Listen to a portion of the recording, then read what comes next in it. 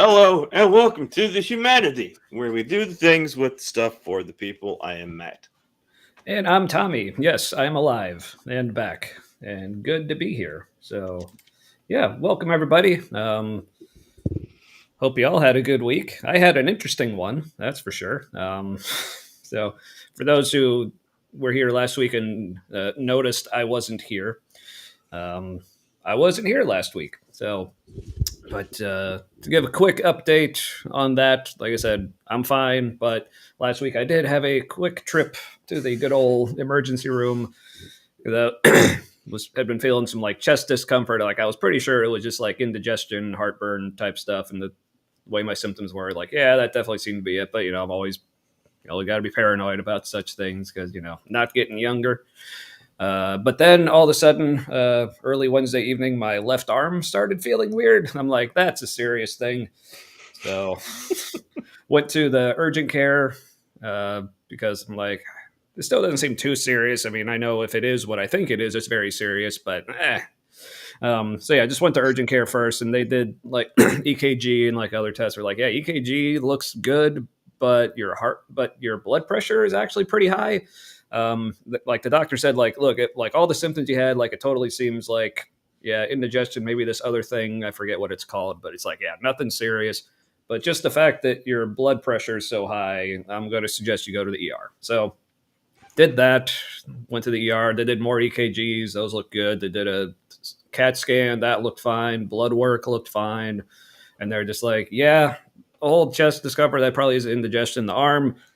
That could just be, people get sore and limbs feel weird for reasons. So, yeah, they just sent me home with a prescription for some Pepsid, and I've actually been feeling pretty much just fine ever since. I think I even started feeling better while I was still at the hospital. Like, because like it was weird because I'd had the indigestion stuff for like a couple weeks, like pretty consistently. But this while I was there, it's like even that like felt better. So anyway, I'm here. So yeah. So and also thanks to Matt. Where are you, Matt, for I'm here. holding things down last week and not doing these particular videos that we're going to be watching tonight, because I was really looking forward to doing them. So thanks for not doing them without me. You're I welcome. appreciate that. So, yeah. Let's see. Any other? Trying to think. Other quick updates. Oh yeah. Also wanted to. Yeah. Oh sweet. We're a gang.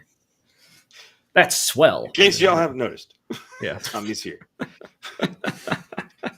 Thank you. But one thing I was going to update folks on last week, if people remember from 2 weeks ago, what I said I would be doing the next day, which was then the next day. So 2 weeks ago tomorrow, for those keeping track, I was going out to see a band in Indianapolis from here in Cincinnati, actually wearing their shirt.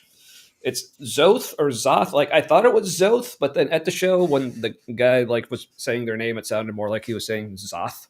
But either way, really cool. Kind of like technical melodic death metal, but very like space alien sci-fi themed, which is like interesting, really awesome.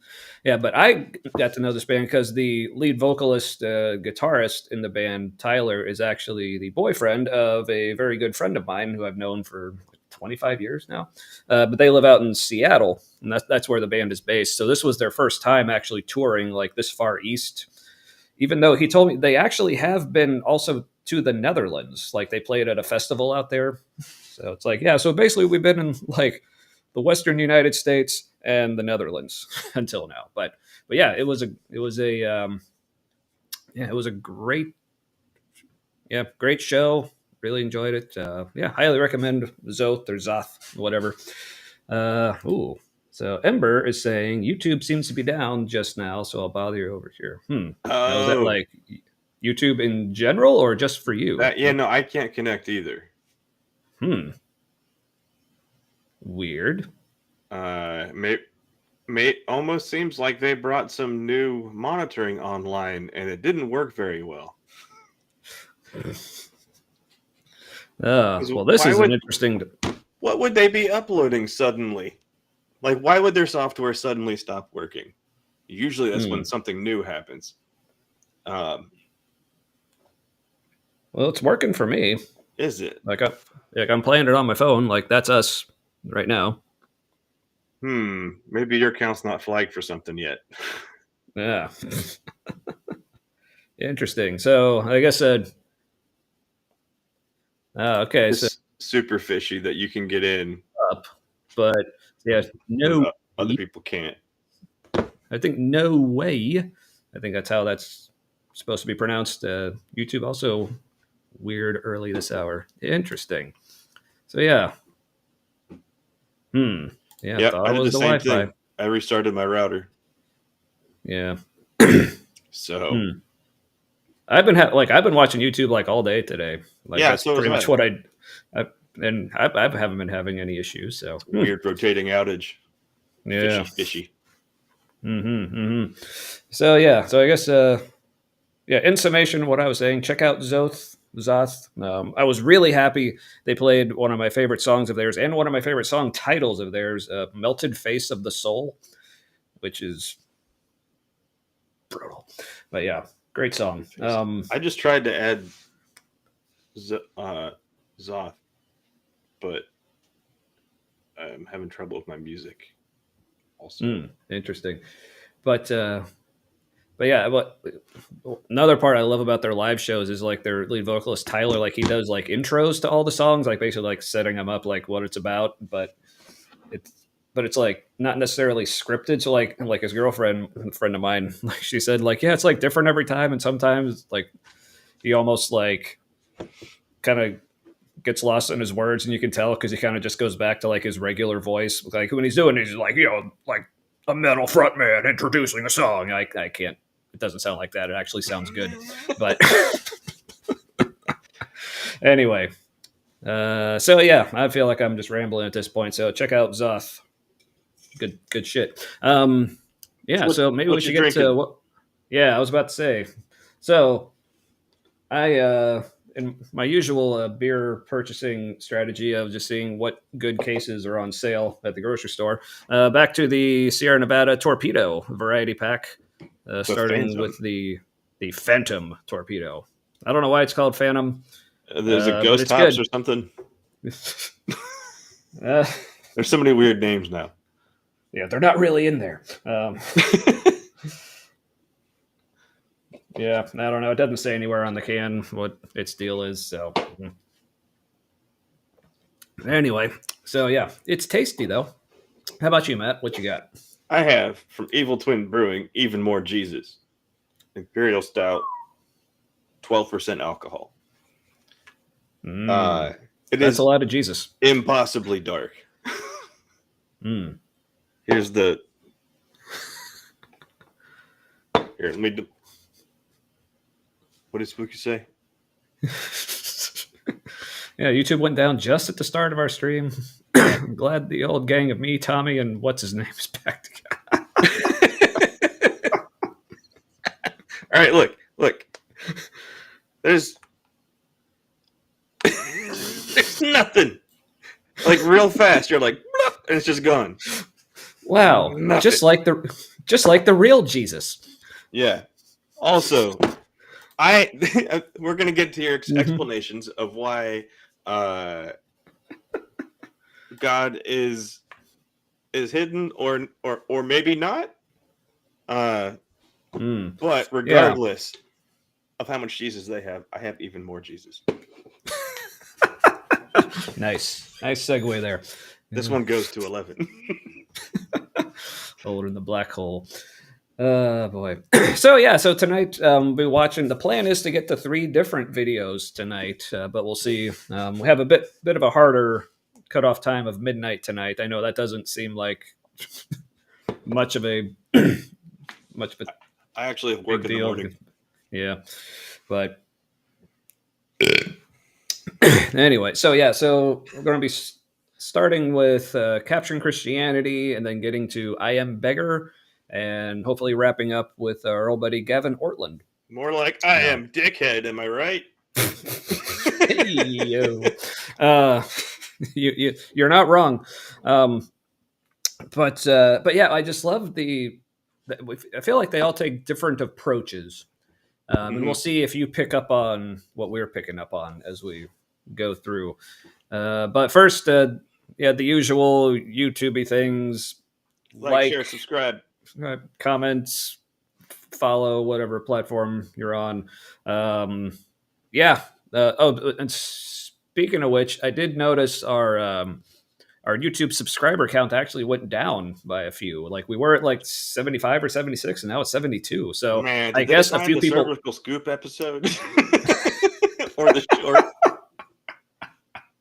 Or my guess was maybe like after last week, they were like, "Oh, one of them now. One of them's in the emergency room. These guys are just desperate for attention. Fuck this." Like Publicity stunt.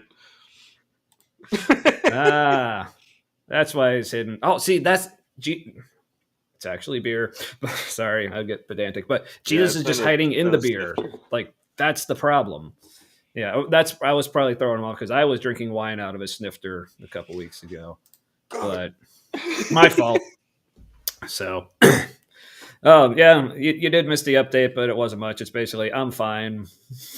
I feel much better. I actually started feeling better while I was in the hospital.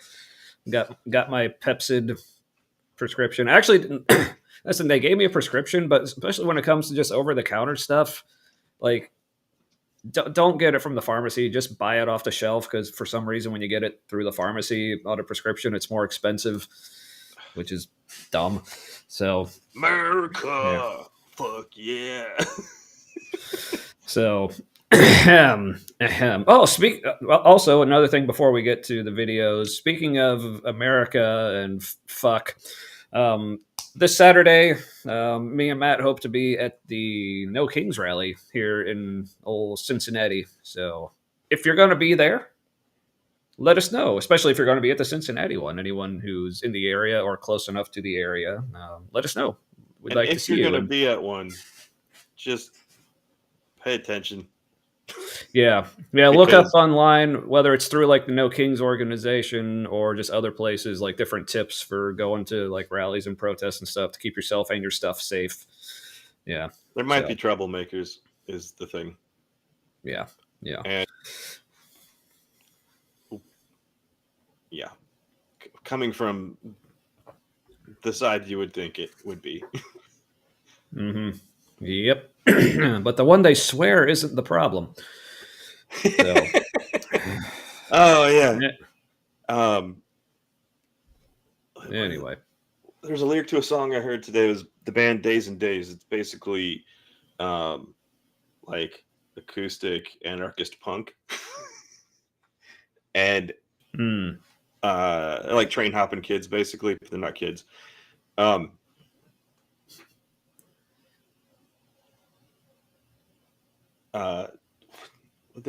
This is already a bad story. Never mind. It's not even gonna matter. It's too long of a payoff. It was everything is so fucked up. It's comical. Yeah. I'm sure plenty of people that can think of stories to back that up. All right. So Ember says YouTube's working now for her. All right. Awesome. Welcome back again. My tube's working. But Spooky, who is in the it's at least the okay Britain. Let's not go crazy here. Well, yeah, at least he knows he's mostly for decoration. Yeah. And continuity of, I don't know, avatars. Yeah. But I was thinking about the word YouTube one day while I was making one of my short videos for the channel and my personal page. Also, by the way, you may have noticed I had been doing a fairly regular like series of Sunday videos, and then I was doing them every other week, and then you may have noticed I just stopped. No real reason for that. Like it just like came to the next Sunday I was going to do one, and I just didn't feel like it, and so. Matt's going to do some things, show us his good side. But yeah, I just haven't done it since. So I guess sorry for anyone who enjoyed those. If I still may pick them back up again, but if anyone's missing them, please let me know if you'd like me to keep making those or any particular topics you want to hear me talk about. So, but anyway. All right. I think that's enough, opening banter, unless you had anything else, Matt. Yeah. No, I just turned on the lava lamp and I just lost all kinds of trains of thought. Just all of them. They've all left the station, cleared the roundhouse. All right. Well, let's get to the vidya. All right. So starting tonight with Cameron Bertuzzi of Capturing Christianity, and hey, the video actually Restream put the video in the right spot this time. Nice. I'm proud. It's growing. All right. So now I gotta. There it goes. Okay. Yeah, sorry. Restream kind of updated the look of their layout and everything. That's why we got a little bit of a later start tonight, because I thought our intro video had just disappeared, but no, it was there. I just didn't see it. It's another one of their lateral improvements. Yeah. Sorry. That was good. This is also good. Yeah. Sorry. One other thing I forgot. One of the reasons I brought up me doing my Sunday videos, and speaking of YouTube, because I remember after making it and thinking, all right, now time to upload it to YouTube, but I was thinking just about the word YouTube, and I was sitting there thinking, that sounds like a tube of you, and it just kind of grossed me out, and I just kind of sat there with that kind of look on my face for a few minutes, and yeah, so that was my afternoon that day. For a platform, because YouTube started when people still called the TV the tube. Yeah, it's... Yeah, do better. All right. All right, so Cameron Bertuzzi with Capturing Christianity with his video, The Biggest Reason God Appears Hidden. It might surprise you. But is he? Cameron will almost tell us. Yeah, so, but the thumbnail for this video said, basically, asked, is God hidden? So it's almost like, is he going to tell us, he's actually not? You're just not looking right. I mean, right. It's this is some deconstruction baiting. Yeah. People are like, oh, this is... And they get to feel like they really had their faith challenged or their question answered if they're deconstructing. Yeah. So I did pre-watch these videos last week, but I haven't watched them since. So did I. So, but from what I vaguely remember, I sense a strong theme of gaslighting, maybe a common thread. Also, I remember there being a pretty obvious cell phone, and I was real surprised he didn't see it. On Cameron's or one of the other ones? Cameron's.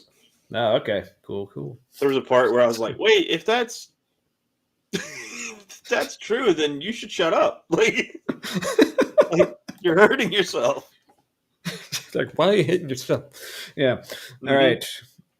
All right. So let's hear Cameron Bertuzzi explain to us his answer for divine hiddenness. Also, notice across the videos tonight, how consistent their answers are, or inconsistent. Yeah, amongst almost themselves. Like there isn't a good answer. I know, right? All right. Are you ready? I'm ready. Let's do this. Sometimes it seems like God is hiding from us. Believers often lack a sense of guidance from God when it comes to important decisions, don't get what they request from God, and lack a sense of God's presence in difficult times. Some non-believers think the so-called argument from divine hiddenness is strong evidence against God's existence. So cool. Yeah, sorry. Yeah, I just want to get this whole thing on screen here. I think it's a good thing to... Yeah. There we go. So I will say, for me, for people who know me and my background and my story and my deconversion, if I had... It was a lot of things, but if I had to pinpoint it down to one issue, I would definitely say divine hiddenness was the biggest. Because we're actually coming up on it later this month. What I consider the anniversary of the day I officially became atheist. It was actually during a prayer exercise where that made it easy for you. Yeah. Remember. Yeah. Because we were all supposed to write down notes. It was when me and Matt were still in a men's small group with the church where we used to go to, and we're supposed to, during the week before the next meeting, just spend an hour alone with God and just take some notes, see what he says to you, see what happens. So I still have the notes on my phone, so it has the date on it. But yeah, basically I just spent the hour, because at that point, I had already got to the point where I was like, okay, I'm probably not Christian, but I don't know if I'm an atheist. I don't know. I'm still trying to figure this all out. So basically, that was me giving God like his last chance. Like, all right, if you're here, if you want me to know you want me to know something about you, show me something, then just do it. Show up. And, yeah, free. Yeah. So, and I won't go into that whole story. I think I also went into that on my Doubting Tommy episode last year that I did solo, like a little more than a year ago. So yeah, if you're curious about more of that story, check out that video. But yeah, just the fact, and yeah, spoiler alert, he didn't show up. So no, here I am, not believing. So stop believing. Yeah. Oh yeah, having a big think. That'll do it too. So yeah, you had that non-prayer experience thing. That was in the timeline. That was just before we made everybody in our small group so sad that they ended it. Yeah, I think that was in January. Like that, so this was October. I think it was that following January because I remember because it was right around my birthday is when all this was happening. Hooray! Yeah, and I Congratulations, you've lost your friend group. Yeah, happy birthday. Yeah, because I remember one of the more heated group text discussions was actually on my birthday because I just remember saying like, guys, I'm having my birthday dinner. I'll talk to you tomorrow. Was that when I was flipping out? Possibly. Yeah. I realized how I realized that they weren't really friends of mine, and at the same time, there was a conflict, and so I was like, who even are you? Who am I arguing with? If I'm first to find out we're not really friends, and then you're being a dick, and this is just too much to handle. Fuck off, fuckers! And I just went scorched earth a bit in the text.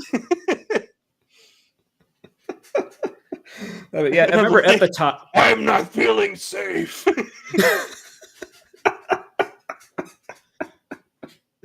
And they were all remember what's wrong with him? And I'm like, clearly I don't feel safe. Maybe it's you. They're like, he needs Jesus even more.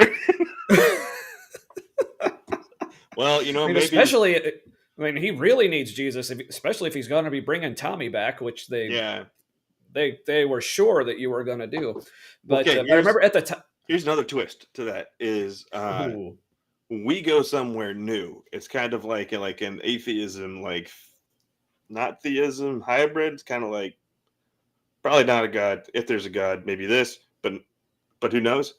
But maybe they join us, and so what they perceived as me bringing you back to them, maybe they join us, and it's all my fault. I'm down. So. All right. Oh yeah. So we're watching Cameron here. So one thing right off the bat that I notice is interesting when he's talking about God being hidden. At first, he's just talking about not getting guidance from him. But to me that seems related, but not necessarily the thing. No, it's not that okay, he's here. He's just not telling me things that I want to know, and he's not answering my questions. No, the problem of divine hiddenness is it just seems like he's not even there at all to answer questions or not answer them. Yeah. So I feel like that's, maybe he probably connects it all. I don't remember. Let's find out. And how do you know it's not you? That's the other thing. When you do hear God, supposedly, how do you know it's not you? Right. I would say you don't, but they have their thoughts. So. They say God isn't more present because, well, God doesn't exist. Even if hiddenness doesn't cause us to doubt God's existence, it can still leave us confused and hurt. Did he change it to more present? The question about was basically God's not obvious. Does God even exist? And then he's kind of changes the dilemma to why isn't he more present? Yeah, there it is. The assumption that God already is present. Well, no, that's the whole issue. Is that God's not obvious. So is he even here? And Yeah. so that's the root of the problem. It's not that like you're like, why doesn't he talk to me more? Like that's such like a evangelical Protestant Christianity problem. You're like, God Yeah. talk to me, but why not more? I have all these problems because I'm Right. not Yeah. a whole person without God. Yeah, it sounds like he's just like conflating the two things. It's, I guess, it's not quite a straw man, because like the whole like, why isn't God Lazy talking to straw me man. more? Like, no, I would say just because like the whole like, why isn't God being more present or talking to me more? Like that is a like an actual legit like concern and struggle that Christians have. So it's not like he's just making something up completely out of whole cloth, but it's still like kind of in the essence of a straw man, in that he's taking something else completely different that he feels like he can comment on and Is it answer like a better, Mod and then Bailey? But maybe only for a maybe it's particular audience, like more so for like the yeah doubting or concerned Christian. yeah, It would but work for them that way, but yeah not for like non-believers. yeah it could be that. But yeah, but basically, it sounds like he's just like conflating these two things. I don't know if that's the right word, but basically, he feels like, well, if I can answer this other problem, then we're just going to assume that answers the bigger problem too, kind of thing. Which is Or we're also giving very him too common. much credit and he's just really sloppy at this. Uh, I don't know what the context for this was, but no, thank you. I'm yeah, it's a shame God never talks to me like Moses and the prophets back then, but like, that was Old Testament, I guess. Yeah, because we'll see if any of these videos get to like how I would like use this argument to respond. But if not, I'll be sure to bring that up, because that's one of my biggest contentions. Is like, well, he clearly didn't have a problem with it before, but Yeah, I think that gets into the cessationist, not non-cessationist territory, perhaps. yeah, And all right. trying to avoid that. Yeah. All right. So let's back him up a little bit just to get into that whole, so I can get his transition into the whole like more present or talk to me more or whatever. Is strong evidence against God's existence. They say God isn't more present because, well, God doesn't exist. Even if hiddenness doesn't cause us to doubt God's existence, it can still leave us confused and hurt. What should we say about this problem? It may be helpful to realize that hidden. Honestly, like I think one of the first things a Christian should say about this problem is like, you have a point. It is a problem. Also, like that should implies an ought. I don't necessarily like that language. I know that's just how people talk, but right. Also, he switched it from the very beginning. Like the argument from divine hiddenness isn't really why isn't God more present. It's like why is God hidden?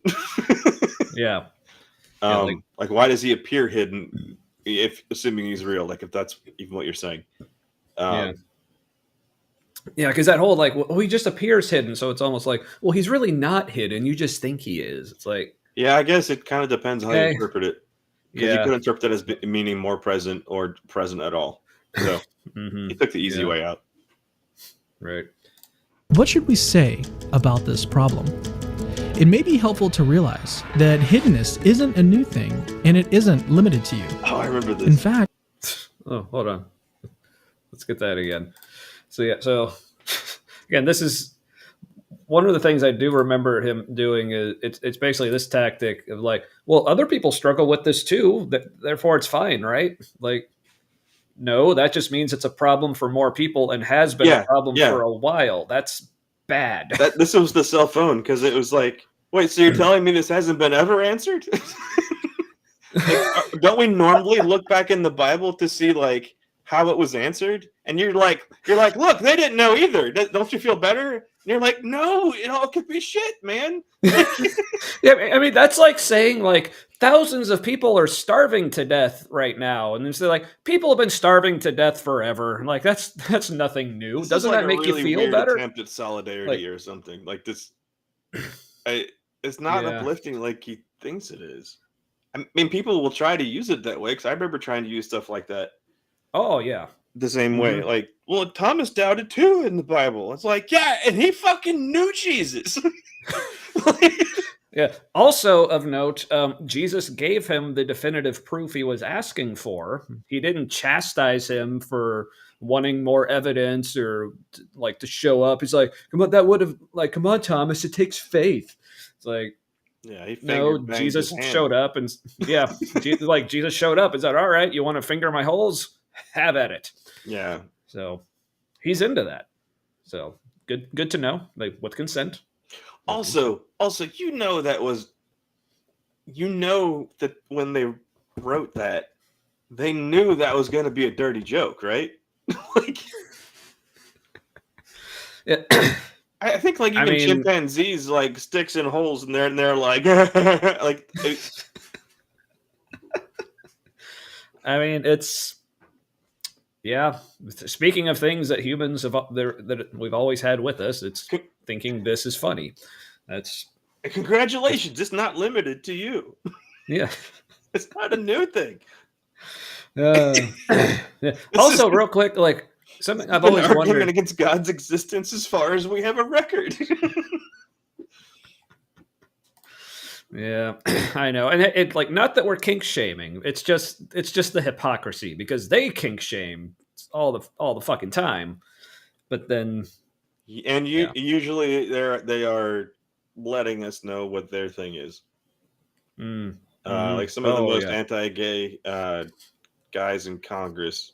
Let's just say there's a very real reason why. When a giant Republican function comes to town, like Charlie Cook's memorial service, that Grindr has a severe like outage and overload in that area. Happened at the convention, like when oh God, we were so innocent and Trump wasn't elected yet, and happened then too. It's a pattern. Yeah. So, but also real quick, speaking of Jesus and his holes, something I've wondered because it says like he still had like the wounds in his hands and his side, but doesn't say anything about the nail holes in his feet or any of his other wounds that he had. Right. Like, well, he's going to get that camel dung all up in that foothole if he's walking around, though. So I mean, that's just a good idea. But like, did he have those Yeah, but did he have like the holes from like the crown of thorns that was on his head, or from the scourging? Like, because I think because this is G-rated. Because of all the children.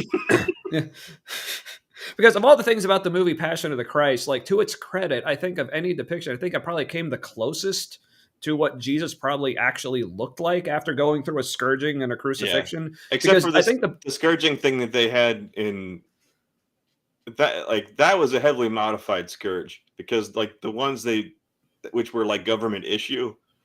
Basically, that guy was so good at scourging, they let him like bedazzle his scourge. Yeah. They don't normally have like chunks of like shards of metal and shit in it. Yeah, because I remember, and I don't know if this was actually in the Gospels or if it was just another part of church tradition. I think this was in the Gospels, but it basically said like he was beaten and like, scourged and whipped and mutilated so much you couldn't even recognize him. So how did they recognize him when he showed up if he's appearing with his wounds? Or they cleaned him up a bit. I mean, I guess, but I mean, I'm definitely a fan of a good scar. So I was like, Jesus should have shown up like fully scarred. Like that would have been pretty awesome. Anyway, all right, we should probably get back to Cameron. Wait, do you think that could be an indication that like whatever tradition that story came from, whatever Jesus tradition that story came from, maybe in that storyline he wasn't scourged quite so bad. Maybe like the thing that was the big part of that story was just the holes. Maybe it was a much shorter version.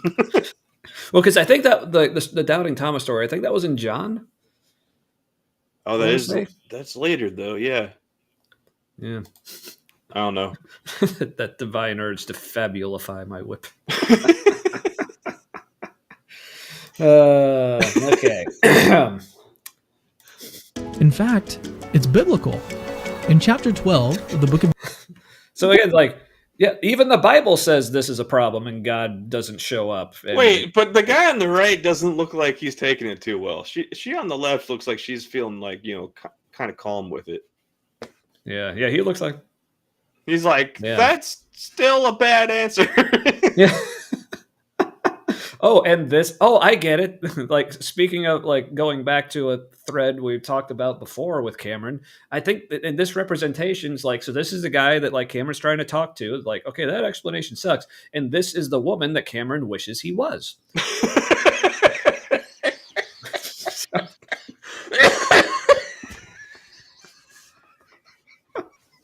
He does sass the camera quite hard sometimes. Well, what was it you said? Like, we were watching one of his videos, and you said something like, "It looks like he's trying to be a lesbian," or something like that. So He does have a lesbian haircut. So I mean, like literally, under the desk news on YouTube. Like she has like a more obnoxious version of his haircut. She has like the more lesbian version. So he's aspiring to be. Yeah, he's trying to be subtle with it. That's why he also has the mustache now, trying to throw us off. So, but anyway. Genesis, God promises Abram that his descendants will become a great nation. This promise, however, is not fulfilled for 13 years. By this time, but it was still fulfilled. She looks the same, just older. That's like the same expression. He's much happier. Or yeah, keep him away from that kid. I'm not sure what that face means. Yeah, he looks like he's about to eat it, like he just found like a pie or something. Like, yeah. I mean, because a couple days ago, my daughter made pumpkin pie. That's pretty much how I looked when she brought it out. Yeah. So she was like, "Dad, don't be creepy." Yeah, well, Abram is an old man. Later on in Genesis, Joseph, an obedient and faithful man of God, found himself sold into slavery, wrongly accused of adultery, and thrown into prison. He was there so long, the Bible says, he was literally forgotten. Wasn't that awesome that God let that happen to him? But it's okay, he showed up later. Like, what the hell, man? Wait, so he was literally forgotten. Did God forget about him? No, I think by like the Pharaoh and like everyone else, it's like they just threw him in jail and forgot about him. But somebody should tell Cameron that's like basically how it is with everybody who's in jail. It's like, yes, womp womp. Yeah, because while he was in jail, Joseph was interpreting dreams for other guys, including the cupbearer. But then when he's like, "Wow, you're amazing," and Joseph's like, "All right, well, when you get out, remember to tell the Pharaoh how awesome I am." Then, of course, he forgets until a long time later. But also, thank you for not beating me. Yeah. Yeah. What? Yeah. That's like old cartoon logic, because in the cartoons it was always attached to a metal plate on the wall or something, you know? Mm-hmm. Yeah. It's like they had all that extra metal, steel in the Bronze Age, apparently. Right. They didn't have metal that color. Come on, Cameron, do better. Or whoever's drawing these. Prison. He was there so long, the Bible says, he was literally forgotten. And in one of the most astonishing verses in the New Testament, Jesus himself experiences hiddenness on the cross when he cries out, my God, why have you forsaken me?" Even Jesus doesn't have the answer. Yeah, God even dicks over himself. So literally, like the only person who would know, why for sure, literally didn't know. Yeah, it's almost. I almost feel like we made a little short about this or something. Ellie!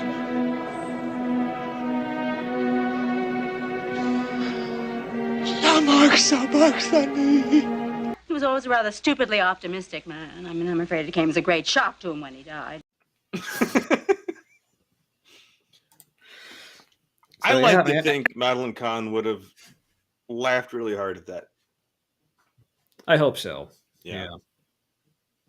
Yeah. Also, for some reason, I will probably always have a crush on her from that movie. Yeah, probably. Explains my first wife, honestly. Slightly. Yeah. Anyway, so yeah, so again, Cameron's like, look, God even abandons himself. So it's so I'm like, Even God's not around enough for God. yeah, I mean, this You is should like feel good that no one has an answer. It doesn't exist. This is like if I was like mean to my kids, but one of them like came, like no, didn't come to me because obviously wasn't going to talk to them, but like went to their friends or something, right? But like, it's like if one of my kids went to their friends, is like, I know you think my dad's like a really great dad, but like I don't know, it seems like he's mistreating me really bad. And if their response was like, oh, but he's also mistreating your brother. So what do you have to Who are complain you to about? know Oh, what mistreatment yeah. is? Yeah, and look, I also hear that he hates himself, and he like does a lot of like self like negative talk and stuff too. So like, it's like this is It's almost like God knows it was his fault. There was sin in the first place. He's like, the only one that can fix this is me. But also, I hate me, and I need to die. dude. God needs a therapist. For God so loved the world bad. and hated himself. He said, But also hated the world. Yeah. So he's like, look, I already tried killing all of you before, but that didn't work. So now I'm gonna try killing me. So a human sacrifice, but only the best human sacrifice. This one's also me. I've outdone myself this time.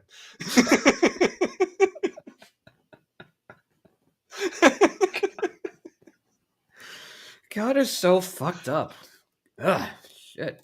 On the cross when he cries out, my God, why have you forsaken me?" Clearly, being a Christian doesn't exclude us from experiencing spiritual dryness.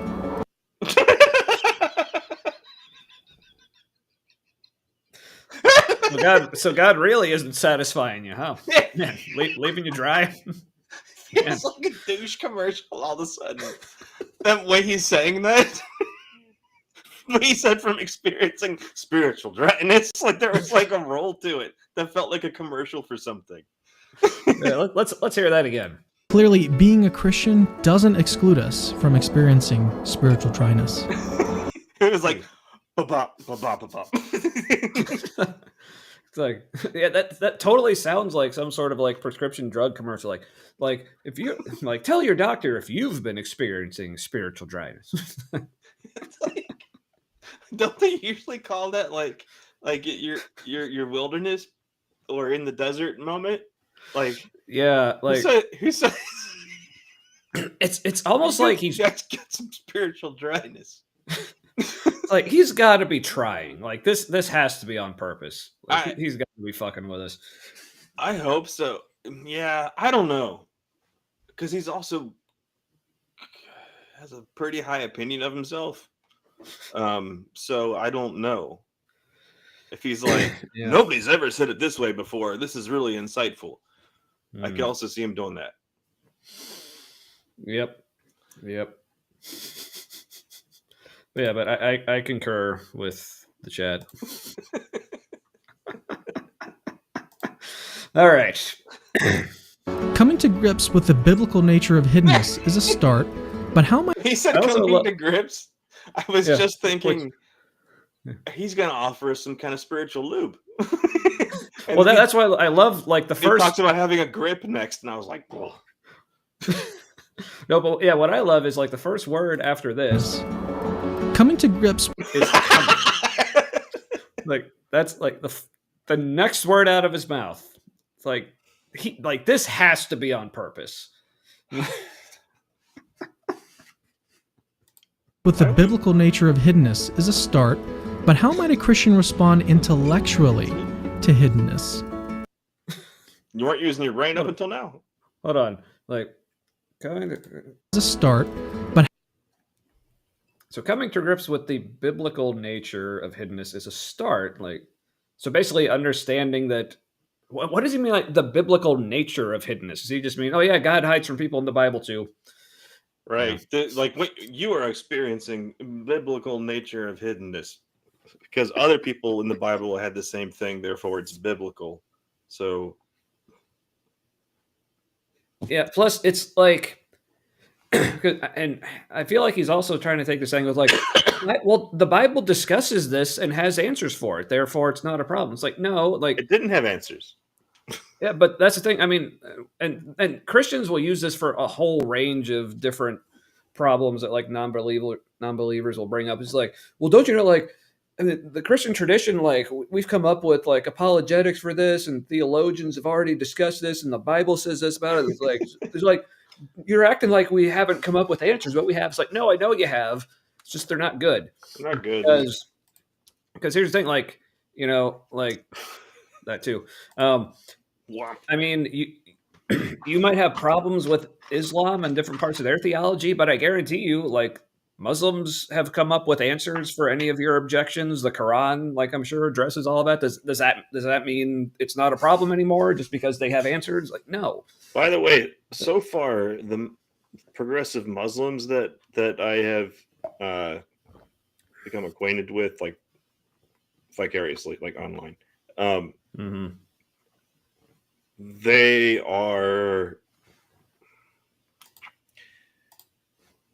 seem more focused on what's good for people than progressive Christians.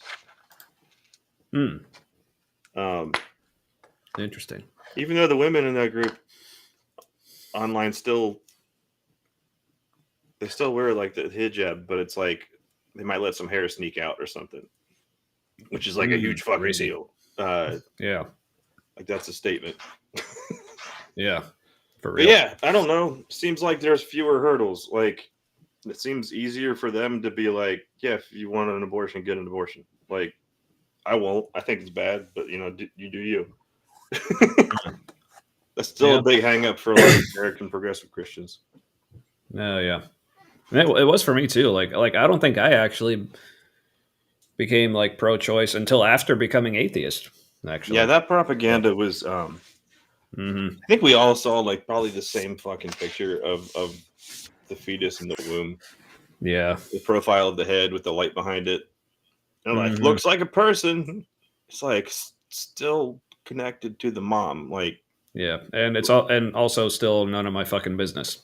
Yeah. So bottom line. So yeah. Anyway. All right. So there's like looking at it biblically saying, okay, yes, the Bible says this happens too, and that makes it okay. But also like how might a Christian intellectually respond? Like, because again, bringing this back to right? Yeah, exactly. I mean, isn't it supposed to be about what does the intellect have to do with it? Come on. I don't know. If you need proof, here's your pretend proof. Yep. But again, bringing this back to like the whole like actual real life relationship example, because Christianity is supposed to be a relationship, not a religion. Like, in what other relationship where the other person is just not being there for you do we say, well, let's look at this intellectually? Like no. In what other situation where it's a relationship do we take this approach? Yeah. Like in one other relationship, do you cite a text in the same way that you would cite a location of a law in your city, whatever? Right? You know what I mean? Like that's like the only other time you find an address for a phrase.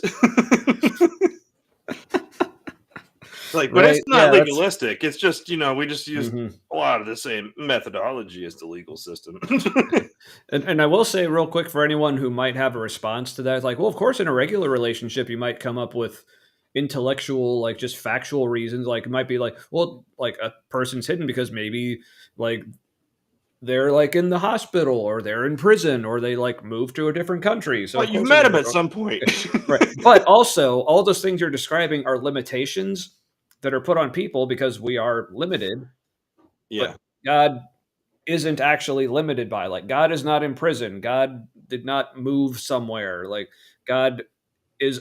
It's not like God is unable to reach us for some reason. Like, no, Well, no, the Old reasons Testament work. does kind of say like God turns his back or hides his face or whatever when there's the sin happening.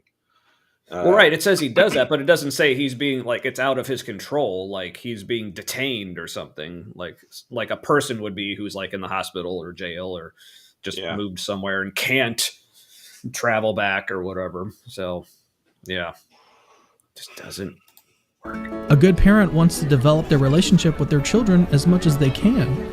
They wouldn't let their children think that they were gone, leave them in the dark about what they wanted, or refuse to comfort them in their pain, at least not if they could help. He's not helping himself. Yeah.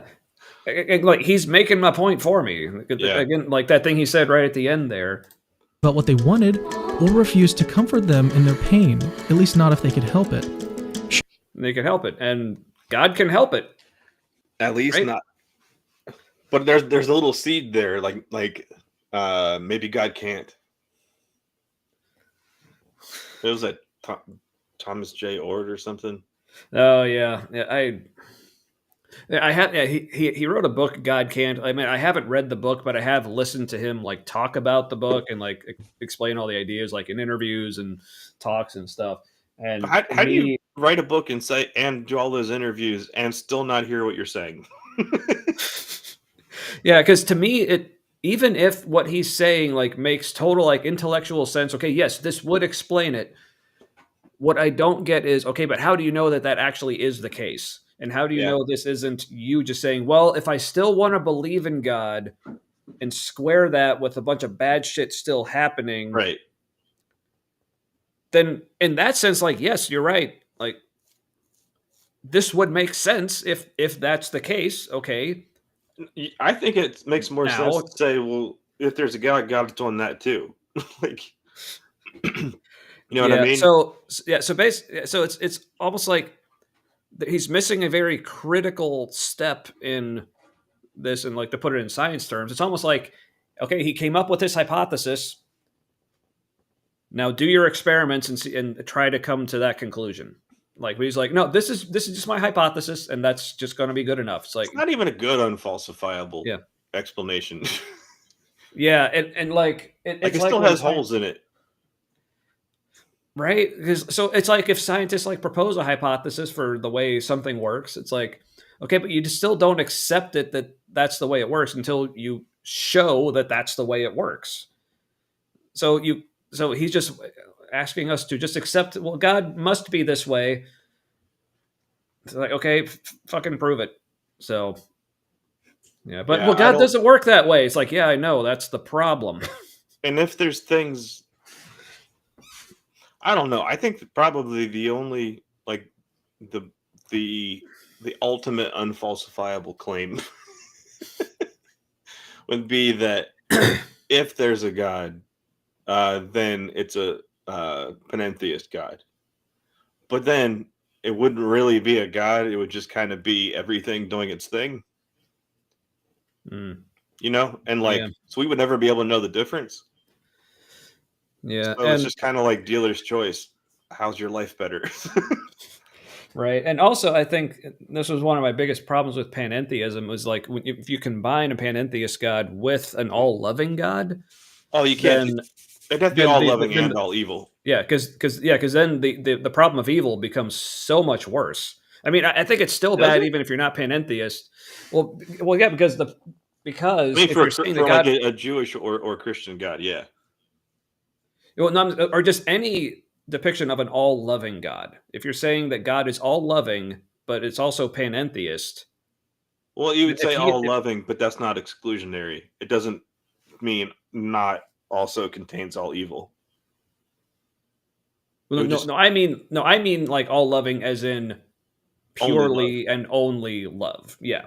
Right, yeah, that's not possible, yeah. Yeah, because this was one of my struggles, even when I was in my whole like progressive Christian and consider myself panentheist. This is one of the things I got hung up on. It's like, okay, but if God just is pure love, and He is the source, and you don't even need to go to panentheism. I think like most versions of Christianity will say everything comes from God. Like even Paul says, like in Him we live and move and have our being. Like everything, which is panentheistic. Yeah, but so basically, you're saying everything came from God, whether He's still in it or whatever. But it all came from Him. So if everything came from a source that is pure goodness, then how is evil even possible? Well, I think in that case, maybe they would say that good and evil it's kind of an artifact of perspective. like if the earth has a morality, right? If it has like moral agency. Yeah. Okay. And it's doing the global warming thing. I know science is doing it because that's what we did, a thing that causes a thing. But if somebody looks at it that way, then the earth trying to reach equilibrium means that there's probably going to be less humans on the earth than there are right now at some point. Who knows? I don't know, because it'll increase and get knocked back. Yeah. So then, from the perspective of the earth, that's a good thing. From human perspective, that's an evil thing. If the earth is doing it. Yeah, but you would think if, and again, this is a whole other conversation. I feel like we're getting a little too sidetracked, but true. But I feel like if God was purely all good, and if everything came from Him, then I guess I would think that the way everything would work together, like there would be no such thing as, well, it's good for this, but bad for this. Like everything would just be good for everything all the time. Yeah. So, yeah. You have to accept it. Yeah, to believe that you have to accept a new definition of what good is. Yeah, and in which case you're having to change your prior definition anyway, so it all just gets muddled. But okay, for future viewers, because everyone here understands. And asking for a friend. And also, I totally understand and can completely explain the difference. Actually, no, I can't. I really actually don't. Basically, pantheism, I think, got some bad press, and so they came up with an extra version because they're pretty much the same. Yeah, like my very rough rudimentary understanding of it is basically saying pantheism is saying just everything is God, but panentheism is saying God is just in everything. God is in everything and transcends everything, which is kind of the same thing as saying God is everything. So it's kind of redundant. Yeah. It's like pantheism with flair. Yeah. Right. Yeah. Not pantheism, pantheism. That's what I meant to say. Yeah. Basically, well, panentheism was, I guess you could say it's trendier pantheism there. Yeah. So basically, people who were monotheists or still are see pantheism as paganism, even though it's literally not, because that's different gods. This is like God. Sure, God is in the raccoon, but there's not a raccoon God. It's different. Yeah. So anyway, let's see. Where were we with? Oh, yes. Yeah. What they wanted, or refused to comfort them in their pain, at least not if they could help it. Shouldn't we? Okay, I see what someone was saying. What you were saying before about the sound effects. Like, yeah, that sounded like the previous thing that Cameron was talking about with experience. Right? Why the sound of like sticks hitting each other or whatever that rhythm instrument was? Well, that makes it. I think he was talking about something else. Let's see if you hear like the human voice sound. They can. They wouldn't let their children think that they were gone, leave them in the dark about what they wanted, or refuse to comfort them in their pain, at least not if they could help it. Yeah, that sounded like an O. That's the wrong music. Yeah, there was an O in there. Was that kid crying because he walked in on his parents doing it? Is that what that was? No, you know what that music is probably more for is purity culture YouTube video to maybe like older high school age girls about God being your boyfriend. All right. So real quick, so the difference between pantheism and panentheism, again, to be pedantic, it's actually an en pantheism. We may have been pronouncing it poorly, but yeah, that's essentially like we added another syllable. Yeah. And it's, so you could say that pantheism is just Jesus, and panentheism is even more Jesus. There you go. But wait, there's more. Billy Mays here. At least not if they could help it. Shouldn't we expect the same from God? I don't know. I lost the plot at the side. Expect the same from God? Yes. Like, if you're going to tell me that God is a loving father, then I would expect at least the amount of presence that I get from my actual parents. So he's going to explain why it's stupid to think that. I think that's where it's going next. Right. Yeah. Because again, I think key theme in a lot of this, it's actually probably your fault. So, yeah. Surprisingly, hiddenness does seem to promote relationship with God in the long run. Mystic. Very surprising. Or actually. you walk away from the faith. It's kind of a big either or. Yeah, I mean, so, but let's let him cook. Mystics often report a dark night of the soul in which God's presence is withdrawn from them. But they also report that the dark night eventually ends and that the relationship with God is made all the stronger for it. I don't think mystics say that. I think mystics feel like a pretty consistent connection with God. Mother Teresa felt disconnected from God. Yeah, or even if they do sometimes, which some might, but it's like that's the problem with thinking God is a separate being, I would say. Yeah. Your God's not big enough. Oh. But again, so think about this in more like human relationship terms, like, parent-child. Like, would it make any sense for me or would you think I'm any kind of good father to say that, yeah, sometimes I just abandon my kids for like several years. It's for their own good. It's okay because when I come back, then they love me so much more. So it's worth it. We're so much closer when I go out for cigarettes for 3 years. Like, no, but like, this is why so much of the way Christians describe this relationship with God, it sounds so. What it really sounds like is just ideas you're trying to convince yourself of. Because there could be something like you really want to believe so hard, but then like you don't for a while, but then like something happens and okay, now you believe it again.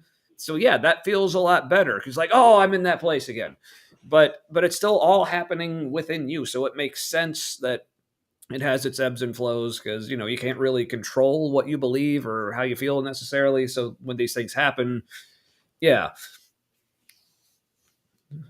Yeah. Mental health treatment was piss poor in the past. The past was the worst.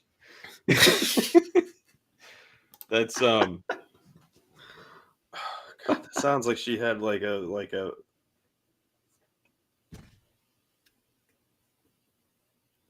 I don't know. It sounds like she had something to work through. Right? Yeah. I don't even want my brain won't let me guess what that is because it's probably bad. Yeah. So this whole idea of like, again, he's using this example of like, well, this happens to other people, and they say like, because again, this like, is it God showing back up to them, or just somehow their faith is rekindled by them like rethinking something or having an actual experience that they're interpreting as a spiritual experience, or they found a new way of thinking about their faith that made it so God was always there. Yeah, or I mean, it's really just describing anything that you like really like and really enjoy doing or having in your life that like you go without for a while and then you have it again, then yeah, it feels awesome. Like if yeah, I'm Bride of there's Christ something about that dream that like for some reason I pictured her getting stabbed with a dildo. Now I know why. Well, hey, if that's what they were into. Also, if God's angels are killing you in your sleep over and over again, maybe don't worship that God. Like, Yeah. you know? Yeah. Oh God. Like that's like that verse in Job that where he says like, even if he slay me, still I will trust in him. It's like I don't know. To me, Maybe slaying don't. me would be yeah. To me, like slaying is kind of a deal breaker. I don't Yeah, know. man, the past was the worst. Again, but yeah, but just this whole Like idea only of the best God tried to kill you in your sleep. but yeah, but again, so with this whole example that Cameron's giving, like how like oh it's him like seeming distant, which again like he's conflating distant and just completely hidden, like those are not really the same Yeah. thing. No, but But one's an easier answer. yeah, These are because but the just thing, the even answer. with the whole like feeling distant thing, again, like he's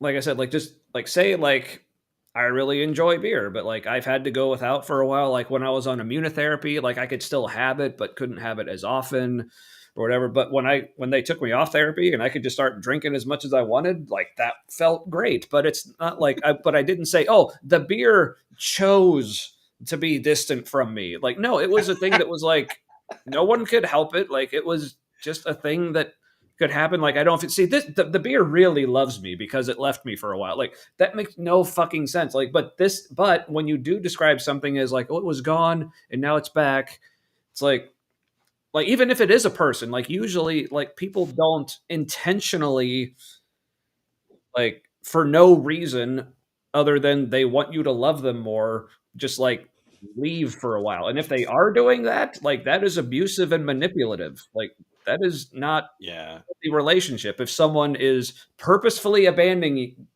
you just so they'll love you more when you come back. Right. Maybe we got to remember, like, the Good. patriarchy back then was fucked up. Mhm. Like, we think ours is a problem. You know?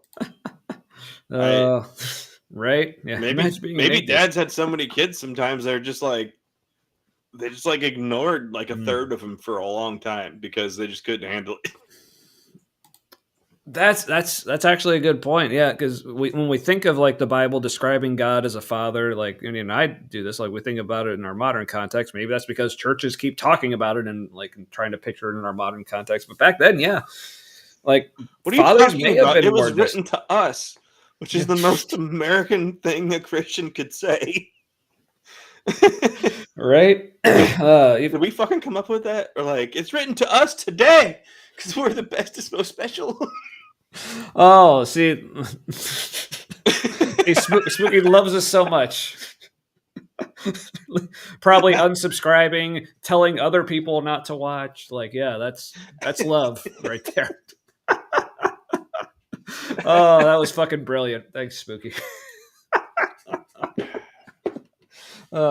We have the best chat. All right, but so They let's. must be God. Ah, makes sense to me. So. Oh, see, now I know it's real. That's real love. Yeah. I don't So- know. He didn't try to kill us in our sleep yet. Yet. But yeah, but speaking of unsubbing, we could get back down to 69 subscribers. Just saying. Ooh, if we That'd could be just nice. hover right around 69. Just tease it. Tease it. Or just right on the edge of it. Anywho, speaking of grabbing things, look at this cartoon. Wow, guy. he looks like he wants to be edged. I mean, really ends, and that the relationship with God is made all the stronger for it. They say it causes them to better appreciate their relationship with God, better yeah, which again, like appreciate their relationship with What's God. wrong with that? like, oh, you appreciate it now, don't you? Like, again, this is Well, you have to think that. Well, because the alternative is that you lose your faith. right. So Matt, So me, so you have kids. I do. And as long as they've been alive, like you've been a very active presence in their life, right? Well, I hold myself to high standards that I don't always meet, but that's a difference. But you're always like you haven't just disappeared for years. No. But No. mental health challenges, so a little. But you were still like, you know. I know. Stop trying to refute my premise here. I'm trying to make you sound in my good. blood. But all I have to say, like, so you haven't. I'm a German at any Catholic. point... We blame ourselves for the Holocaust. Well, anyway. I mean, it's not wrong. Yeah, a little. Let's just say they didn't help stop it at all. Yeah. Anyway, but back to you. Like, I'm trying to describe you as being a good father. Stop. I'm uncomfortable. But okay, fine. I'll talk about myself then. That's better. I'm a former evangelical. We love talking about how awesome we are. So, but claiming it's Jesus, right? So I am a like self-proclaimed good dad. Other people have corroborated, backed me up on that, as it were. At no point have I ever said, you know what? It's a real shame I never just disappeared for years. I feel like my relationship with my kids would be so much better if I just fucked off. And it's not how that works. Like, it's like, I mean, what is the thinking here? That like, what are you saying? Like, if God did remain completely present, then our relationship wouldn't be as good. Also, what the hell is heaven? Because isn't heaven supposed to be like we are in God's presence, like inescapably for eternity? Does that mean that our relationship with God in heaven isn't going to be as good as it could be if he just like left heaven for a while? Like, yeah. How does this? Well, I really think like the version of heaven weirdly, the spiritual warfare crowd did not talk much about heaven. There was a lot about the devil. But I'm pretty sure we thought that it was all like you worship God all the time, but you like it. Yeah. Oh, that's the difference. Okay. That would be a lot better. Yeah. Yeah. I don't know what he was saying. Didn't sound like anything. All right. So God's drunk. Makes sense. All right. So yeah. So they say that the absence caused their relationship to get better. It's like they might want to seek like relationship counseling then. I think what they mean is it got better despite that. Yeah, or maybe, or like I said, or it's just a thing that was totally just like within themselves that they had once and then didn't have and then had it back again and now it felt good. Again, like anything that you enjoy and you have for a while and then it leaves and comes back, that feels good. But that doesn't mean that it wouldn't be good if it just stayed there the whole time. But, and again, sort of like, because there is something too. There are certain things that we just can't appreciate if we just do have it all the time because we just take it for granted. But those things aren't God. Like they don't have his apparent capacity for pleasing us. Take that however you want. But not if you have the spiritual dryness, though. Right. I'm just thinking of Ben Shapiro's wife because. What? Don't you remember when Ben Shapiro was analyzing the lyrics for WAP? Oh, yeah. He basically was like, I've never been around a woman who's gotten that wet. It's like, oh, his poor wife. But I was thinking of her that way, like sympathy-wise. Like, I'm like, not. Like, come here, honey. Yeah. Yeah, absent makes the heart grow fonder kind of thing. But then also we say like out of sight, out of mind. So I've never seen any like Ben Shapiro. I've never seen anybody so aggressively in the dark that they're autistic. like the stuff that he gets hung up on, and how he pretends like he understands people, and yeah. Yeah. All right. Well, we need to get this through this video if we're going to get through all of these by yeah, midnight. let's go. All right. better understand their dependence on God, and it even aids in purifying themselves for deeper union with God. Oh, see, they had to make themselves better. Like, just Deeper. and what was You made deeper union sound real dirty. Yeah, and what was the other thing he said? Like, Or appreciate their relationship with God. oh, see, now you'll appreciate it. Again, this sounds like now you appreciate me. Again, this sounds so like abusive and manipulative, and just all the things you don't want in a loving relationship or Which any. is why it's so confusing. We have the president we have. Right? Ugh. Better understand their dependence on God, and it even aids in purifying themselves for deeper union with God. Oh, but also like back to the whole like better understand. What was it? Even aids in purifying themselves for deep understand their dependence on God. And okay, better understand their dependence on God. But how do they not understand that with him being present, though? Like, what is he lacking? How is he being deficient in expressing that? Because he didn't also go away, and he needs to be gone for you to know to miss him enough. Ooh, goes deep. No, like there. Yeah, I know. Mm-hmm. Yeah. Yep. I used to it even do worship dance stuff with a bunch of women, and I'm pretty sure some of them probably did. Yeah, they get it. They know what's up. Aids in purifying themselves for deeper union with God.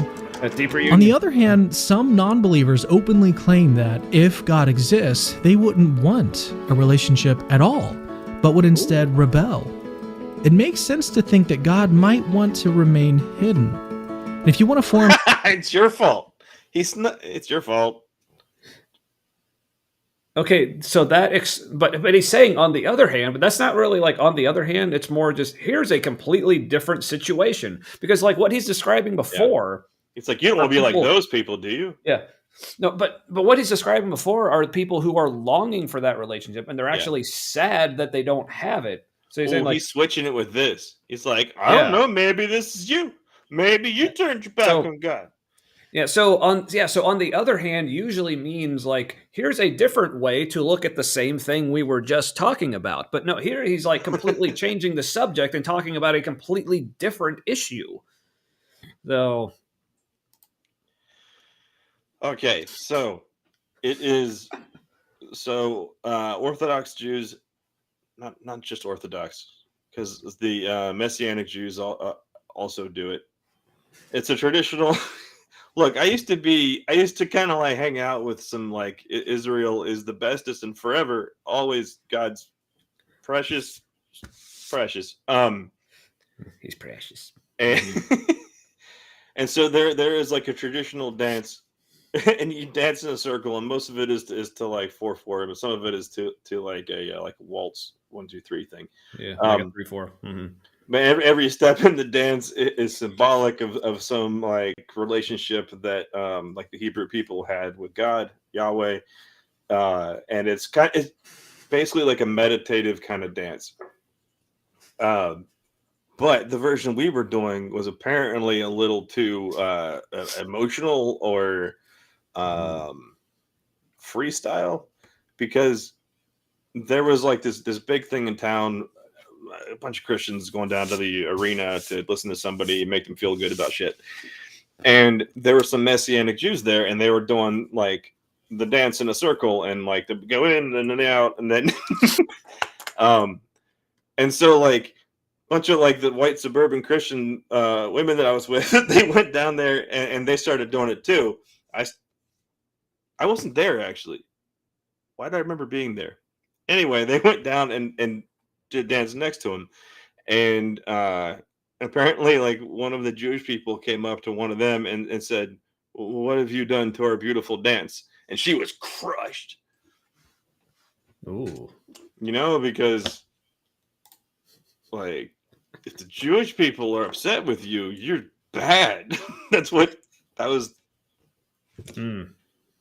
Yeah. Yeah. She probably could answer the same thing we did with your beautiful religion. Was her religion you didn't join? Oh no, I wasn't Jewish. It was just kind of like, okay, what happened was there was this girl I met on Facebook. Okay. And we went out for a date. And then she's like, hey, you want to come to this thing? And I find out later what probably was happening is she really wanted to bang me, but she had to invite me to something that made her like feel like she was connecting with me in a Christian way. Yeah. Mm-hmm.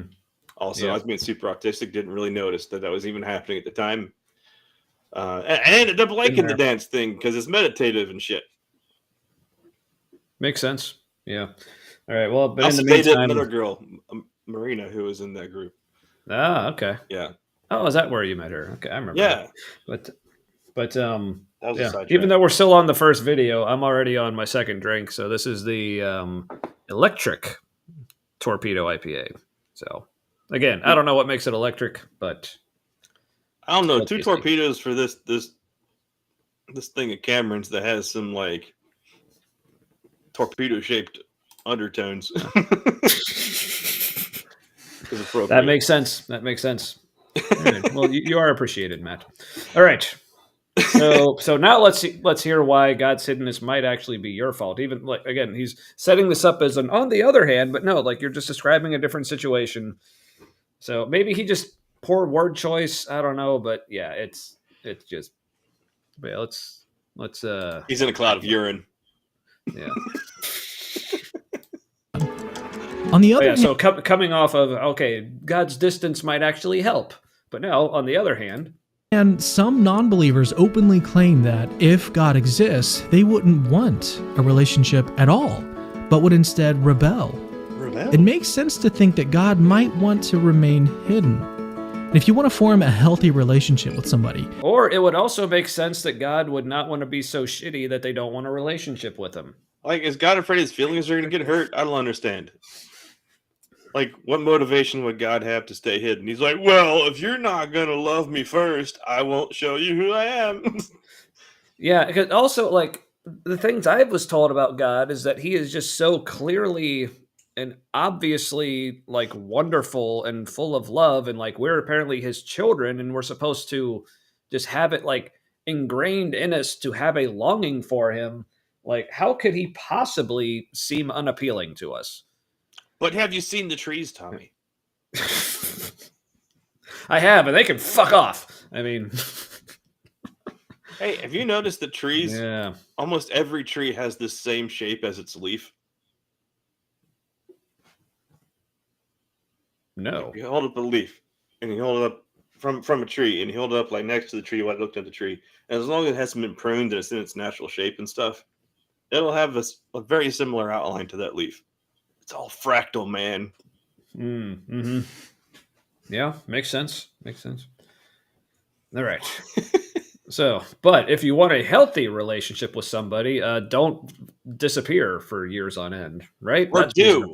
It's unclear. Yeah. Well, let's hear what he says. Doing something that causes them to resent and fight you would be counterproductive. Don't do things for them to resent you.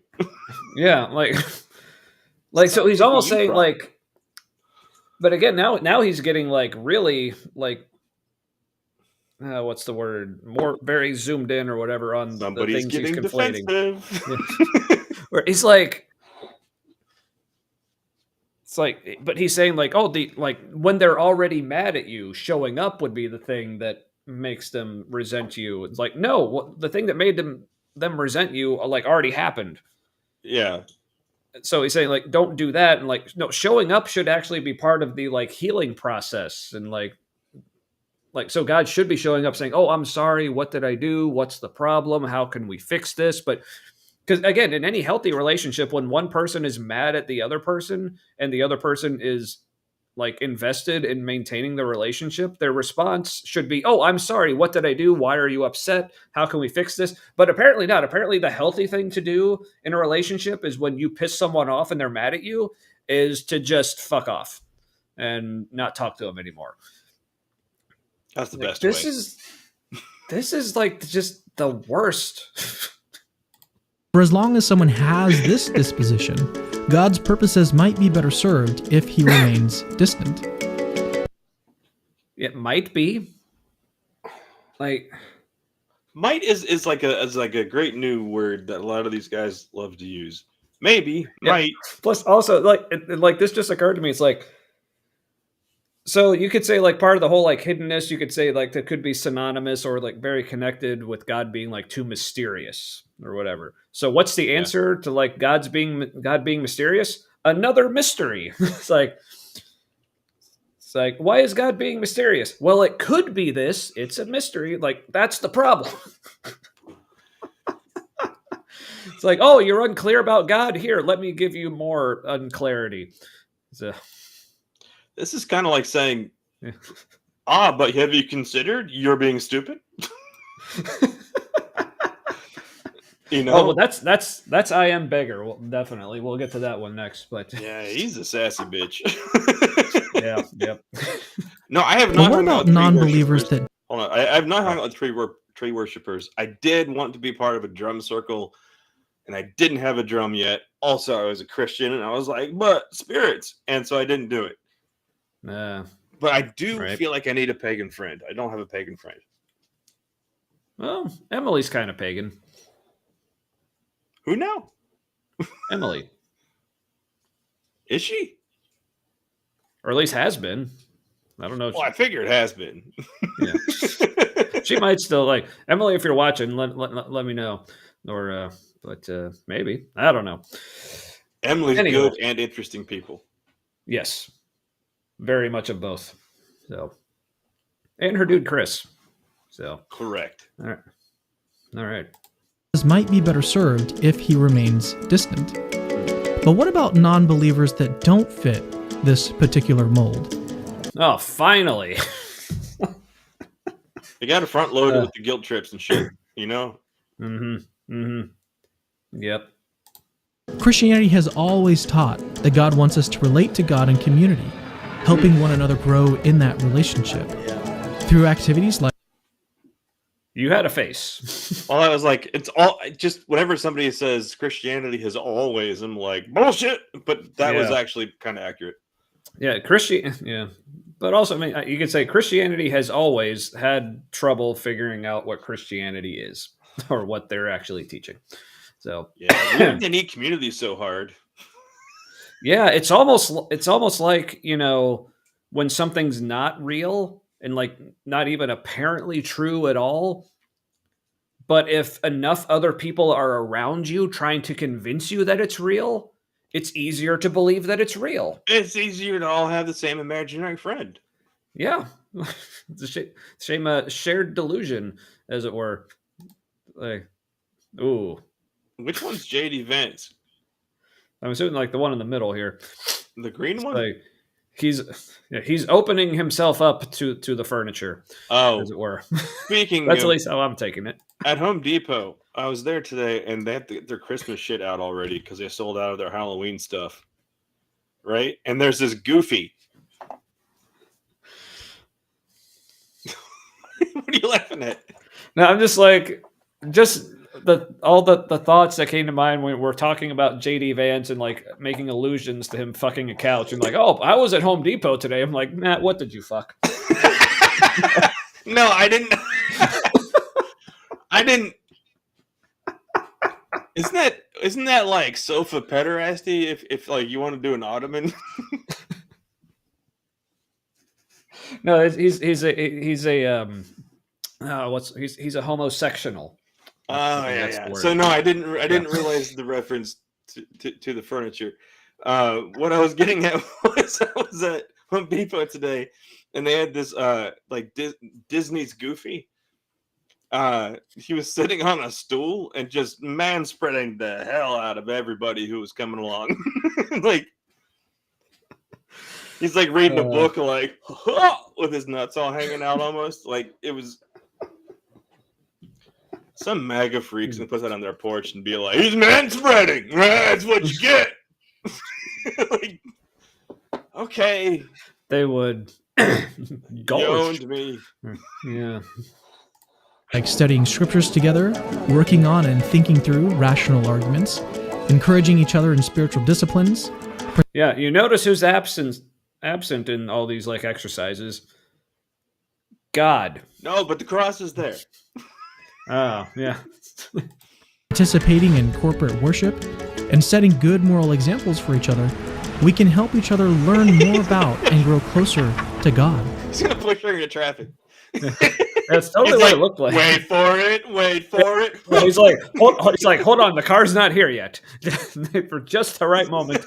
But again, he's like, I want to hear what he said again because it triggered some things. Disciplines, participating in corporate worship, and setting good moral examples for each other, we can help each other learn more about and grow closer to God. Okay, also, again, like we're relying a good moral on example is the blacks helping the whites. I mean, that's kind of an undertone a bit. A little bit. Like, I mean, I ask myself this all the time, but I'm glad you're here, not knowing what we're doing with this, Kip. Always good to see you. Which reminds me, one of my favorite things my daughter ever said to me, like when she was a toddler and still like learning phrases. Like, I don't remember what I was doing, but for whatever reason, I don't know if she like had she just learned the phrase and wanted a chance to use it. What she meant to say was, "Daddy, what in the world are you doing?" But what she said was, "Daddy, what are you doing in the world?" And you're like, shit, I don't know. So yeah, she was very, very philosophical from an early age. So appreciate it. So all right, but this whole. Sorry, I need to back it up again. What did he say? Each other, we can help each other learn more about and grow closer to God. Yeah, again, this whole thing, because in what other case, like, so Matt, like, so say, like, I felt like our friendship, like, man, we're just so distant. Like, what should be like the main thing? Like me coming to you and talking about it, or me just like talking to someone else? Like, hey, I feel like if I talk to you more, I'm gonna feel closer with Matt. Yeah, you should build a community with other people I have ignored. Oh yeah, exactly. They're like, oh look, and you Matt's should all tell each other how great I am. Right, because look, Matt's ignoring all of us. Yes, so I don't it's actually good. Oh, I don't love any of you. I mean, I don't love any of you more than the other. And also, and then we can also tell each other, oh, but just think how much more we're going to appreciate Matt when he does decide to talk to us again. Man, when I grace you with my presence, look out. To me, it almost sounded like... But I can't do that. I can't do that until, like, my son comes back and turns, like, I don't know, a lot of you into, like, just squishy grapes for the wine press. Yeah. And then the golden cube has to come down and like squish the current Jerusalem. It's unclear. Also, I say when you said like when I grace you with my presence, the way it came out, it sounded to me like when I grease you with my presence. That's an appropriate sound. Yes. Thank you. I was like, what would that be the god of? Bacon? Well, hey.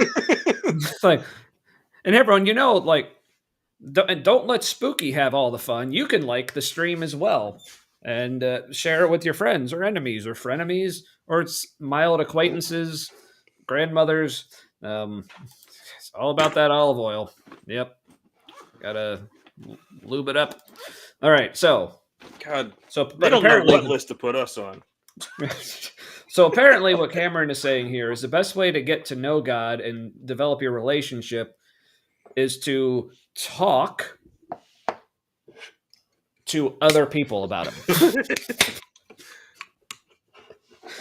This is... Have you tried people? Nope. Silly me. This responsibility is extremely valuable.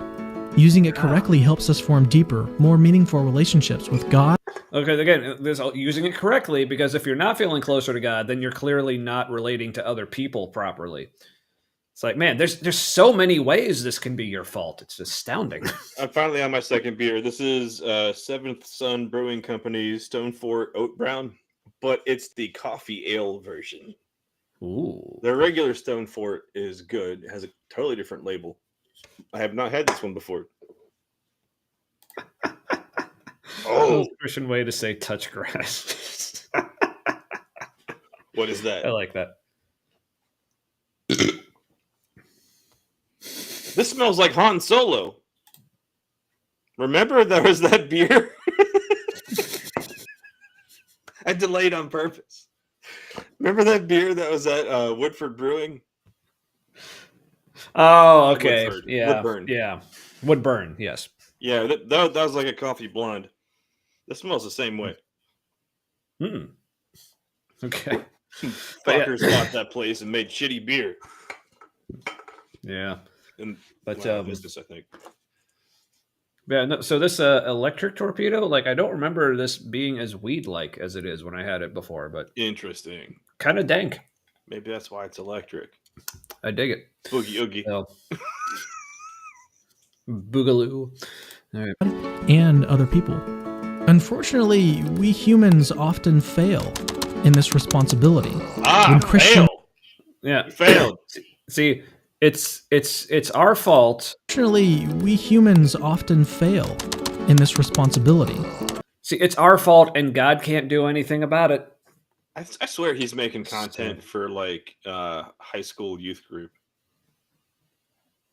It's like real easy to pause on these parts. It's very slideshowy. It's very Yes, it's so easy to pause it, which is why I keep totally not pausing too late and having to back it up and replay it to pause again. well. How many youth group leaders have been doing that? that seems like a common issue. That's true. Are you calling me a youth group leader? I'm insulted. No, but I'd watch that show. Oh, geez. When Christians are intellectually lazy, when they oppress others. Oh, see, being intellectually lazy, that means God wants nothing to do with you. Makes you a dick. So. What you gotta be is intellectually Cameron. And then you're not a dick.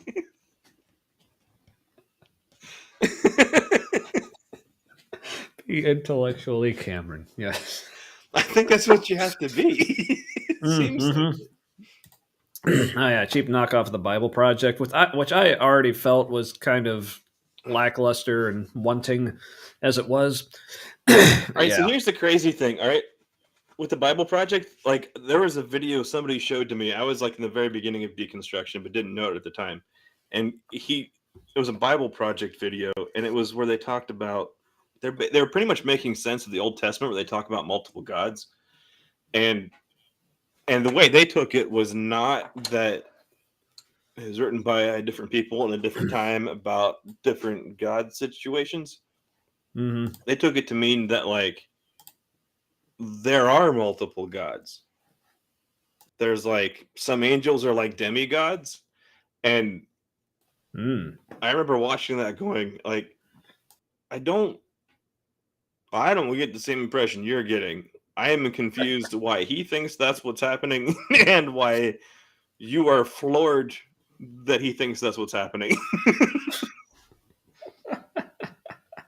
It's like, man, there's other gods. They're like lesser gods. And he's like, but it's not paganism. It's like, those words mean exclusionary things. Right? Also, sorry, but when we were going over our beverages, I keep forgetting to ask the people what you're having. So thank you, Spooky, for reminding us not only what you're drinking, but also reminding me to ask the other people. It's very good. To let us know.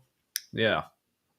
But if it's pomegranate, if it's from the POM company, POM, and the O is a heart shape, they are a very conservative couple that own that company, and they own like a huge percentage of the water rights for the water that California. can be used for LA fires. So yeah, they make good juice. They're a couple of assholes. Yeah. All right. So it's really our fault. When Christians are intellectually lazy, when they oppress others, when they display bigotry, and when more meaningful relationships with God and other people. Unfortunately, we humans often fail in this responsibility. When Christians are intellectually lazy, when they oppress others, when they display See, again, he's making it sound like it's so dependent on other people. Similar to things that are completely like human made. Yeah. And you know what works better is relating directly to people instead of relating to other people via God. Right?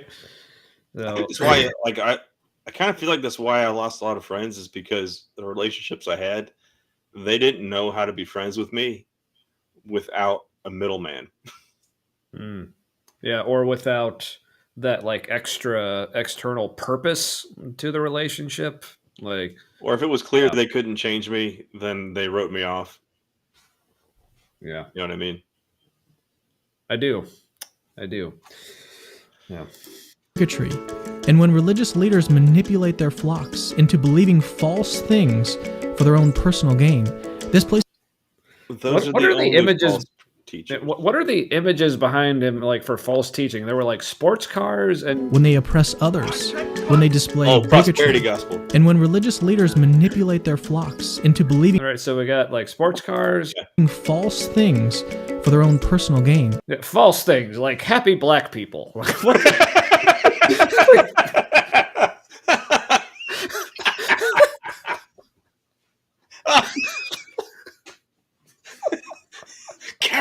Cameron, your racism is showing.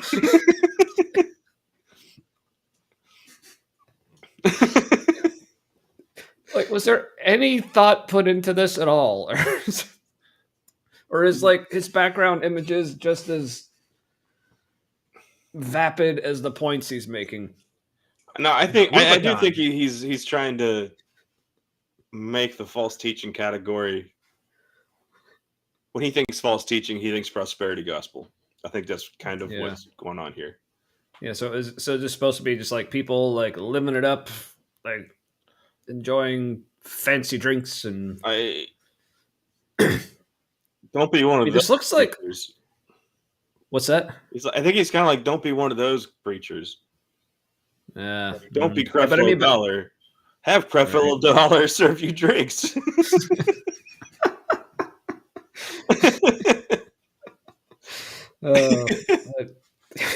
Also, this isn't on purpose, but like, do you notice how like the haziness makes black people seem whiter? It does. Yeah, it does. I'm not accusing him of doing that. I'm just saying it's too funny it's happening. Right. Leaders manipulate their flocks into believing false things for their own personal gain. This places stumbling blocks in the way of others growing closer to God. To you, white lady! Yeah. Again, like, why should... Okay, so basically, like, to put this in more human terms, like the way actual relationships work, and man, I don't know if we're going to get through all 3 videos tonight, but okay, so again, to the example of like my friendship with Matt, and say like I'm having doubts about like whether Matt's like really present in this friendship or what, but say like I have all these other friends who also know Matt, who I can talk to. Like, I feel like Matt's really distant, but apparently for some reason they can just tell me you're not, or that it's okay that you are, and that's going to make me feel better. But then also, like, why, if I actually did have a strong relationship with you, or at least express interest, and you were also like, yes, we want to build this friendship to be like good and stuff, like, Why? But if other people who also know you are saying like wrong things about you, or saying like, well, this is what Matt's really like, and this is what he really wants in like a friendship, and like it's all this like terrible stuff. I'm like, I should be able to say like, no, Matt's not like that. You're full of shit. But if I like really knew you, hearing other people say wrong things about you, like I should know that those are wrong things, and that shouldn't actually affect my actual friendship with you. Is this making sense? Kind of.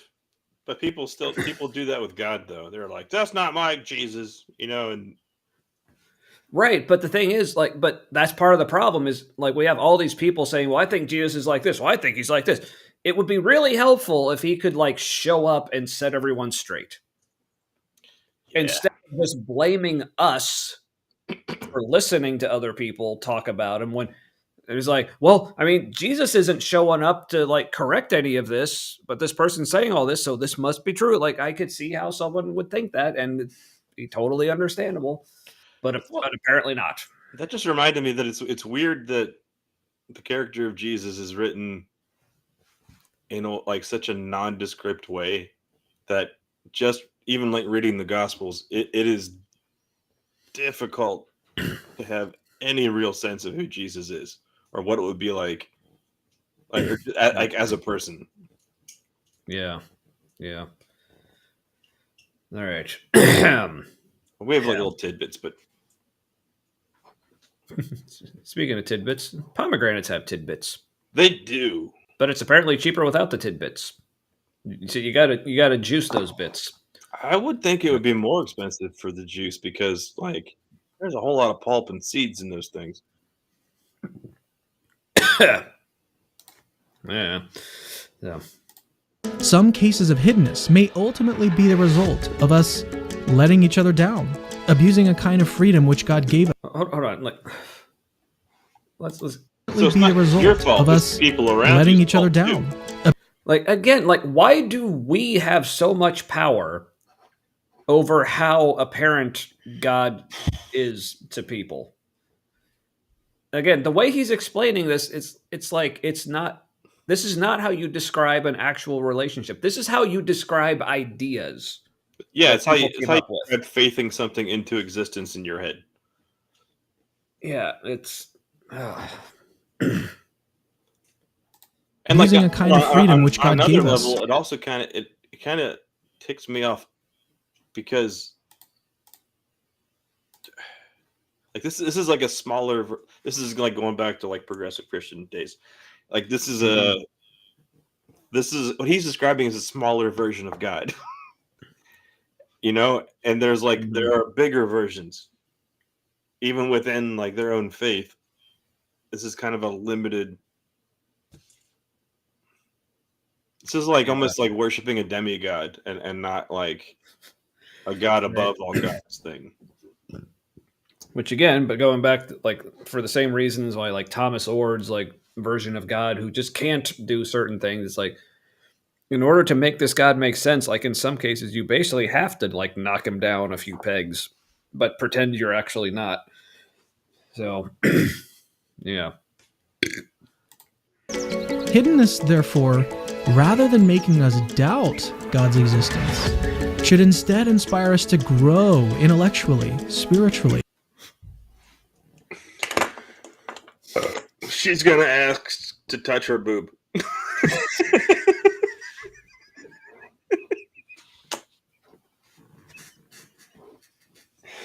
Well, it's because she's kept the boobs so hidden from I know, like the ponytail is already like, yeah, I know, and and she's like, I want to put this on your boob.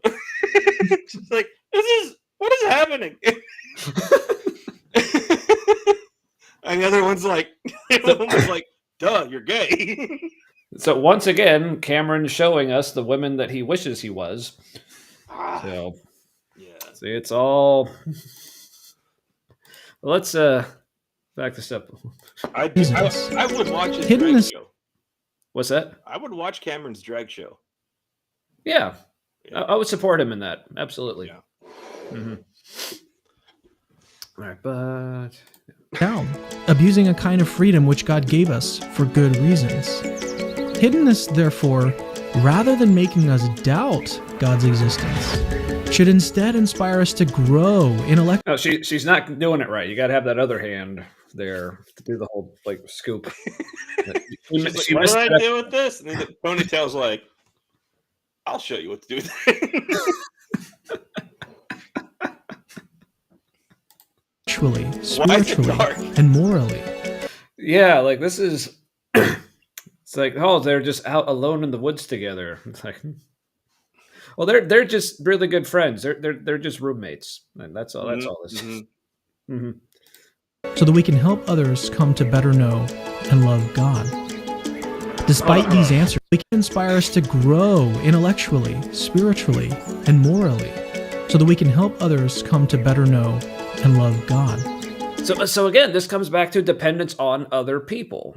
So it's like, so again, imagine God saying like, "Oh, these people over here are feeling very distant from me. How can I grow closer with these people? I know. I'll also be distant from these people over here, and they can tell them about it." Like, how does this make any kind of sense? There's a lot of modern Christianity that's just entry-level humanism for people who aren't ready. Mm-hmm. Putting the sus in Jesus. That's what we're doing. Yep. Ugh. Despite these answers, it could be that some cases of hiddenness nonetheless remain mysterious to us. Oh, it's almost. At least he's admitting that his answers aren't going to be satisfactory in some cases. Yeah. Is this like his final big thing where he's like, also, this could be a waste of time? Yeah, this is the catch-all. Like, at the end of the day, fuck if I know. It's mysterious. You should worship it because it's mysterious. Mm-hmm. Yeah, because again, like, how is that supposed to help? Like, again, take any sort of real world relationships. Like, oh, I'm just feeling so distant with my friend Matt or with my kids or with my parents. And someone says, no, it's okay. They're mysterious. All right, so Cameron's Catholic, right? He is now. I don't know if he was when he made this video, but okay. So mystery is a big deal to Catholics, and for some Catholics, it's a cop out because they're like, "Oh, it's a mystery. We will never know." But I like Richard Rohr's take. It's not. He said mystery.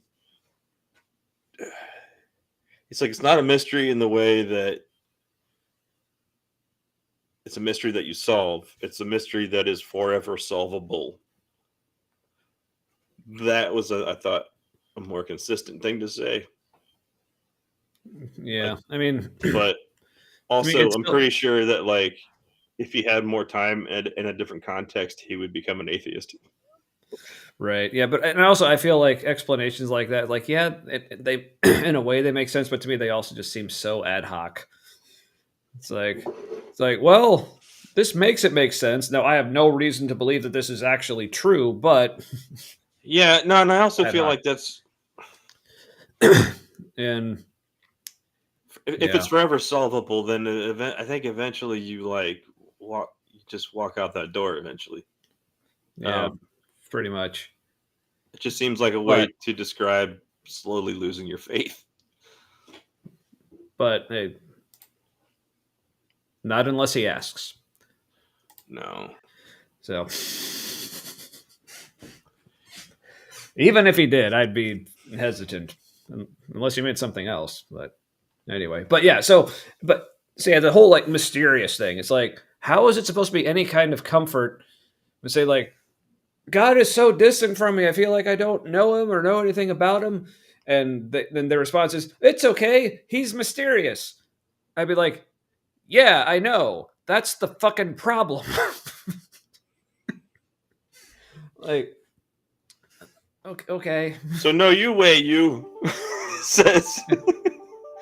Jeez, Yeah, I believe I heard them say at some point it's supposed to be just a very like drawn out, exaggerated pronunciation of "no way." So, like, Oh, no way, or something like that. oh, that makes sense. Okay. Um.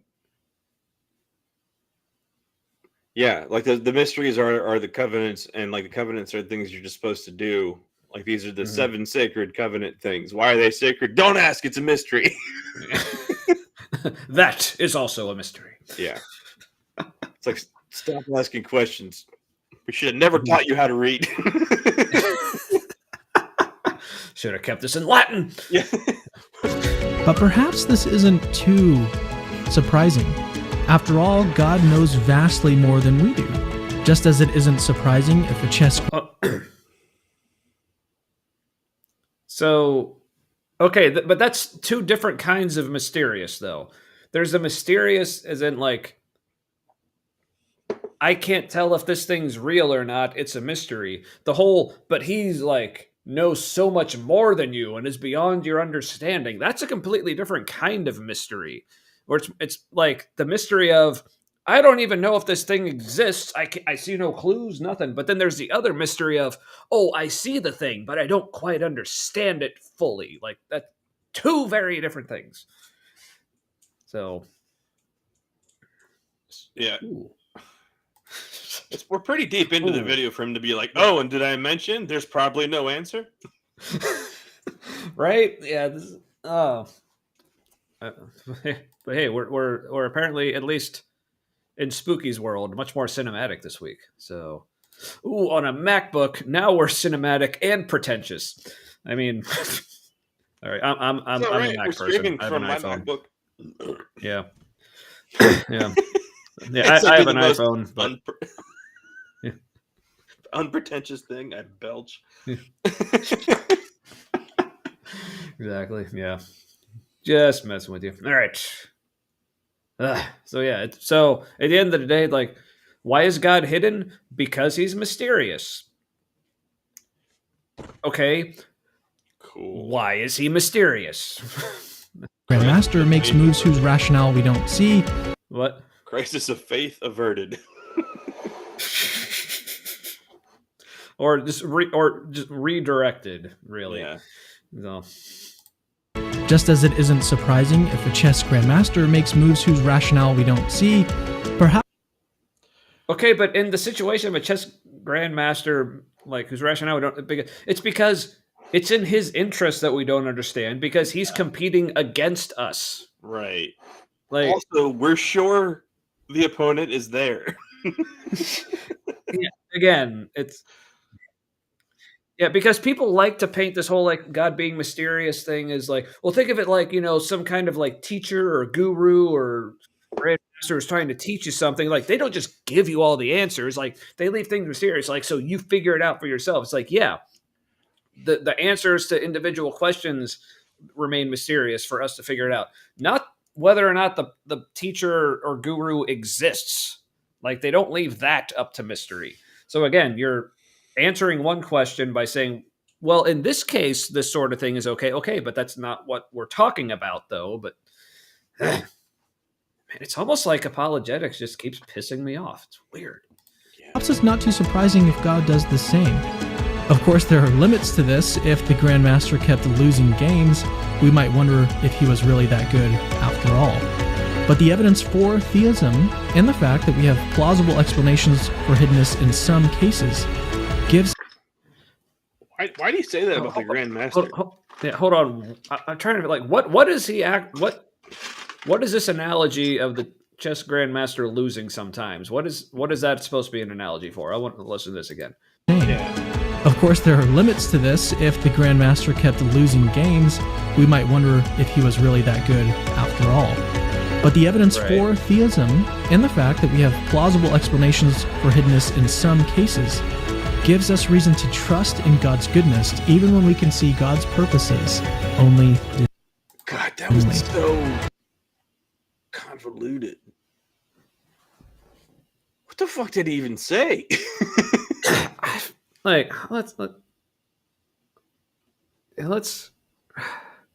I need to hear that again because there's so much there that was just so bullshit. Yeah. Of course, there are limits to this. If the Grandmaster kept losing games, we might wonder if he was really that good after all. So is he not losing games? I don't. So because right after this, he starts going into like, well, we have reasons to believe in God, evidence for theism, whatever. So basically, I'm assuming he's trying to compare the chess grandmaster losing to there just being like no evidence for God. So basically, he's losing in the evidence department. But I guess in the previous analogy, the grandmaster was God.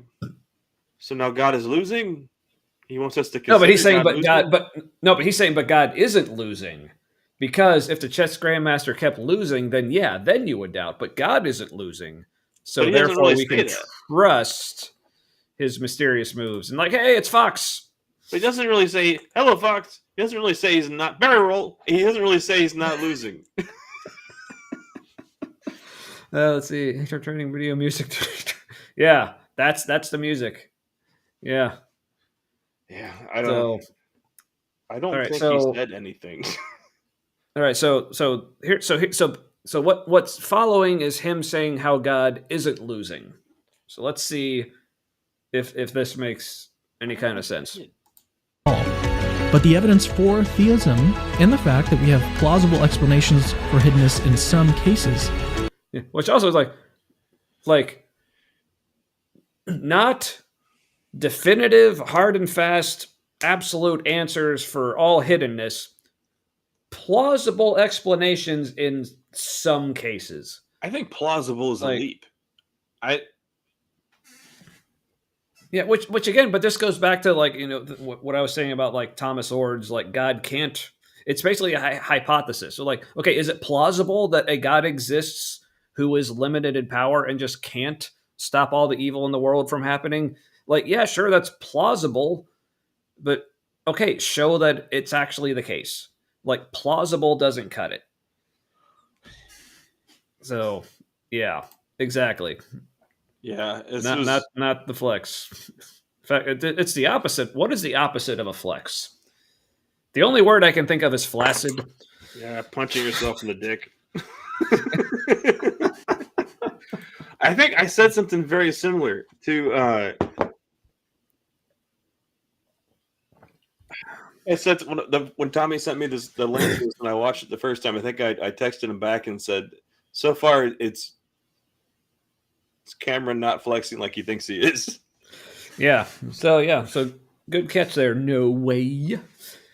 So, man, somebody is telling this guy he is special too many times. Or apparently new for short. So no, you. Is that canon? All right. So apparently we have some plausible explanations for hiddenness in some cases.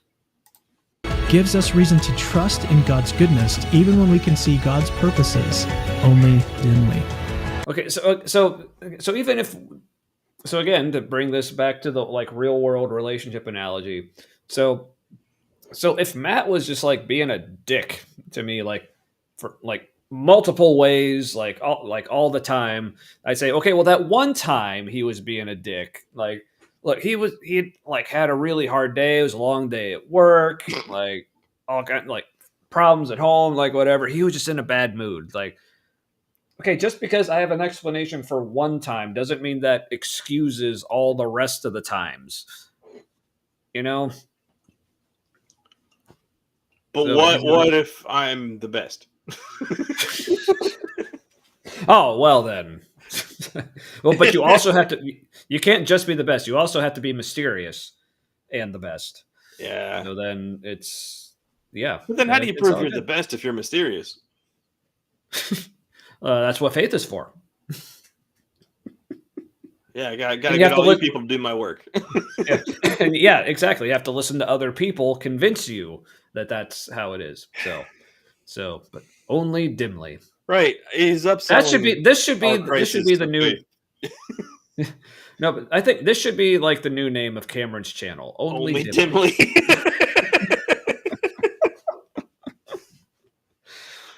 So much more fitting. What's that? As seen through a mirror dimly or something like darkly? that. Dark, yeah. Isn't that the name of a sci-fi short story or something? Might be. It's also from the Bible. I think it's in Hebrews. Oh, that's probably it. Yeah. Fuck. Yeah. Weed makes things blur together. It does. I wouldn't know because I'm apparently immune, but you were headbanging like you were high, even though you said you weren't.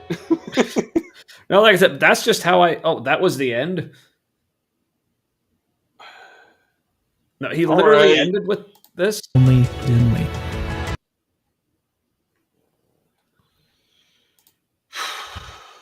It's all right, Cameron. Not every guy can finish. It happens to a lot of guys. Yeah. Oh, well, hey, we have a lurking windmill. Not just tilting, but lurking. Yeah. Man. But, all right, so...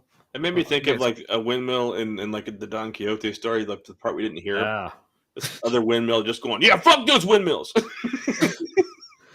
All right, so I feel like I need to hear this entire final thought before we move on. But it was really that good after all. But the evidence for theism and the fact that we have plausible explanations for hiddenness in some cases gives us reason to trust in God's goodness even when we can see God's purposes only dimly. And he really crammed that in there. It's say all the things to make the Christians feel good as quickly as possible. Yeah, so I guess if I were to sum up this video's approach to the question of why does God seem so hidden, it's basically him going like, but is he though? Maybe you're only seeing dimly. So my response would be like, yes, he is seeming distant. And he's like, but is he? Yes. Maybe you just have stupid eyes. Yeah. All right, who's next? Yep, this is true. Yeah, that's what Cameron does. Yeah. He has horrible reasons to stay a Christian. Yeah. I swear some elderly folks are paying his salary. They're like, this is what the kids like. Give him money. All right. So what we got next here? Give that nice lesbian girl some money.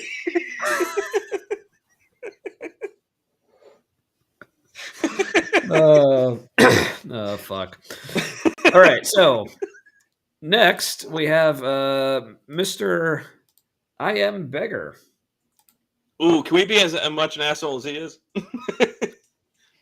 I don't know another way to approach it, actually. Also pretty sure he's like Darth B.S. Lewis. Yeah, like if B.S. Lewis wasn't awesome. Yeah. Right. Like this guy's an incel. You know. He's definitely giving incel vibes. Right. So this is from the channel I Am Beggar. So why doesn't God just show himself? So where Cameron just don't be a perv.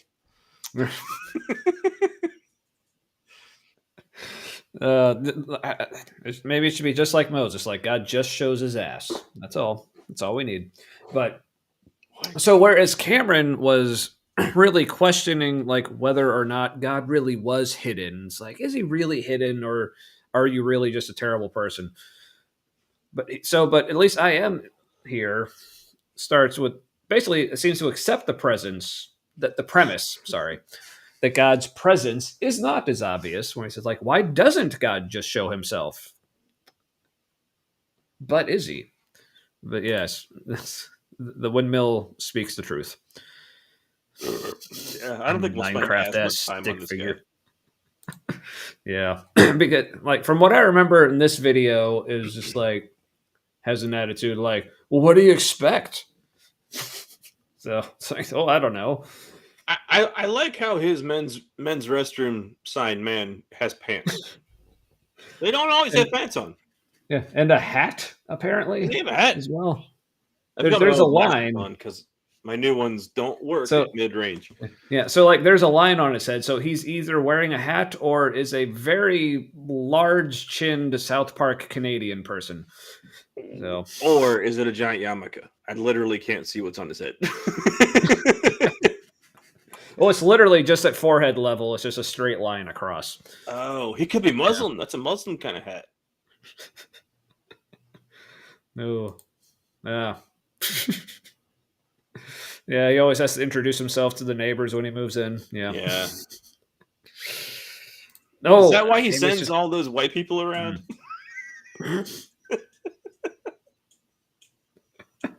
He's like, look, he can't introduce himself, so we are. Like, just so you know, he's over there. Hide your kids. It's like, I mean, like, there's no evidence in the Bible that he actually diddled kids, but he did like genocide a bunch of them. So that's like he's like Yeah. on the super Well- predator list. Well, I mean, we don't know how young Mary was, That's very true. so that could. Anyway, And so I am beggar with why doesn't God just show Himself, and why is it probably our fault, and why are we probably just dumb and asking too much? I just love that whole premise, like just the possibility that we could possibly be asking too much of an infinite being. here, vamp for a minute. I gotta tell Yeah. my boy to come down. Yeah, just the whole just this whole idea of like God being like all powerful, all loving, wanting all the good things for us, but we're asking too much of Him. It's like the whole this whole like, well, what do you expect from God? I'm like, I don't know, like anything, like whatever He needs to do, whatever needs to be done in order to accomplish what He apparently wants to happen, which is me having a relationship with Him. Unless, of course, He doesn't want a relationship with me, though, then fuck Him either way. So, yeah. And I'm back. A lot of us will ask, if there is a God and God can do anything, then why doesn't He just show Himself? Then I would believe. Then everyone would believe. This whole, you got to have. Yeah. Also, like another thing that bugs me about this guy's channel is it's not just him. It's something a lot of people do, but more just on the technical level of like the audio processing and how he records. It sounds like he's not just getting too close to the mic, but he's like talking with the mic almost inside his mouth, so you're Right. hearing all these like mouth noise, and also like Yeah. the way he's compressing it. Like, so just let me know if you hear this, but like the way he says "believe," ends with a V sound. Like the way the processing, it almost sounds like he's saying "belief," because it's like because like the compression is bringing up all those like airy mouth noises. It's making it sound more like an F than a V. Okay. Like, let me know if you hear that too. Self, then I would believe. Then everyone would Yep. believe. This Yeah, it sounds like he's saying that I would believe. Like, I fucking hate that. Also, Anyway. it sounds like he's leaning, like he's standing behind you, leaning over your shoulder, talking in your ear. It's a very creepy yes, vibe. yes, that's exactly what it sounds like. Yeah. Well, hey, welcome to it. Yeah, he's definitely like a lurker. Yeah, yeah. I mean, I Oh, don't know. Don't you sue got to me. have faith. Yeah, you gotta have. You would be Leaf. So like you. Thing just seems like a lot of games. It does. Well, it's true. God could reveal Himself. Oh, it's true. It is a lot of games. All right. Oh, wait. Neat. A lot of games. Well, it's true. God could reveal Himself in any way He wants. So the question is, what would be the best way to do it? But before we can answer, That whole like any way he wants things he did with the text was like should I look around for the CIA like trying to convince me to do things? It was weird. Yeah, and also with just the phrase like any way he wants, I'm hearing so much like tongue and saliva smacking noises in there. And like, dude, just back away from the mic. tone it down on the compression. Do you think he's on like a gaming like headset mic? If we're going with the whole incel backstory. That could be. I don't. It almost sounds like because like the actual quality is better than that Right. kind of Yeah, mic, but it sounds like there is a lot of similar characteristics. But yeah, What would be the best way to do it? yeah, like I don't know, Tommy. Should I talk on the microphone like this? What would be the best way to do it? no. It's like, do that again, and I am ending the show. All right, that made me want to ump the ante and put it in my pocket. Headset mic and no pants. Tune in next week. I mean,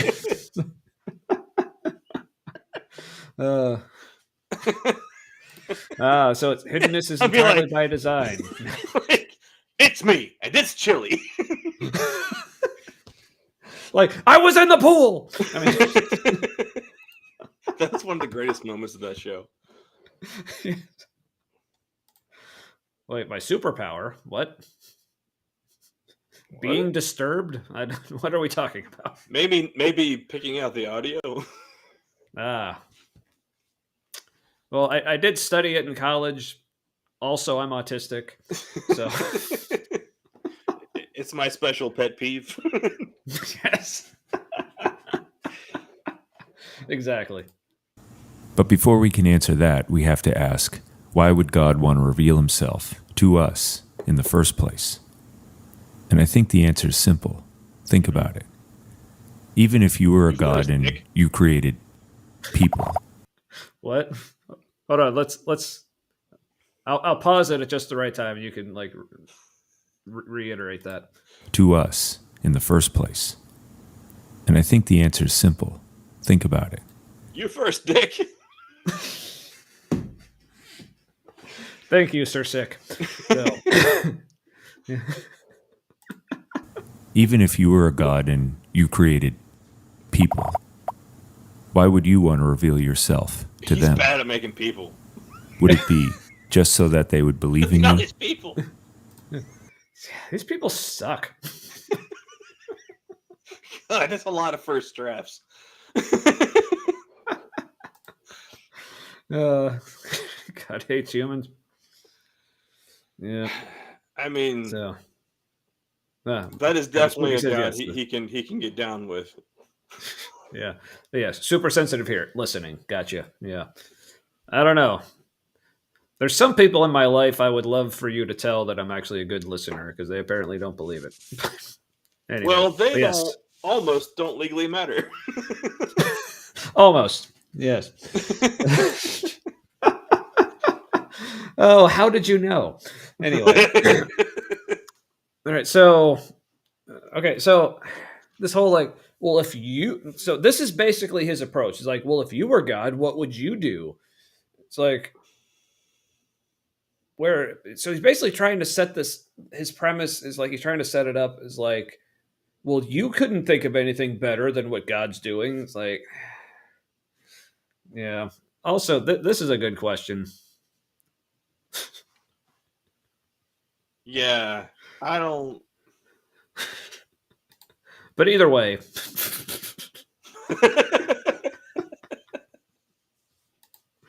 Like, oh, God, I can hear that. And, oh, why did you type it that way? Fuck you. Ugh. Yeah, that's gross. Ugh. Yeah, because that's another thing. Like, it almost impresses me, like, the way certain people can make a P sound like an F.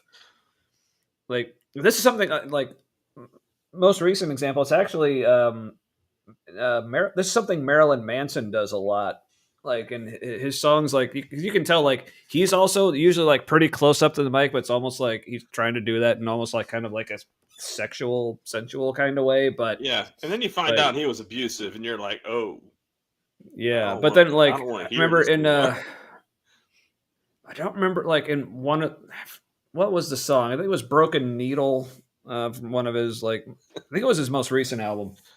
I actually like the song, but there's just like in like the first like verse or whatever, he says like the words like apple and makeup, but like the way it is, it's like apple and makeup, and I'm like, ugh, stop it. You're like, wrong genre, dude. That's punk shit, and that's not slow. You gotta shut up. Something like that. All right, so back to like, it's like, well, if you were God, what would you do? Like, clearly, like what God did was the best way, and anything you could, and any way that you could possibly think of, / all the limited number of examples I'm going to give clearly aren't as good. So therefore, there's nothing better because I'm not talking about the things that are better. So therefore, you suck. So I do appreciate that the most people-looking person in here is me.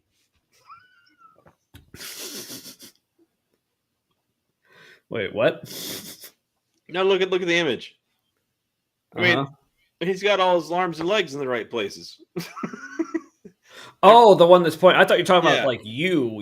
I'm like you're saying I don't look like a people. It's like, oh, but you're talking about like a you. Okay. Yeah. This guy here. Okay. Yeah. All I'm sure of is I'm a person. So I look at other people and I'm like, they could all be in my head. Yeah. Oh, this is what my head looks like. Like, Would it be just so that they would believe in you? why would he appear? Or so they could know you, have a relationship, and Hold on, Why are they playing Missile Command? Why would you want to reveal yourself to them? Would it be just so that they would believe in you? Or so they could know you, have a relationship? Okay, again, like it depends, like what he means by believing yourself. Because again, like like reveal yourself. Because like revealing yourself, because if you're wanting like the outcomes of people believing in you and having a relationship, like those are different goals, and different things can accomplish those different goals. So simply revealing yourself, that's how you get people to believe that you exist, or better than believe, know that you exist. The have a relationship, that's a whole other step. Right. So he's saying, well, so basically what he's getting at is, well, just revealing yourself to someone doesn't mean you have a relationship with them. So why would he do it? So you believe you exist. Like, so he believes, I'm getting all my pronouns mixed up, but you know what I mean? Like, but Tommy, the dotted lines go both ways. Look, it's a mutual thing. We both connect. Yeah, I didn't understand also, the God's drops. lines aren't going towards people; they're going in between people. Oh, that's. I appreciate the visual metaphor. Yeah, see, he's trying to reveal, but he keeps missing. That's the problem. Right. So only our dotted lines hit their mark. Right. So basically, if I was sitting like here, then I would. Right. So let me. I'm going to try. Okay, everyone. What are you going to do? I'm going to. Okay, everyone. I'm going to try that real quick. I'm just going to scoot over a couple feet. I'll let you know what happens. Be right with you. All right. Oink. Oink. Oink. If anyone understands what I'm referencing right now, please tell me. I do not. Oink. But I like it. This. Oink. Oink. Oink. Tommy's a Christian now. I can't see him. Oh, if you can't see me, I'm basically God now, right? Is that? Oh, fuck. Man, I don't even. Apparently, my daughter's sandal was under. That messes with all the ologies. All right, point, point, point. And yes, this is the sound I make anytime I scoot across any surface. Because, okay, no one said it in the comments yet. I'm very disappointed where that sound is from. I'll give you 3 more seconds. Pretty sure we've got nothing. It's King Zora from Legend of Zelda: Ocarina of Time when he has to get out of your way so you can get to the Zora fountain. It's like, it's like this big fat like fish king dude, and like, but where he's sitting on his throne is like right in the way of like where you need to go to get to the next dungeon. So he's like, "Oh, I'll move out of your way," and it's hilarious. Like it's this little like mini cutscene, and it's literally like almost like 20 seconds of him just going, "Point, point." Point. Man, that's when you sit and realize like the Japanese are different people. But we love them, so precious. So, all right. So anyway, so I guess long story short, I moved over there, didn't hear shit. So All right, but what was he actually talking about? I don't fucking Sorry, wrong direction. Oh yeah, the drops. I do not understand what the drops are It supposed literally to couldn't register in my head. I could not even think it through. be. Oh, it's sorry, Spooky is saying like, is that a computer game? It's a video game. So on the Nintendo 64 originally. So. Yeah, one of the best. Yeah, it's still one of my absolute favorite games of all time. So fucking good. So, all right. Believe in you? Oh yeah, what this Or- where he's like, yeah, why would he show himself to us? Would it be just so that they would believe in you? Or so they could know you, have a relationship, and open up some sort of connection between you and them? And the ground right next to you. Yes, God pissing on the ground. So then the question is, if there is a God, what would be the best way to reveal himself so that you and I could know him? I still think just showing the fuck up is the best answer here. He says a lot of stuff real slowly, like he's saying profound things, and I'm sure he thinks he is. Yeah. Which, I mean, this is the answer that actually makes sense. I mean, if you want to avoid having mutual relationships, yes, in that case, you would prevent yourself from showing up. But, grass. That's, God cares more about the grass. That's it. Gotcha. Yeah. Hilarious. Well, how would you do it? You could just pull back the curtain and reveal yourself as is. But I don't think we'd be quite ready for that yet. And I don't But why, though? Again, this is another one of these things that so many Christians or even people in other religions seem to just take for granted. Yeah. And they say as if it's like completely normal and fine. It's like, well, if God fully revealed himself to us, like he's too much for us. Like the Bible even says things like no man can look upon God and live.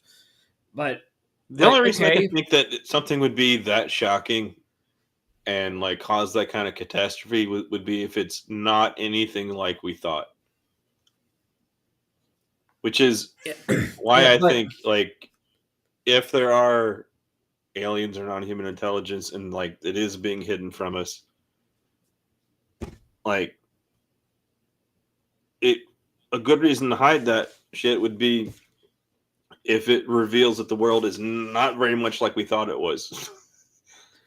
Yeah, but again, where that situation is different is in like the God situation is like he designed everything. So he apparently designed us in such a way that even though he wants a relationship with us, he designed us so that we can't handle his presence. Yeah. That seems counterproductive. So what he's saying is we were made so that we couldn't truly know God, but are expected to. Yeah, so as Windmill says, yeah. So not profound. Magic Sparkle God is kind of crazy. Yeah. And I'm getting like definite like black and white Bewitched opening animation vibes. Oh yeah. So God is an eldritch horror. Yeah, pretty much the worst way is pretending that you simply do not exist, right? Yeah, it's not a great way to do much of anything. I mean, it's not even like a good way to exist. Like, yeah, I mean, it is pretty, but yeah. So, all right. And Beggar, tell me more. But just this whole premise, how Christians just take for granted. Oh yeah, we just can't handle God. So of course, why couldn't he make us so we could handle him? Like, this makes no fucking sense. But I don't think we'd be quite ready for that yet. And I don't think I could relate to a being that's so far beyond me in every single way. Exactly. So what he just said right there, I don't think I can relate to a being that is so far beyond me. Okay, so then what way can God have a relationship with us if we cannot relate to a being that's so far beyond us? So basically, what he just said there is there is no way for us to have a relationship with God unless he basically deceives us and shows us himself to be a way that he actually isn't. It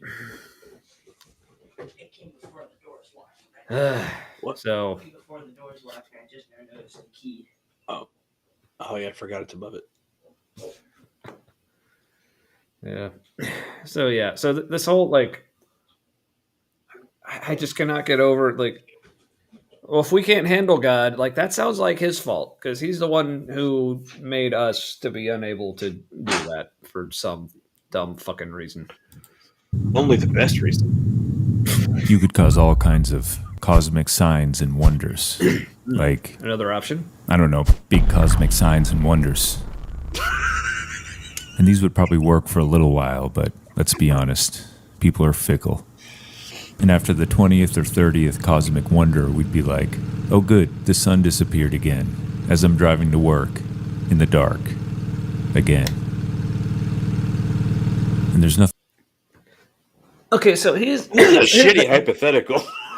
Yeah, because what he's trying to do here is trying to present these, well, this is what you want. And so he's trying to explain why what you want is bad. So, but it's a mix of one, just doing a poor job of actually explaining why it is bad when it shouldn't be bad, but also saying, well, this is all that other people are suggesting, and there's nothing else that I'm leaving out conveniently. So he's all like, oh, this is the best ideas you got. And it's like, no, it's not. We have other ways. It's also weird, or maybe telling, that he thinks God would be like a boring magician if he just showed himself.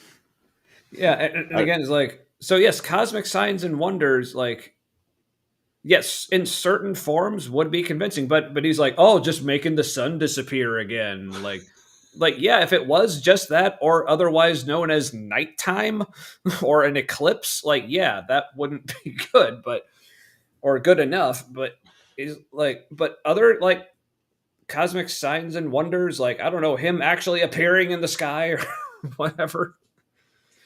Yeah, just one. It just, if you haven't seen Three Body Problem, by the way, watch that shit. Ooh. It's based on a Chinese sci-fi novel, but it is a really good thought exploration. Basically, this guy blinks back at people with like a million eyes, and people are like, "The fuck!" And they're all like, "Yeah, we're tiny. we don't understand shit." Like that kind of stuff. Nice. But he is very misanthropic. Yeah. Pretty sure this guy can't end up relating to a garden. But yeah, very misanthropic and projecting that on his God. Yeah, exactly. He's definitely given me like sociopath vibes or something. Or at least his God is a sociopath. Yeah, but this whole like litany of examples he's going through is like, it's like, well, this wouldn't work, and we're like, yeah, we know. This is why this is not what we're asking for. Why are you saying this is what we're asking for? You should be a politician, sir. Allow me to answer a question no one was asking about some cold cosmic in a way that no one was answering. Yeah. Force. You could come up with a way to reveal yourself to every single person who ever walked the face of the earth. You could. Yeah. Individually. Yeah, this sounds great. But doesn't this seem a little door-to-door salesman? Hey, how's it going? And God, no. He hates people. He just really fucking hates people. Like no, that does not sound door-to-door salesman. Like that sounds like God just showing up individually to everyone. How is that door-to-door salesman? You ever get that vibe from some people that they weren't raised by anyone?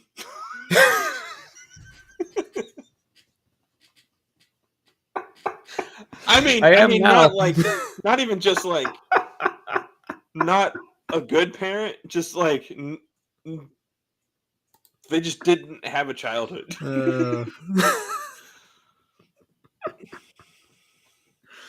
I did meet somebody in real life who was like that, and I was like, I don't see how this person had anybody that brought him up. Do I know this person? No, they were a little crazy. Slash, Fun. it was, God. Oh, here's a new term I haven't heard yet. Apologetics. That's good. I'm going to have to use that. Thank you. Like, this is creatively bad. Thank you for your effort. Yes, thank you, and fuck you for this. All right, but, yeah. But doesn't this seem a little door-to-door salesman? Hey, No. And when would you do it? At what age? For how long? Would you just always show up in someone's life physically, spiritually, a voice in the head? Not the voice in the head. Yeah, physically would be fine, yes. Yeah. Not spiritually, not the voice in the head. Like, those things are not helpful. Yeah. Oh, they're fine with divine hiddenness because he had full parental hiddenness. That makes sense. So it almost feels like he didn't need love. You know what I mean? Like, if anybody was perfectly suited to be raised in a nunnery orphanage.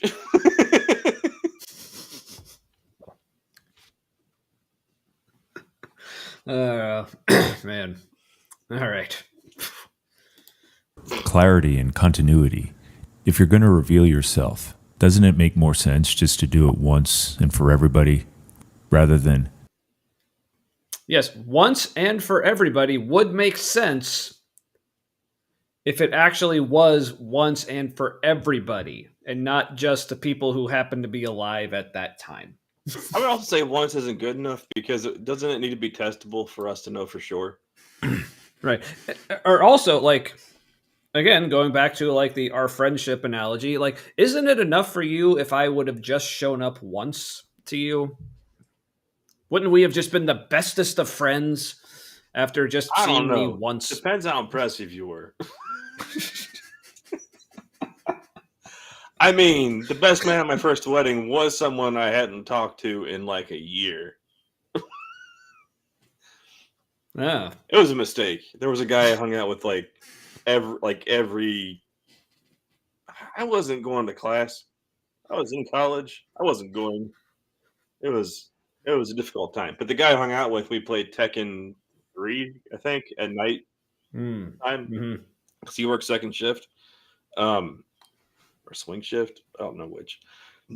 Yeah, he was one of my groomsmen, but not my best man, even though he was like my best friend at the time. I was a shit best friend and didn't know because I was autistic and didn't know. Yeah. Well, hey, I mean, at least I was the best man in your second wedding, like the one that took. Yeah. So. Yeah. That was fun. I enjoyed it, but that was a good wedding. Yeah, it was. I got dressed in a giant wine vat. No, it was a beer vat. Oh yeah, that's right. Yeah, even better. But it was at a vineyard, so it was. Yeah, it was all kinds of weird. So I know, like, he corrected this is ideal. That, like, does the all-knowing God not know when the ideal fucking time and way would be? It's like, yeah, again, it's like, he's asking us, like, well, when do you think the ideal time would be? It's like, I don't know, but God should. Like, why are you putting this on me? So let's back him up. Like, it's all up to us. It's like, yeah, basically that's the whole premise of this video is like, well, what would you have done? It's like, I don't know. I'm not God. Also, this is the correct face for hearing those things. Yes. It's like, oh, this is so bad. And just for clarity and continuity, if you're going to reveal yourself, doesn't it make more sense just to do it once and for everybody rather than billions and billions and billions of times? I don't know. He's not. Well, how would restrained. but he if could do it that but many if this times? yeah, but also if it's God, why would he not be able to maintain continuity and clarity across all these individual appearances? Why is he assuming that wouldn't happen? And he's God. Couldn't that be single? Couldn't that single time touch everybody everywhere at the perfect time? Like, why does he need to do things in sequence? He's God. He's supposedly is outside time. Why couldn't the one thing just be Yeah. a thing that? Yeah. Or also, like, we just take for granted the fact that like time exists, and as humans, like we live and die, and we don't all exist at the same time. Like, what prevented God from creating a world where all humans just existed at the same time? Well, he's going the Jesus route. He's like, but he did, and it was Jesus. Yeah, but that was one time in one place for one group of people. So I'm just saying, like, so he's like, well, of course he couldn't. If like he obviously like the best choice was appearing once, but obviously like once doesn't cover everybody. But again, like because that's how God created the world, that we all don't exist at once. What prevented God from creating the world so that we all existed at once, so he could have appeared to us once for everybody? Yeah, Nothing. and the whole efficiency thing, that only matters if your resources are limited. Efficiency is not a thing. Mm-hmm. I'm piggybacking off what Anarchic Fox said. Yeah, right. So, riff on that. He's driving me to third drink. I'll be right back. Oh, I was about to get a third drink, which is actually more like I've already had started my third drink. My first one was pretty vague. Yeah, it's okay. I'm back. So this one is just the original torpedo, not electric, not phantom or imperial like the other one is. Atomic. That's the imperial one. So yeah, this is just the straight up torpedo. So I still need to watch that movie, Spooky. Everything, Everywhere, All at Once. yes, so do I. Yeah, I Like, really want to Short watch Round got his more Oscar. like artsy movies that are so good it's amazing they were ever made. Mm-hmm. Like Being John Malkovich. Where you're like, how did that ever get out of the pitch meeting? That's another one I haven't seen, but I think it's John Malkovich's best role. Mm. Where he just plays himself repeatedly in a movie. Like relentlessly. But like different versions of himself. Mm. Like it's John Malkovich, but this time he's wearing a dress. Like that kind of stuff. All right, I'll be there's right so back. many I won't be able movies to I hear still shit, need by to the way. see. What's that? I'll be right back. I won't be able to hear you. Oh, okay. Oh man. So let's see what's going on in the chat here.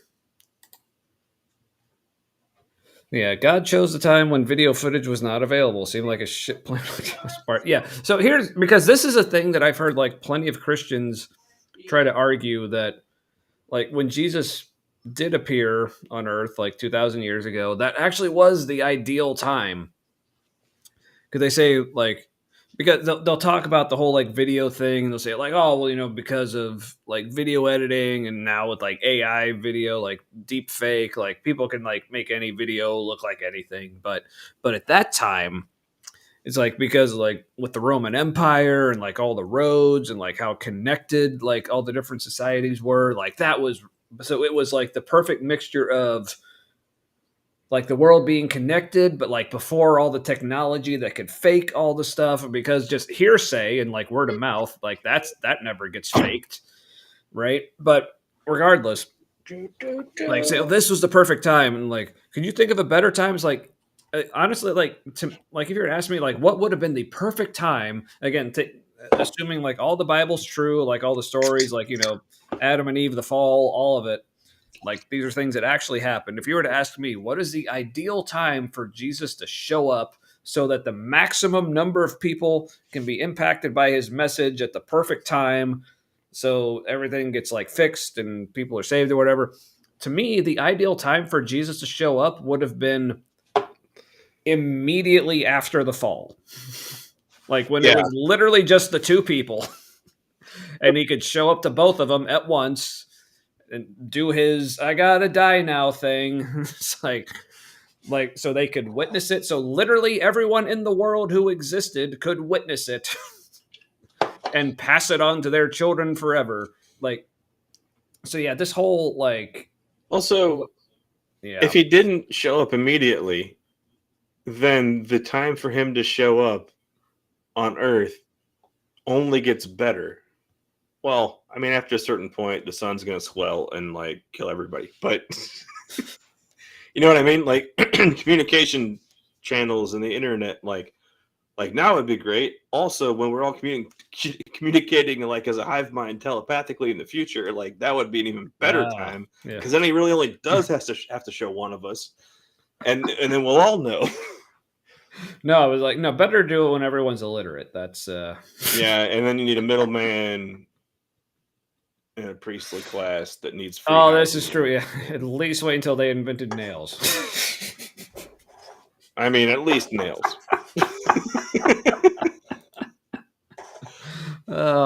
Fuck. Third beer is Third Eye Inner Sight. It's a black walnut brown ale, and I do not know for sure if it has. Oh, it does have natural flavor, so it's not real black walnut. Fake nuts. All right.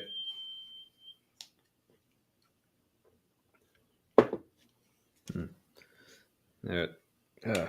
Earbud's running out of battery. All right. So, My word. I don't know if we're going to make it to all 3 videos tonight. Nah, should we? Let's let him go for a while until he says something that fucking matters.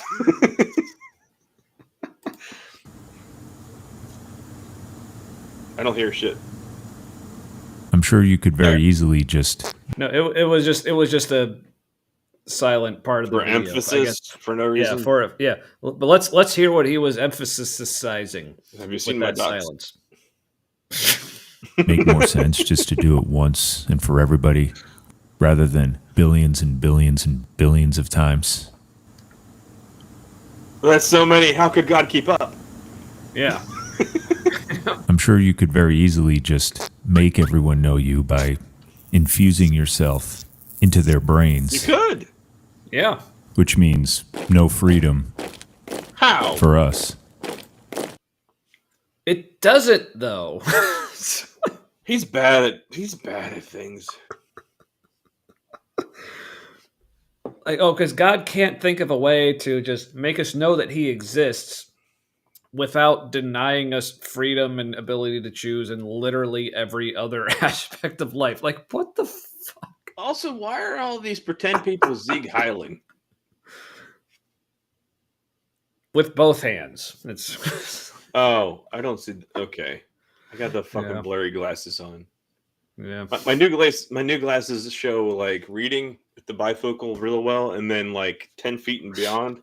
So mid range, it's blurry as hell. All right. My everyone God's such a sing. lazy guy. He sucks from heaven. Oh, they're double Roman saluting. Oh, okay. Oh man, give it time. Assholes will do that here too. By the way, you're allowed to laugh at our country, people outside our country. Yeah, please do actually. Like we're trying to Because- here. That's why the inflatable costumes in Portland are perfect. Ooh, yes, the frog dude. Oh. Yeah. Robbie Roadsteamer got detained today. He was mouthing off to ICE in karaoke form, wearing a giraffe costume, and they dragged him across the property line and detained him. And last I heard, no word from him. He wasn't doing shit. They just couldn't handle him mocking them. Yep. They couldn't handle. He had more friends than they did, basically.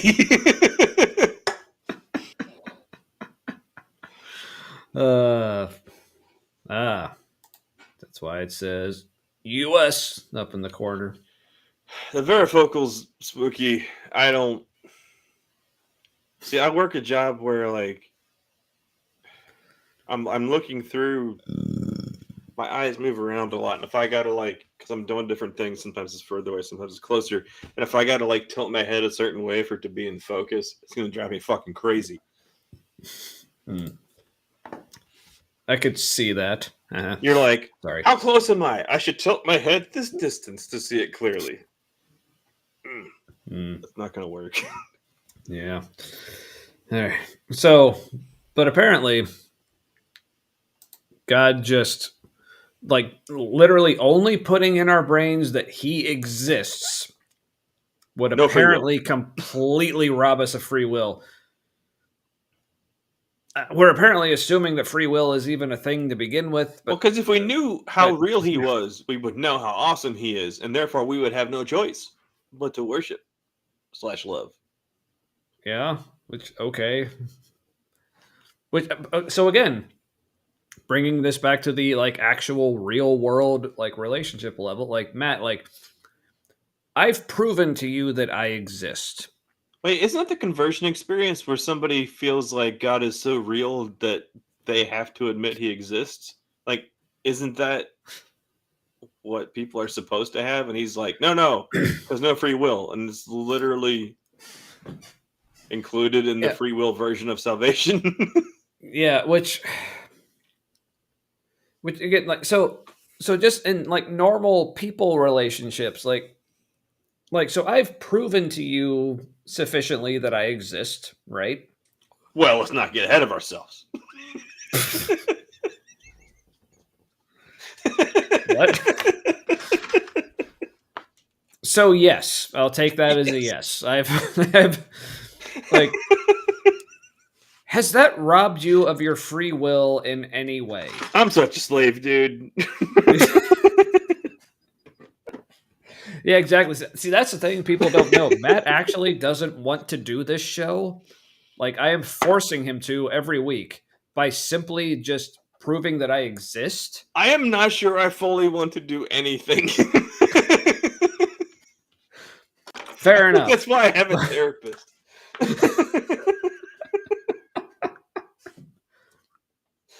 Much relate, I can. So yeah, this whole like, I'm pretty sure I'm peopling against my will. Oh, every damn day. But I can't help myself. So anyway, so this is why with the whole divine hiddenness thing, like actually much like the problem of evil thing, like I think like the free will argument seems to be like one of the most popular ones that Christians bring up. But it's one really of the absolute worst. It is just such a shit argument because like there's no evidence it exists, first of all, for sure. Yeah, because like literally like for people like on our side who like don't believe but are open to believing in God, like because really what it comes down to for me is like I want to believe what's real. I want to believe what's true. So if God actually exists, then I want to know. Yeah. So for him to reveal himself to me, like I still at that point, like again, assuming free will is a thing, I still have the choice of like whether or not I want to actually follow him or worship him or have a relationship with him. Like literally all of us are asking for like I don't know of any atheist or other non-believer who is asking for God to force us to love him. Like all I've ever heard any of us say is I just want him to prove that he exists. And then I'll make up my mind from there. So, I'm pretty sure that if we have free will, and I'm not convinced we do, it is a discrete effect. Like it is, and it may only be to the degree, like if it may only boil down to like whether or not we decide something is good or bad, but even that is based on previous experiences. So probably not, but our experience will be that we're having free will because not all of our brain is aware at the same time. That's true. Yeah. Right? Yeah, because if he's anything like Christianity or the Bible says he is, then yeah. Asshole. Yeah.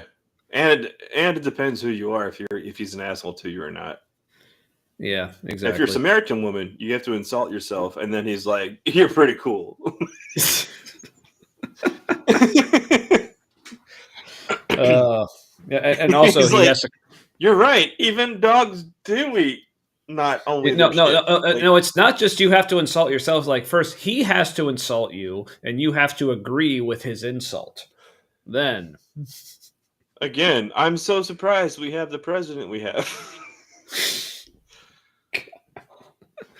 thanks for reminding me. It really is like the best that voting bloc had to offer. It is their golden avatar, you know?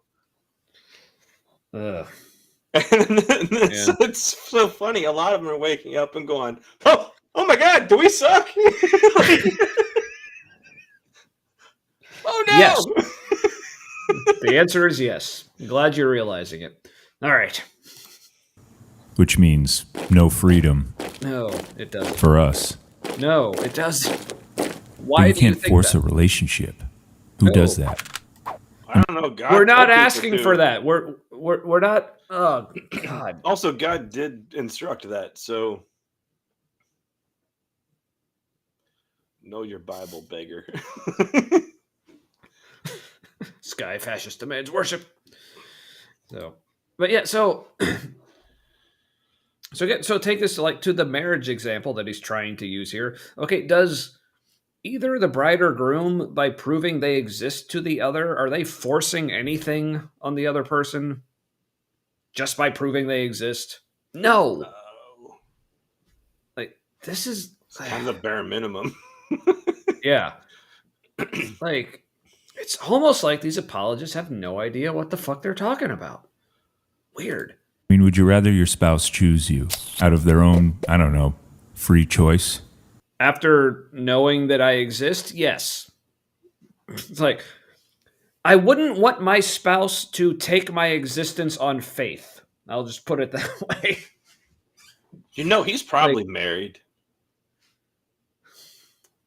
And that blows my mind. That's true. I mean, have you read the Bible? Like, yeah, I mean, it depended on what class of citizen you were, if that was like a godly thing to do or not. yeah. It's like one of my all-time favorite memes. It's like it says God is love, and then it shows like that classic like painting of God like looking down from the clouds like this. And it's like, really? Have you read my book? It's like how are you defining love? God's also rapist in chief, so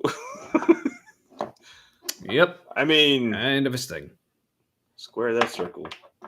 Yeah. Yeah, good old Greek word I can't read. I am amazed whenever somebody types in not English characters. And I know that's something that's normal to a lot of the world to be able to do that. But like as an American, we don't know how you made our keyboard do those things.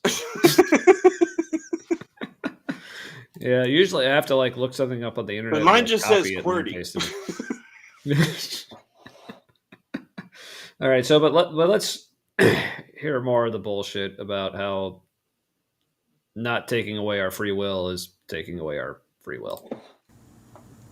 Or because you somehow altered their mind and will.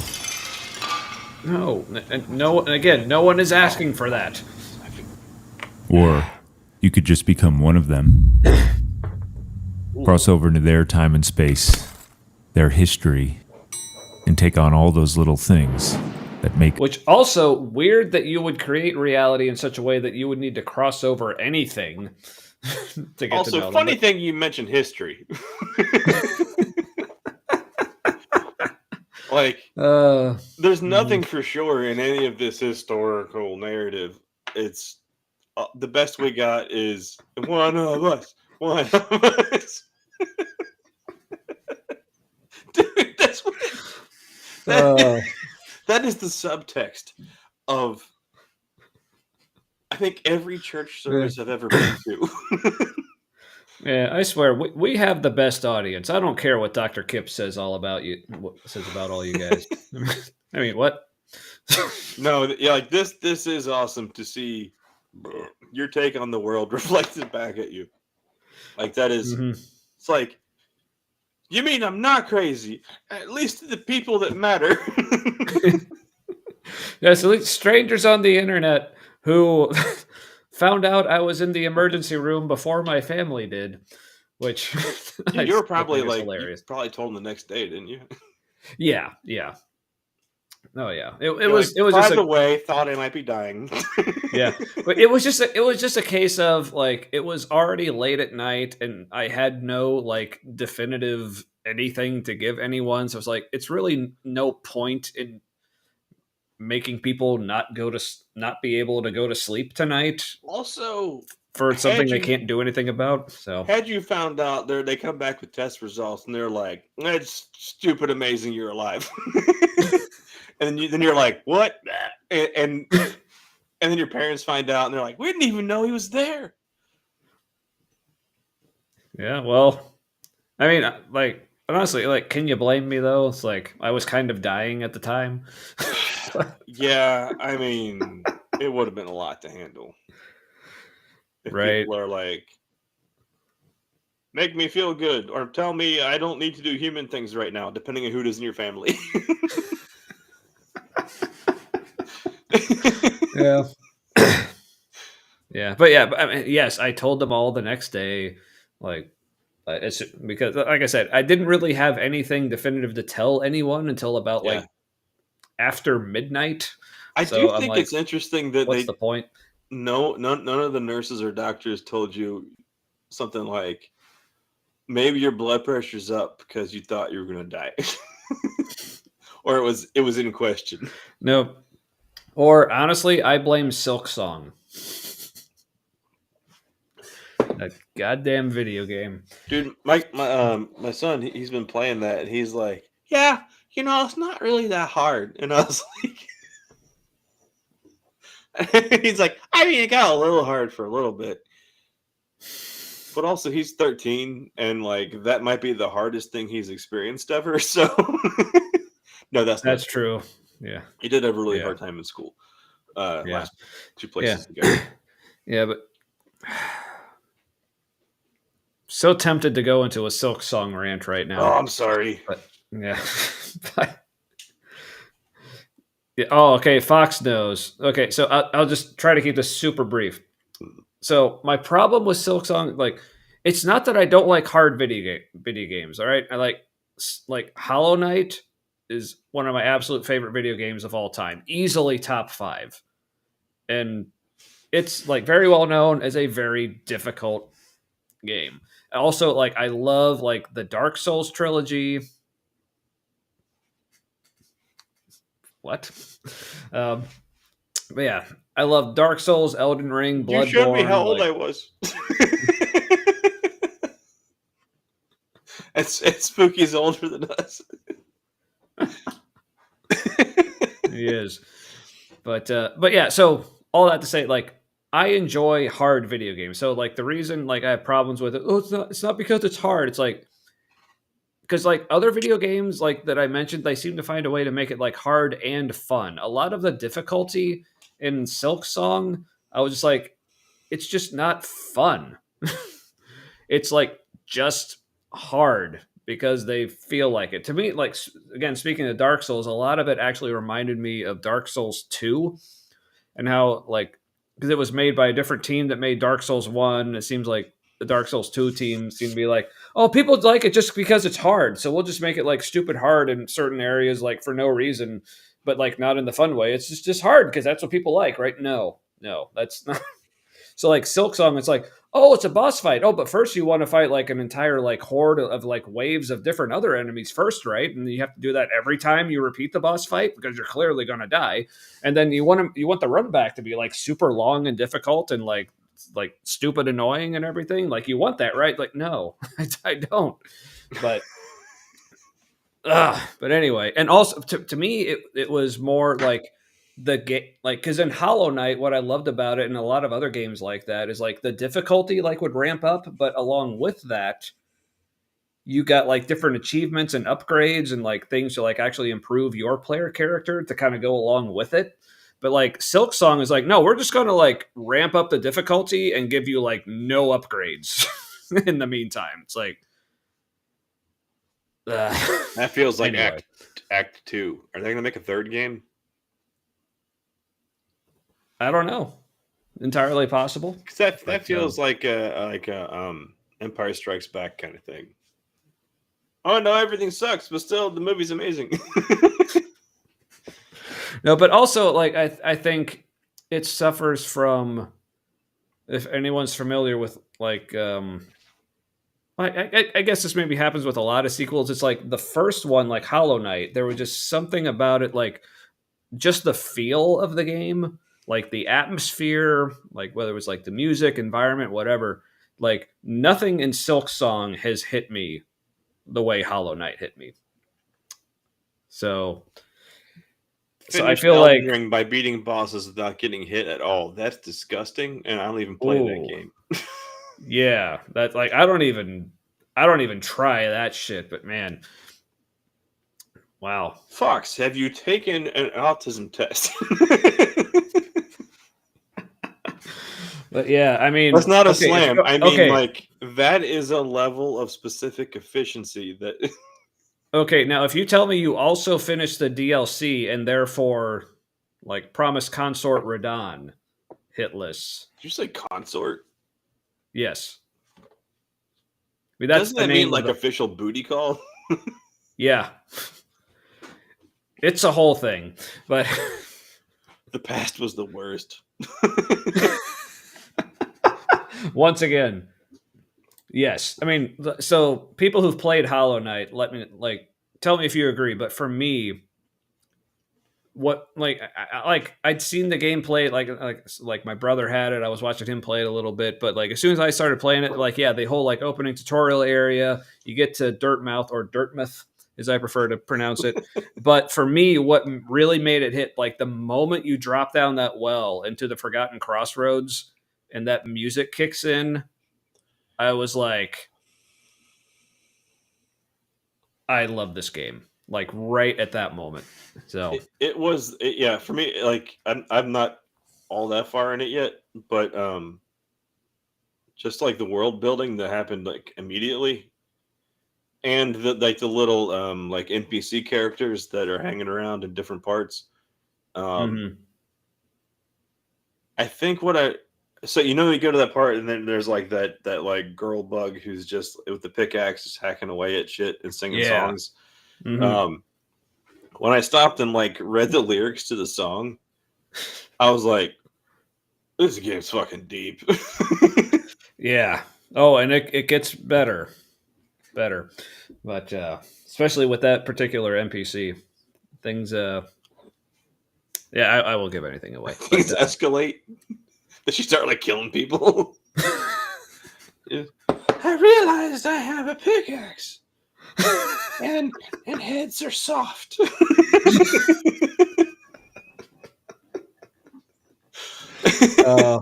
No, but yeah. Hollow Knight is so good. But anyway. So yeah. Beggar has a word cloud for that. Oh yeah. So, all right, I feel like I need to back him up because okay. So here's him explaining why the way God did show up in Jesus was actually the best way. I can't see all of the word space, and my brain wants to make it juice. Time and juice. Time and juice. I like it.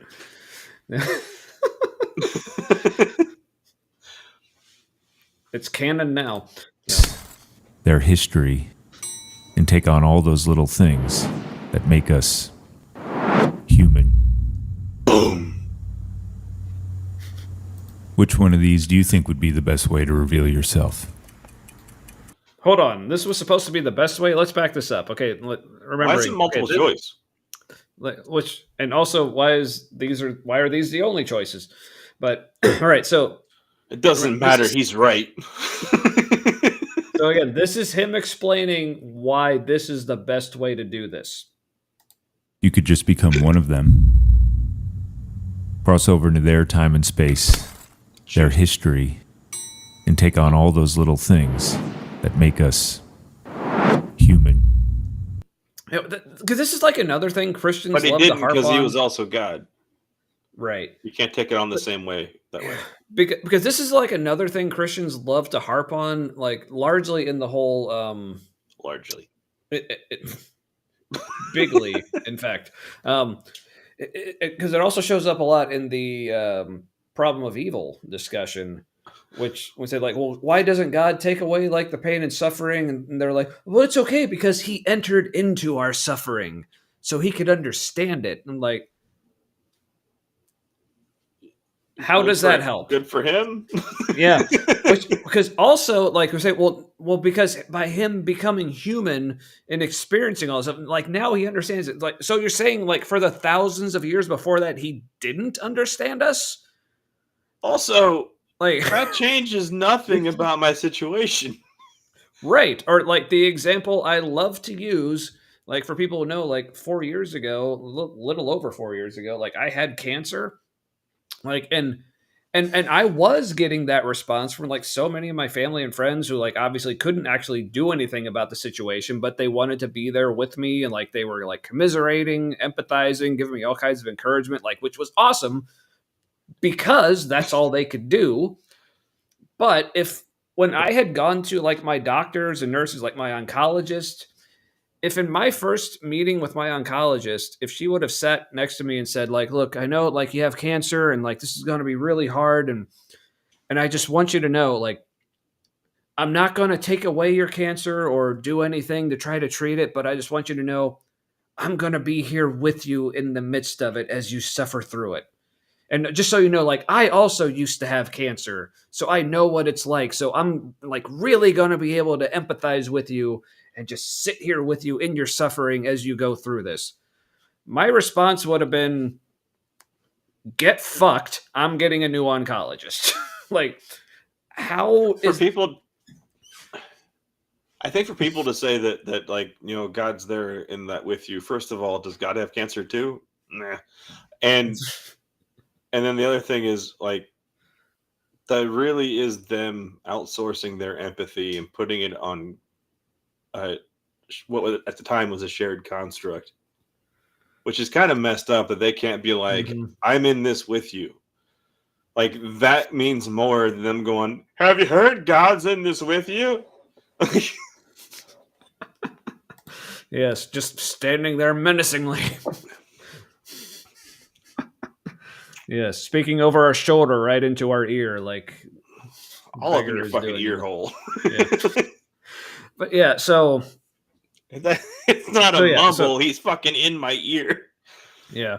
But yeah, so just this whole like, well, God became like part of our existence and like experienced things we experienced. Doesn't that make it better? Like better, maybe, good enough? No. Like it's like, cool, now we both have the same problem. Like, yeah. So what's he going to actually do about it? Human things. Beggar says. Apparently. This looks more like a human, this one. A little bit. Which one of these do you think would be the best way to reveal yourself? Like, honestly, like the one he referred to as like wouldn't that be too door-to-door salesman-y? Like, see here? Like, yes, the whole like individual appearance, like, yes, that would be the best one. C. Just not the way you're framing it, but the way it would actually be. Yes, C. That's my answer. Can we appreciate how creepy that sounds if you close your eyes when he's like, which one of these ways to reveal yourself would be the best? Like, all right, well, let's try none. Like, none. All right, everyone. So everyone, close your eyes. Let's all listen to this together. Which one of these do you think would be the best way to reveal yourself? I need an adult. Open your eyes. Open your eyes. I don't even know the options, and they all sound bad. With door-to-door scammer kit Captain Sparkle. What? But yes. I don't know. Also, earlier someone said No way. I said, this might be on the Louisiana finals test, gang. I want to say What? yes.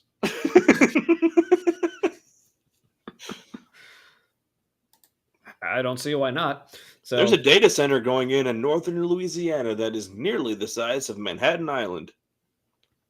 It'll be fine. yeah. There's Anyway, not enough water or electricity in that area or money for food, but it'll be fine. Christ and a cracker. All right. No, he is the cracker. Shut up! And if you do become one of them, you could go as anyone you want. A Ooh. king, a political ruler, a powerful CEO. See, Why a king is the or CEO above a powerful ruler? yeah, and also a king or a political ruler. Does he not know what a king is? Well, he's thinking like political, like somebody voted. Yeah. Why It's is a the slight CEO nitpick, closer to but- being the king in this bar graph? Somebody's a libertarian. You know he is. But Or he really wants the king, anarcho-capitalist. though. This is the voice Yeah, of an but that- anarcho-capitalist if yeah. I've ever heard one. Yeah, but he's Christian, so he really wants the king. Because no king but Christ. That's why it's the best. Ugh. A superhuman. Ooh. Someone born in that thing you feed your animals out of. What? Oh, I don't know about manger. you, but I know which one I'm following. Why? First blush, no. Don't do that. Yeah, again, if these are the only options. Well, he's assuming you know that the trough person is Jesus. Yeah. Yeah, because honestly, like, with these options, I'm probably A political ruler, a powerful CEO, a superhuman. I'm probably going with the superhuman, like, out of these, if anything. Also, word pronunciation point of order. I don't know how to say trough. Is it with a TH or an F? F. Trough. Mm-hmm. Well, I've been saying it wrong all these years. Yeah, happens to the best of us. I'm from Cincinnati. You can't tell the difference. Fair enough. Yeah. It's the northernmost southern accent. Someone born in that thing you feed your animals out of. I don't know about you, but I know which one I'm following. Animal food person. So he is correct when he says, "I don't know about you." Like, that is probably the most accurate thing he said. He clearly does not understand me at all. So, Are other people not following? I'm not sure what you mean. It either means like you think other people don't know what the hell I'm talking about. no, he's saying he's following you. What is that? Like, we got like who would you follow? He's following Oh, you. Yeah. it's gonna be a melancholic ride.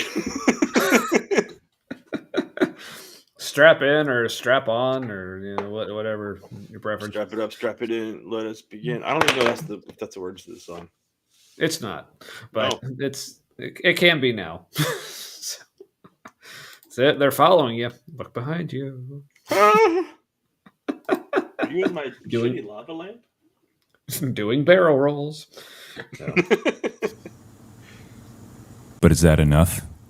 I mean, no. No. you can't just show up in history and start telling everyone you're God. Hey, Well, I mean, that's what you say, People would Jesus. either think you're out of your mind crazy or just 100%. You'd need something else. What if you pre-announced that you were coming?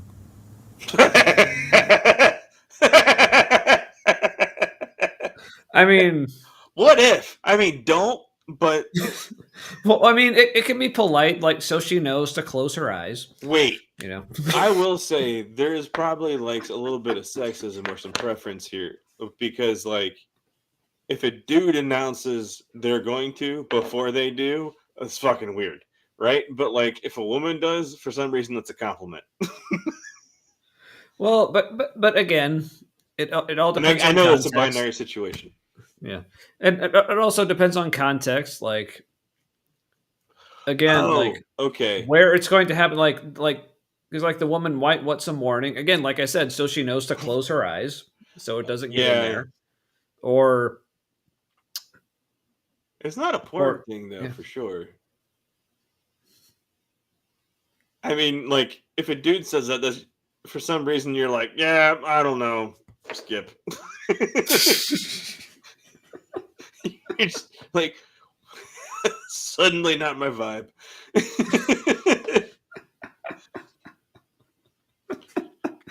Man. Anywho, for some reason Malachi's negative 430.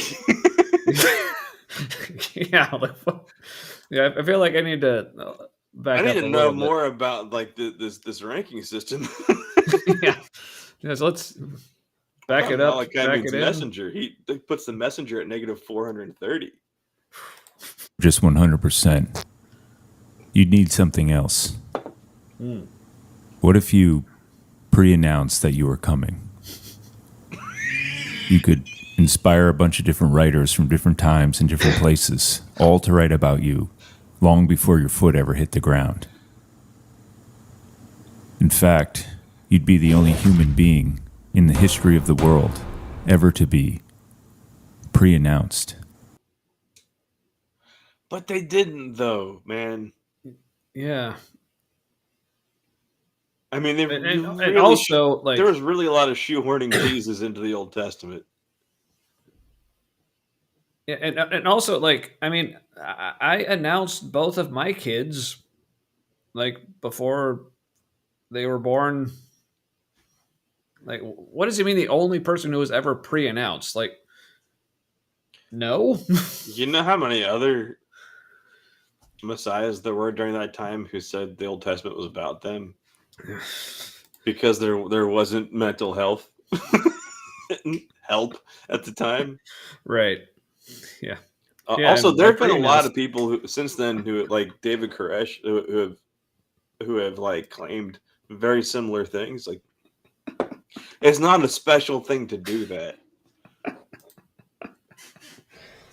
Yeah, it's like he's trying to find Why every... pre-announce when you can post hoc announce? Yeah, exactly. That's basically like, because all these things that we're told are like Old Testament messianic prophecies about Jesus were literally like the New Testament writer saying like, oh, this thing he said that if you actually go back and read it in context, it was clearly about something completely different. It was actually about Jesus. Like one of the most famous examples is I think it was Hosea said something about like, out of Egypt I have called my son. So it was Matthew, who was like the only gospel to tell the story about the Holy Family fleeing to Egypt. Like, seems like a big detail to leave out for the rest of them. But Matthew says, oh, to fulfill the prophecy from Hosea saying like, out of Egypt I have called my son. But if you go back and actually That sounds read like a lazy in Hosea, writing, by the way. That too. Yeah. But oh, speaking of being pre-announced, hey, take that, Jesus, up yours. But if you actually go back and read in Hosea, like shortly after it says like, out of Egypt I have called my son, it also says, referring to the same son, whatever. Oh, but it says something about like them like disobeying me or like forgetting my commandments or something. Like, so you're saying that Jesus, so if you're saying it's about Jesus, then you're saying that Jesus disobeyed God. Like, no, it's clearly talking about something else. It's talking about the nation of Israel. Like when Hosea was talking about like Israel, as is most of the Old Testament, right? Ugh. It's kind of all about them. Yeah. So, which again right, is surprising how we have that particular nation. Right. All right. So, but apparently Jesus was the only person who was ever pre-announced. But weird that no one said that he. Oh, But did is they that say he'd be enough? born in a manger? Did that actually happen? I actually don't remember. But I feel also, that's it's like Luke. Yeah, but also like, but even if someone in the Old Testament did say something about that, then like, of course, the gospel writers, oh, this prophet said he was going to do this, so I'd better write in my story that he did that. It It's Yeah. also kind of a problem that the prophecies in the Old Testament aren't more specific. Yeah. They're like, this thing is kind of like that. This Jesus guy. Yeah. Except Yeah, it's but not also, the Messiah that they're supposed to look for at all. yeah, but for some strange reason, I just feel compelled to ask. But is that enough? What, that it fits? No. I don't know. It's mysterious. I don't know where this compulsion is coming from to ask that question. But let's click Oh, on. I see. Yeah.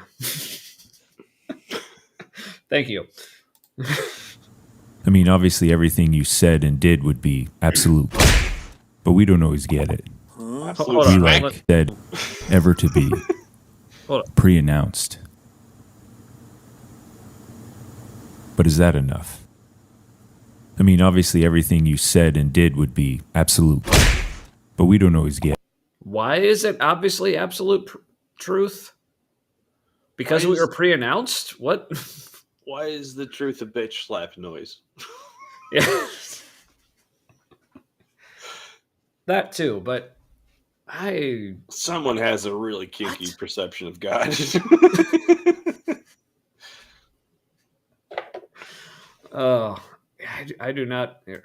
I'm going to back him up again to see if I can maybe understand this, but I'm not feeling confident. In the history of the world, ever to be pre-announced. But no. But is that enough? No. I mean, obviously, everything you said and did would be absolute, but we don't always get it. But We don't like have a signs record of and wonders everything said to confirm person things. said and did. Yeah. So Seems to be.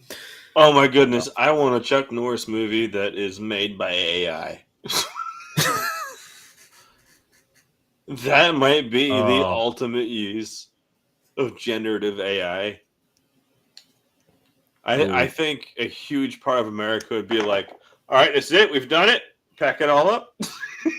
Mm-hmm. So maybe you could do some kind of I think we can all agree great sign. this is what we were waiting for. Burn it all down. We can't do anything better. Yeah, I mean, I think we peaked at that point. It's peak So- bullshit. I mean, because really, where do you go from there? Like, and I'm not talking about like how do you go up from there, but literally, like once you're at that point, like where do you go? Like up, down, laterally, like where do you go from there? Yeah, I think that's what No. you see through the eyes of the Ouroboros. That is the abyss staring back. It looks like Yep. Chuck Norris doing ridiculous shit. That's so terrible. It's fantastic. Yes. Yes. Speaking of so terrible, But we don't always get it. We like signs and wonders to confirm things. Yeah, fuck us. So maybe you could do some kind of great signs and wonders to confirm things. that would be great. Yeah.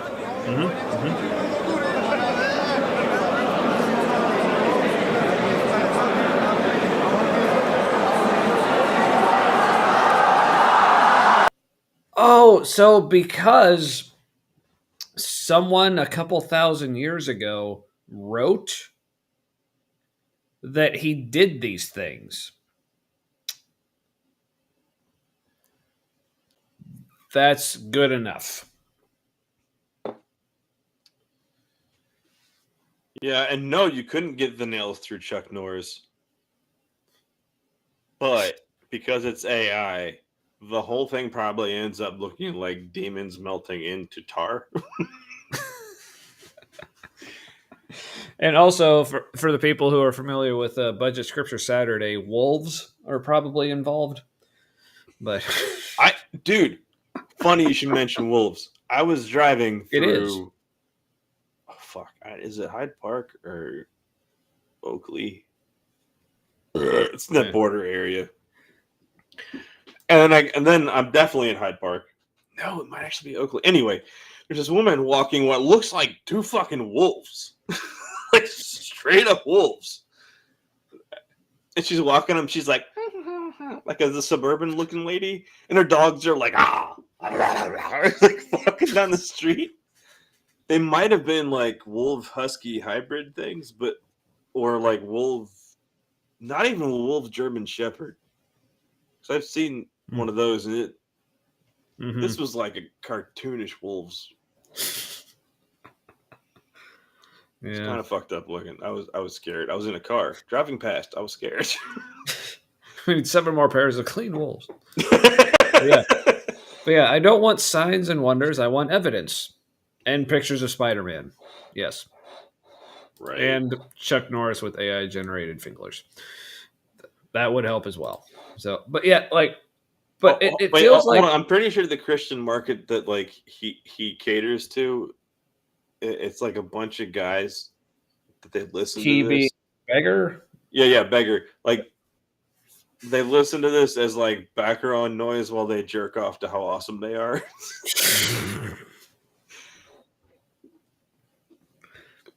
Because all this is like overly confident circular reasoning. Oh, for real. But yeah, but and also like you know, like the way he put this together. So let's just watch Keep this going, beggar. again. So like, I am beggar. Get it? Huh? We like signs and wonders to confirm things. So maybe you could do some kind of great signs and wonders to confirm things. that would be great. Yeah. So what you got? Oh, but he did. Good story.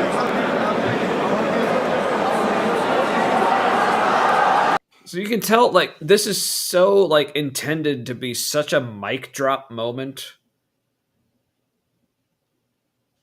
But it's like, okay, more people just saying stuff that he did.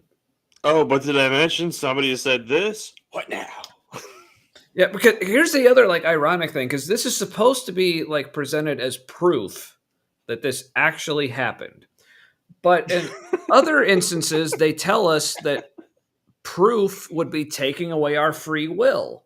Yeah, that's why it's not. That's why it's not good proof. Yeah. No, seriously, is that the programming? And like, well, you can't expect good proof because then it's not faith. Like, Pretty much. I swear, like, are religions created as a way for people like in that religion to explain why other people don't believe? Like, all the lore seems to be a servant to that. Yeah. It's like, we believe this, and then they meet another colony of people. They're like, they don't fucking believe that. How the fuck are they not thinking that, like, you know, the mushroom god does shit? Like, I don't even think there is a mushroom god. Well, they must be fucking crazy. Also, here's the reasons why they're crazy. Yeah. Essentially, yeah, that about sums it up. So, also, the mushroom god, can we meet? Also, mushroom god, that's reminding me of some things from Hollow Knight, but I won't tell you because that's a secret. Man, the Mushroom Kingdom, I don't know what it's called, I forget, but like, that's not, was it something caverns? The fungal wastes. Fungal wastes. Yes. It sounds like mushroom shits. Yeah. But anyway, all right. So, but let's hear why people touching Jesus, his power went out. Ejaculation metaphor. Yeah. Yeah, touch me the right way, I lose some power as well. So, well, you see, I will. Ooh, maybe. I do have a cousin who will know how to get his hands on mushrooms, and he would probably be my Sherpa. Yeah. See, Fox knows what's up. That would be interesting if to maybe record that shit. So, but Fox, like, without giving anything away, just let me know if you know about the Mr. Mushroom passing of an age ending to achieve in Hollow Knight. Because it's also in Silk Song, and I fucking got it. I just haven't actually beat the game yet to get it, but I did all the things I needed to do. All right. Is it me, or are Hornets like sound effects like cute in like a sexy way? Yeah, got him out. Shut. Yeah. Yeah. Well, you're kind of like, I'm scared. Okay.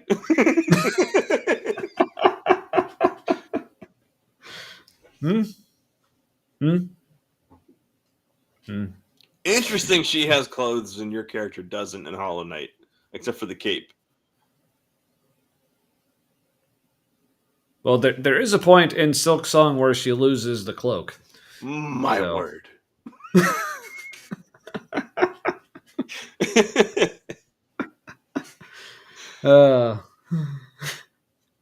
Anyway. See, Fox knows what's up. Yeah. Dude, I was up in a tree one time when I was like 12 or something. I got stung in the head twice by a hornet.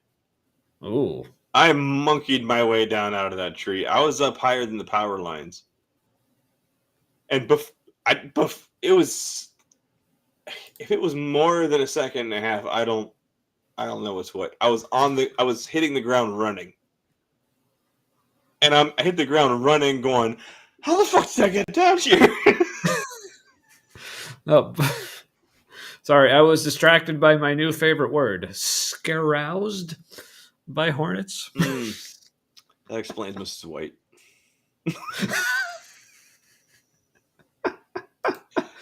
But real quick. Also, several dudes in that scene when she was talking, and they're like, yeah, they were into her too, but they were frightened. Speaking of which, it's like we should probably show it. So. All right. I hated her so much.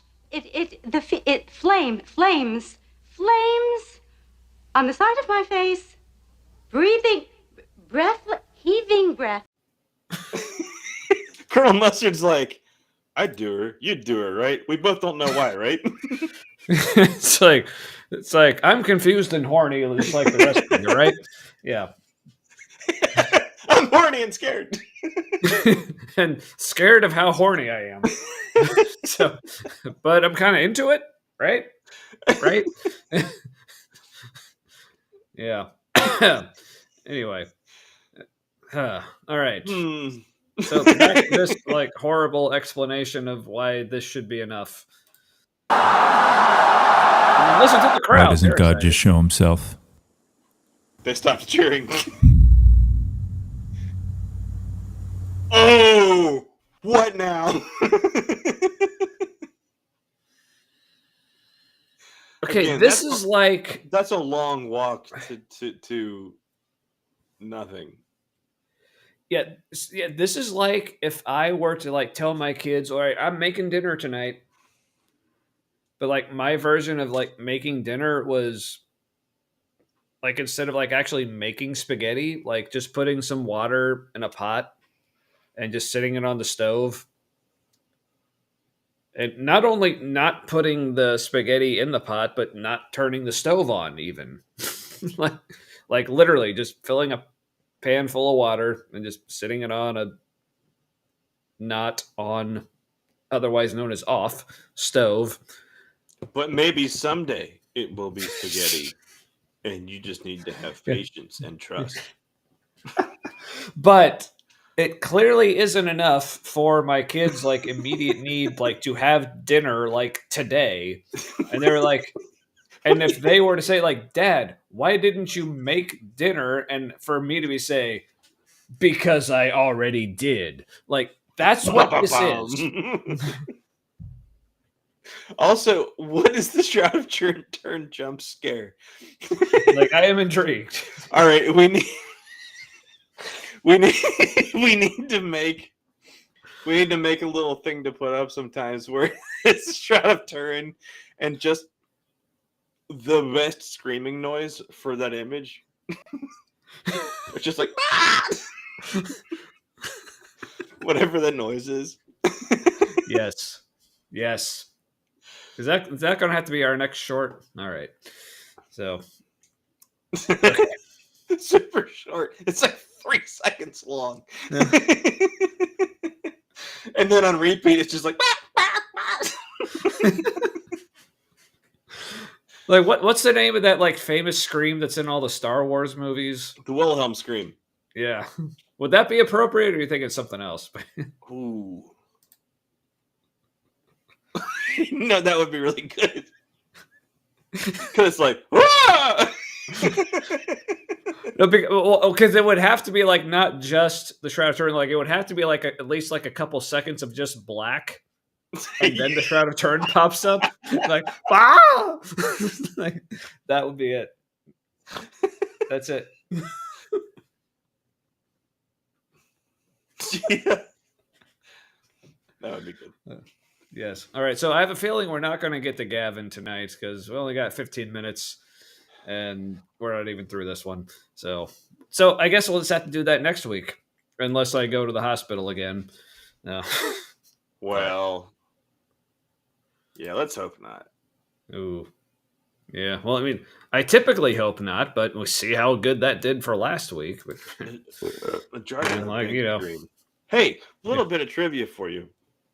Yay. For those of you who've seen, was it episode 1 where the Jar Jar Binks and they had the Battle for Naboo thing?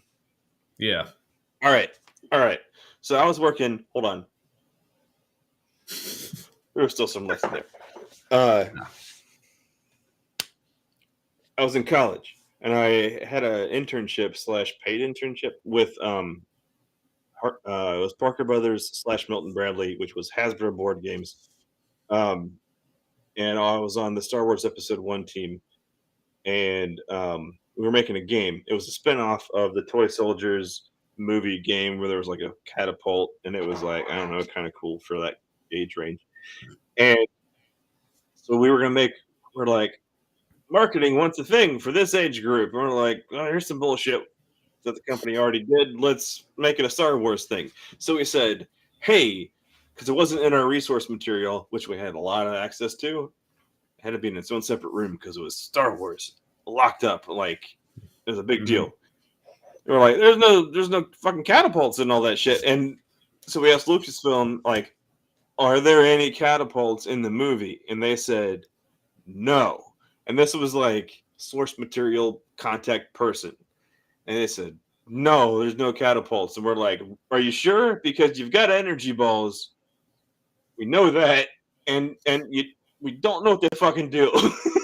Like, what is energy balls? Like, isn't there a catapult that like launches the energy balls? Like, that makes sense, right? And they're like, no. And then like a week later, we get an email. It's like, oh, here's what the catapult looks like in the movie. Like, you fuckers. Oh, and by the way, it's this shape that you have to match, like damn near exactly, and it's damn near unmoldable in plastic. Like, you fucking assholes. Because not only had I already like designed a catapult that would fit in the movie based on appearance wise, they're like ready to use that one. Lucasfilm comes back and says, no, it looks like this. They're like, I thought there wasn't a catapult. And they're like, no, there is. Especially, there is no catapult, but it has to look like this. There's like an added scene where they're like launching catapults in the movie. It's just a shortcut scene. Yeah, because that wasn't in the original version. They're like, yeah, we got energy balls for no fucking reason.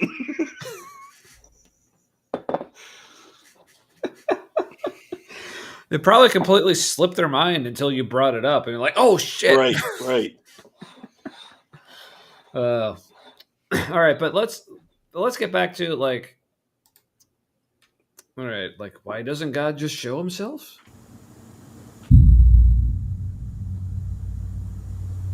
And if that wasn't good enough, that I know some of you are There's thinking a few more minutes. Yeah, but that was 2000.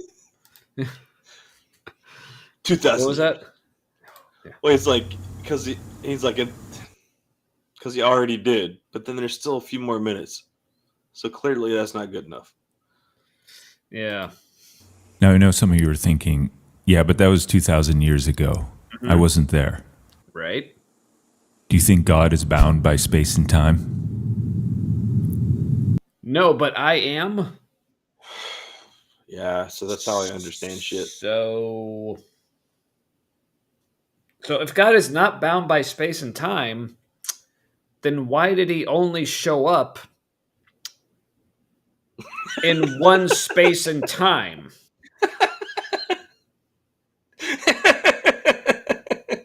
just oh, fuck off. Like post hoc catapults are more compelling. No, that is true. Yep. Yeah, but okay. There's another. If you've nobody bought it, probably didn't see it. There was a Naboo Starfighter LCD Tiger game, and then we needed a pistol grip for the bottom of it, and we had. They don't show like the grips on the Naboo fighter in the movie at any point, and even the resource material we had only showed them from like the very top down. So I created a pistol grip for the game that looked like a thing, and Lucasfilm saw it and said, "We approve it," which was really unusual because normally they have opinions about things. That was one of the highlights of my time there. nice. All right. So, like, you get us. Oh. Do you think God is bound by space and time? No. What, am I stupid? Do you think your mind and your soul is bound by space and time? I mean, kind of. We haven't. Hey, Tux. We're not sure how to think about that. You've missed a lot. But yeah. Yeah, because like we only got like 10 more minutes. But thanks for being here. Yeah. But yeah, please go back and watch. It was it's been a journey, my friend.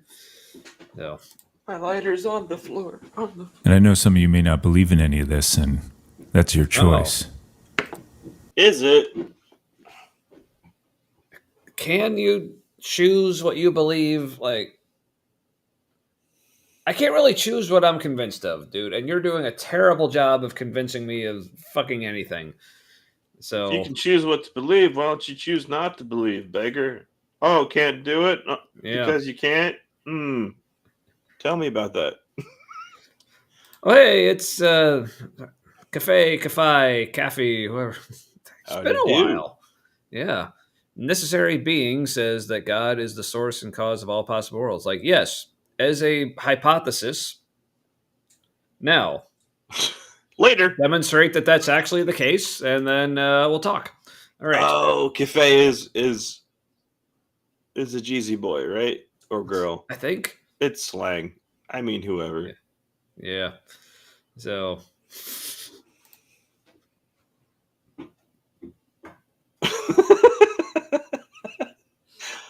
Man, fuck knuckle is a word that I continuously forget exists, and then I'm reminded, and it's like I hear it for the first time. And then I'm always jarred by the fact that there's 2 Ks right in a row, but of course there are. So there need to be. Yeah. But what if there's a chance that God walked on the face of this earth? So you're saying there's a chance? As a human being. What now?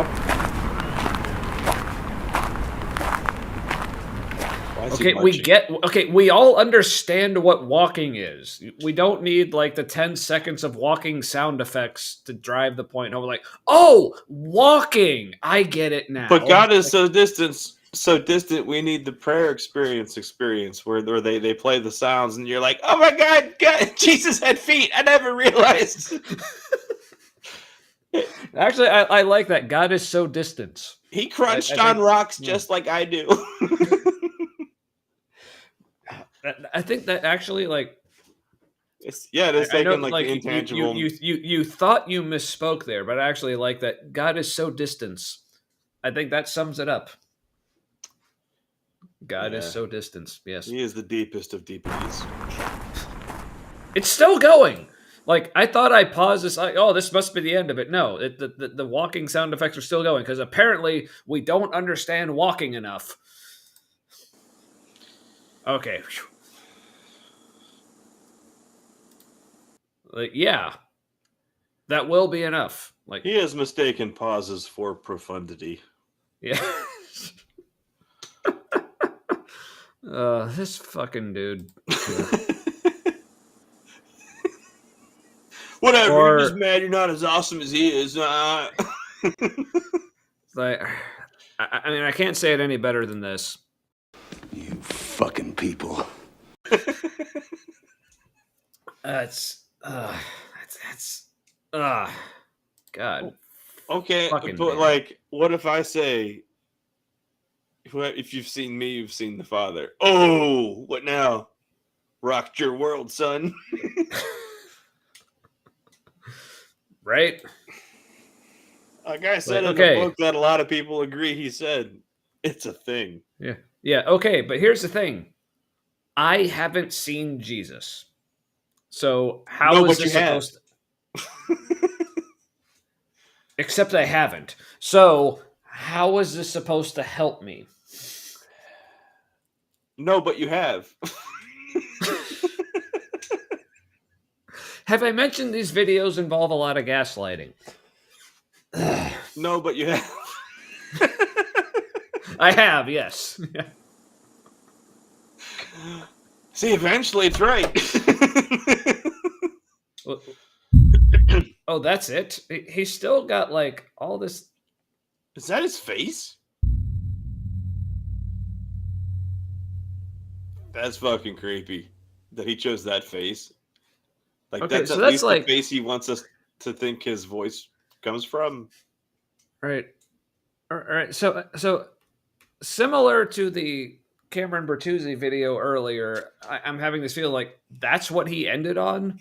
Like he thought this was so let's just see that one more time. Space and time. And I know some of you may not believe in any of this, and that's your choice. But what if there's a chance that God walked on the face of this earth as a human being? It's getting closer. Oh, he's passed.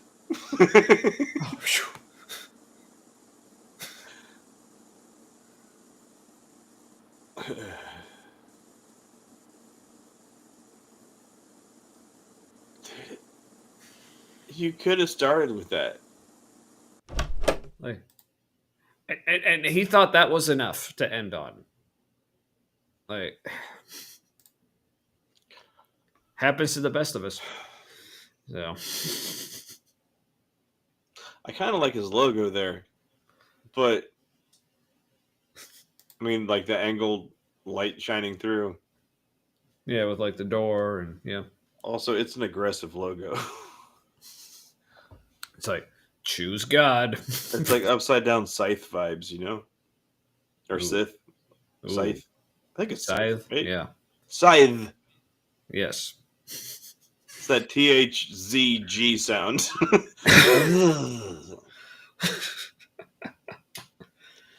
Yeah, so Yeah, he's minimalist as fuck.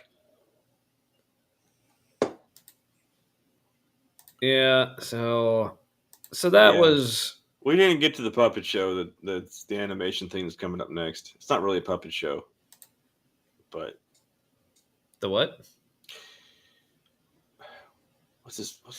what's that fucking guy's name? Oh, Gavin. Yeah. So you want to get to that next week, I guess, or Yeah. How long is it? It is 7.5 minutes. So longer than either of the videos we've already watched. God damn it. Yeah, and it took us about 2 hours to get through that last one. So God, we really didn't want to watch it.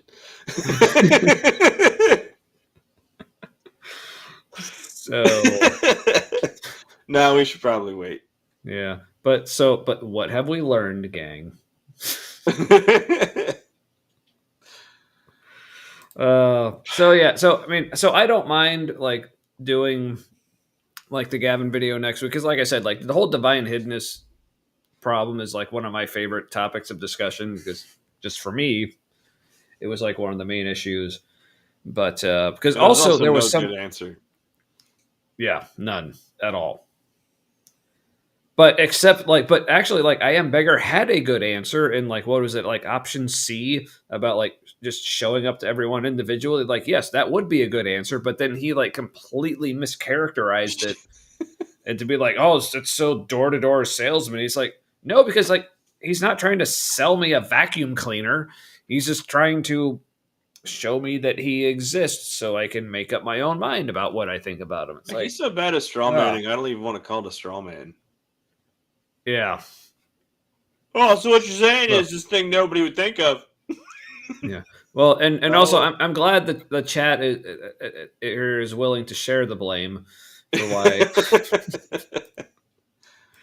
Well, Matt has to like wake up tomorrow. So yeah, I need to get up at 8 to be somewhere for a job, which is not all that early. But if 8 hours is important for me. Right.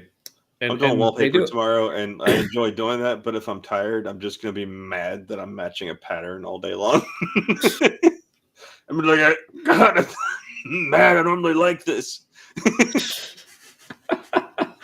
Yeah. So, but yeah. So I don't know. So, any closing thoughts for this? I mean, because I have one. I can. It's really amazing to watch people flail around a non-answer because the Bible doesn't have an answer. It's all either you have to blame the person for asking, or there's no answer. They call not waking up tomorrow death. That is true. Like, all right. So, or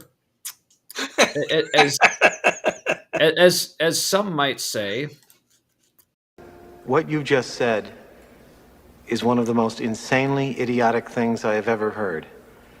At no point in your rambling, incoherent response were you even close to anything that could be considered a rational thought. Everyone in this room is now dumber for having listened to it. I award you no points, and may God have mercy on your soul. By the way, I looked at the background and I just realized, I just remembered that he kept talking about how his spouse is cheating on him throughout that whole scene. Yeah, so that's like one of the categories behind him. That's like I haven't actually seen that movie, so I don't know that. Yeah.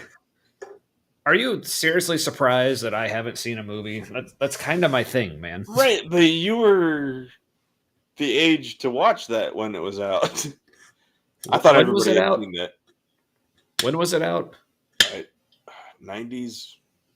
Oh, see, back in the 90s, I was in my like super like conservative fundamentalist Christian phase, so I didn't watch movies like that. Oh yeah. Yeah, there was the want to touch the hiney scene. Oh. So apparently someone wants me to just go solo, but I'm like, oh, that's true since I wasn't here last week. But that's the thing. I don't know what I would do.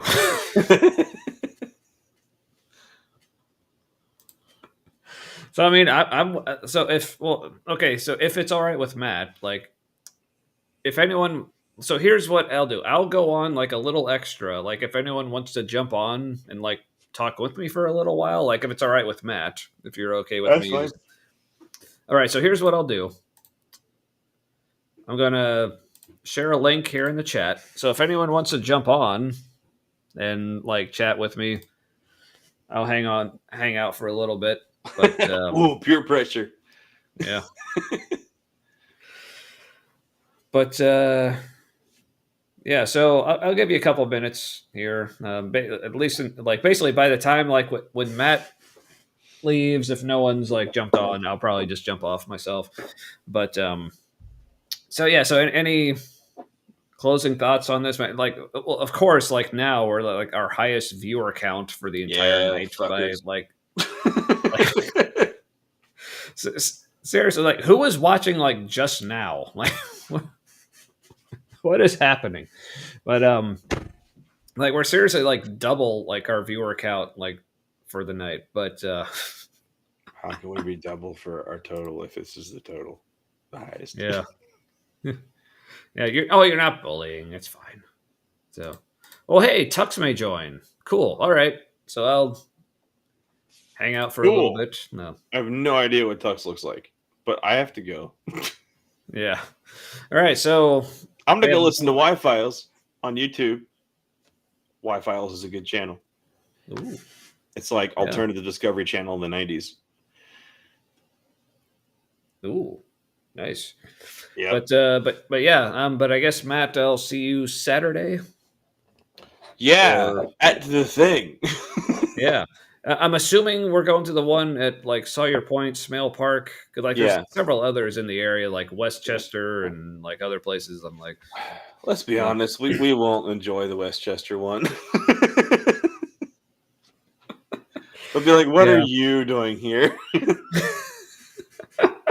Because Westchester is, well, really as country and as snooty as it sounds. Yeah. The folks have been out there forever. Kind of all look the same, if you know what I mean. And then the people, and there's like the new money people, right? That too. Yeah. All right. So, man. So yeah. So I guess before you go, any other like closing thoughts on? Right. Make things and stuff be forever with your people.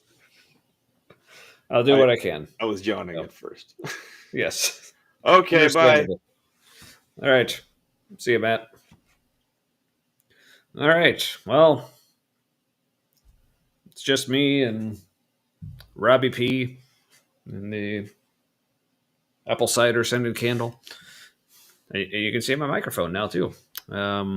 Yeah. So I'll give it a couple of minutes. Like, yeah, Tux, if you're wanting to jump on, yeah. I'll be here for a little bit. Honestly, not sure how much longer I'm going to last on things. Man. Let's see here. Ooh. Looks like George from Seinfeld. Ooh. I think I'm intrigued now. Not sure. Well, I guess in the meantime, man, what are some things we have loaded here? Oh, yeah. So speaking of like short little videos, like I've been playing at random points throughout the night. This is something I made a little while ago by way of a promo for the show. I guess accidental promo by my friend and yours, the one and only Dr. Kip Davis, who is I think we released it as its own video on our YouTube channel. I think I called it something like Dr. Kip like endorses the humanity and immediately regrets it or something like that. Yeah, it went a little something like this. If you aren't subscribed to The Humanity, make sure you subscribe. They stream on Wednesday nights, and it's usually pretty good. But I hope you appreciate what I did for you. Oh, yeah, I wondered where you went. We're that fascinating. I did that for you, my friend. That will never not make me laugh. But yeah, shout out to Dr. Kip, who was at least here for a little while. But yeah. So yeah, Tux, let me know if you still want to jump on. Otherwise, I maybe headed out soon. But and mostly because now I got to think of stuff to say. I was not prepared. But yeah, I am super proud of that little promo. Like, but feel like I also got to, give a shout out to Dr. Kip for what he was actually talking about there. what he did was actually like super cool and awesome and nice. Like I'd mentioned on one of our shows how I missed that he had some music by Circle of Dust playing his usual video outro. All right, Tux, a couple minutes. You got it, dude. Yeah, he it's people remember like a while ago, like for most of his videos at the outro, like the music he had was from Circle of Dust, which is like a band like I was into like back in the day. But it's also one of those bands that's like super obscure. So like the chances of like finding someone else like out in the world who has also heard of them, like and enjoys them, like especially to the point of like using them like as music in their videos, is like I still don't think I've actually met another person in real life who's actually heard of Circle of Dust. Like, to kind of give you an idea of. So, like, finding that, I was like, oh, that's awesome. So I mentioned it on one of our shows because he stopped using the music. And he said it was something like, well, because I guess every time he used it, he ended up getting, like, copyright struck or something from the band, which is, like, really weird. So he just, moved on to the other music. No, I still dig the music he does use. He uses like Gojira and what is it? He'll use Believer sometimes or Trouble. But yeah, all good stuff. But yeah, I just missed the Circle of Dust, mostly just because, like I said, the rarity of finding someone else who was actually into it.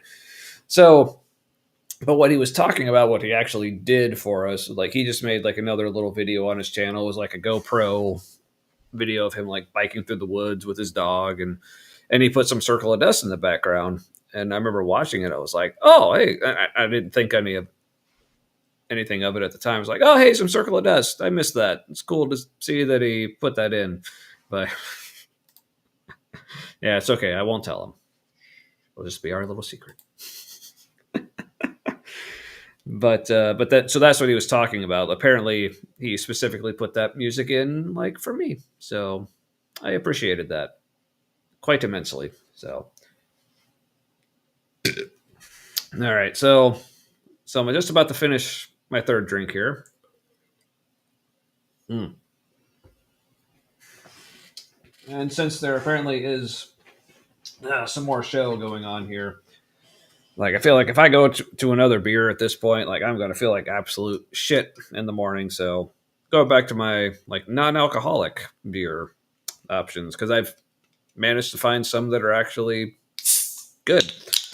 This one in particular, this is the one I've been having here for a while. It's from Go Brewing Company. It's their Sunshine State Tropical IPA, which has mango and peach. And yeah, it's actually quite tasty. So yeah, be finishing off the evening with that. But yeah, I guess in the meantime, while we're waiting for Tux to join us. I guess the usual things like for those who enjoy this, which apparently people actually enjoy this. So yeah, feel free to share this. Like let other people know who you think might enjoy watching, hanging out with us. And again, even if you're watching later, please let us know like in the comments. But it looks like we have a Tux on the line here. So, good evening. Hey, good evening. How's the audio? Sounds good. Like for a second, I heard myself in the background, but I don't anymore. So I think we're good. I may have had my phone still playing with the earphones on, so I was pausing that. But yeah, it's all good now. So yeah, how's it going? Yeah, it's going well. I haven't used this computer in a minute, so gotcha. Forgive me. It's not set up. I've been using one that's stationary and not connected to direct connection. I see. All right. So yeah, I caught the tail end of the show. I know. It sounded like you did a first video, and then you did I Am Beggar's video. Mm-hmm. Yeah, the first one was Capturing Christianity. Cameron Bertuzzi, like his like attempt at explaining divine hiddenness, but it was his angle seemed to be more like, is God really hidden though? Or like, are you just doing it wrong? Kind of thing. I don't know if you've seen that video of his or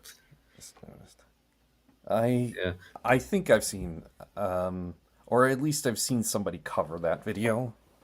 Yeah, like I actually first became familiar with that. I think it was Pine Creek. Like he did like a video about it. There was, and I'll say, like, I used to be a big fan of Pine Creek, but I'll just leave it at that.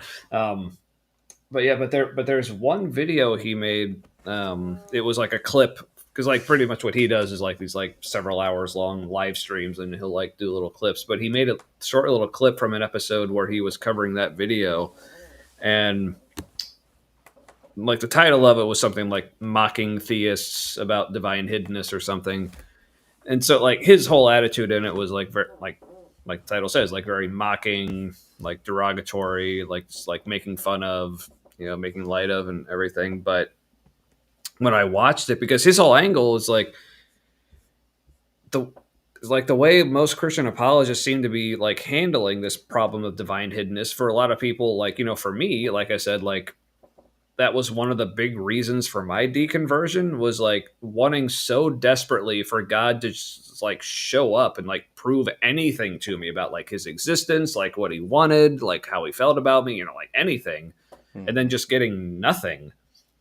And in part, like just once I realized, like this came to terms with, okay, I think there's nothing there. And then like looking back on my whole life and how like I'd spent like decades like desperately wanting this relationship with this thing that apparently wasn't even there, and how like there was a lot of like heartbreak and like sadness that came with that.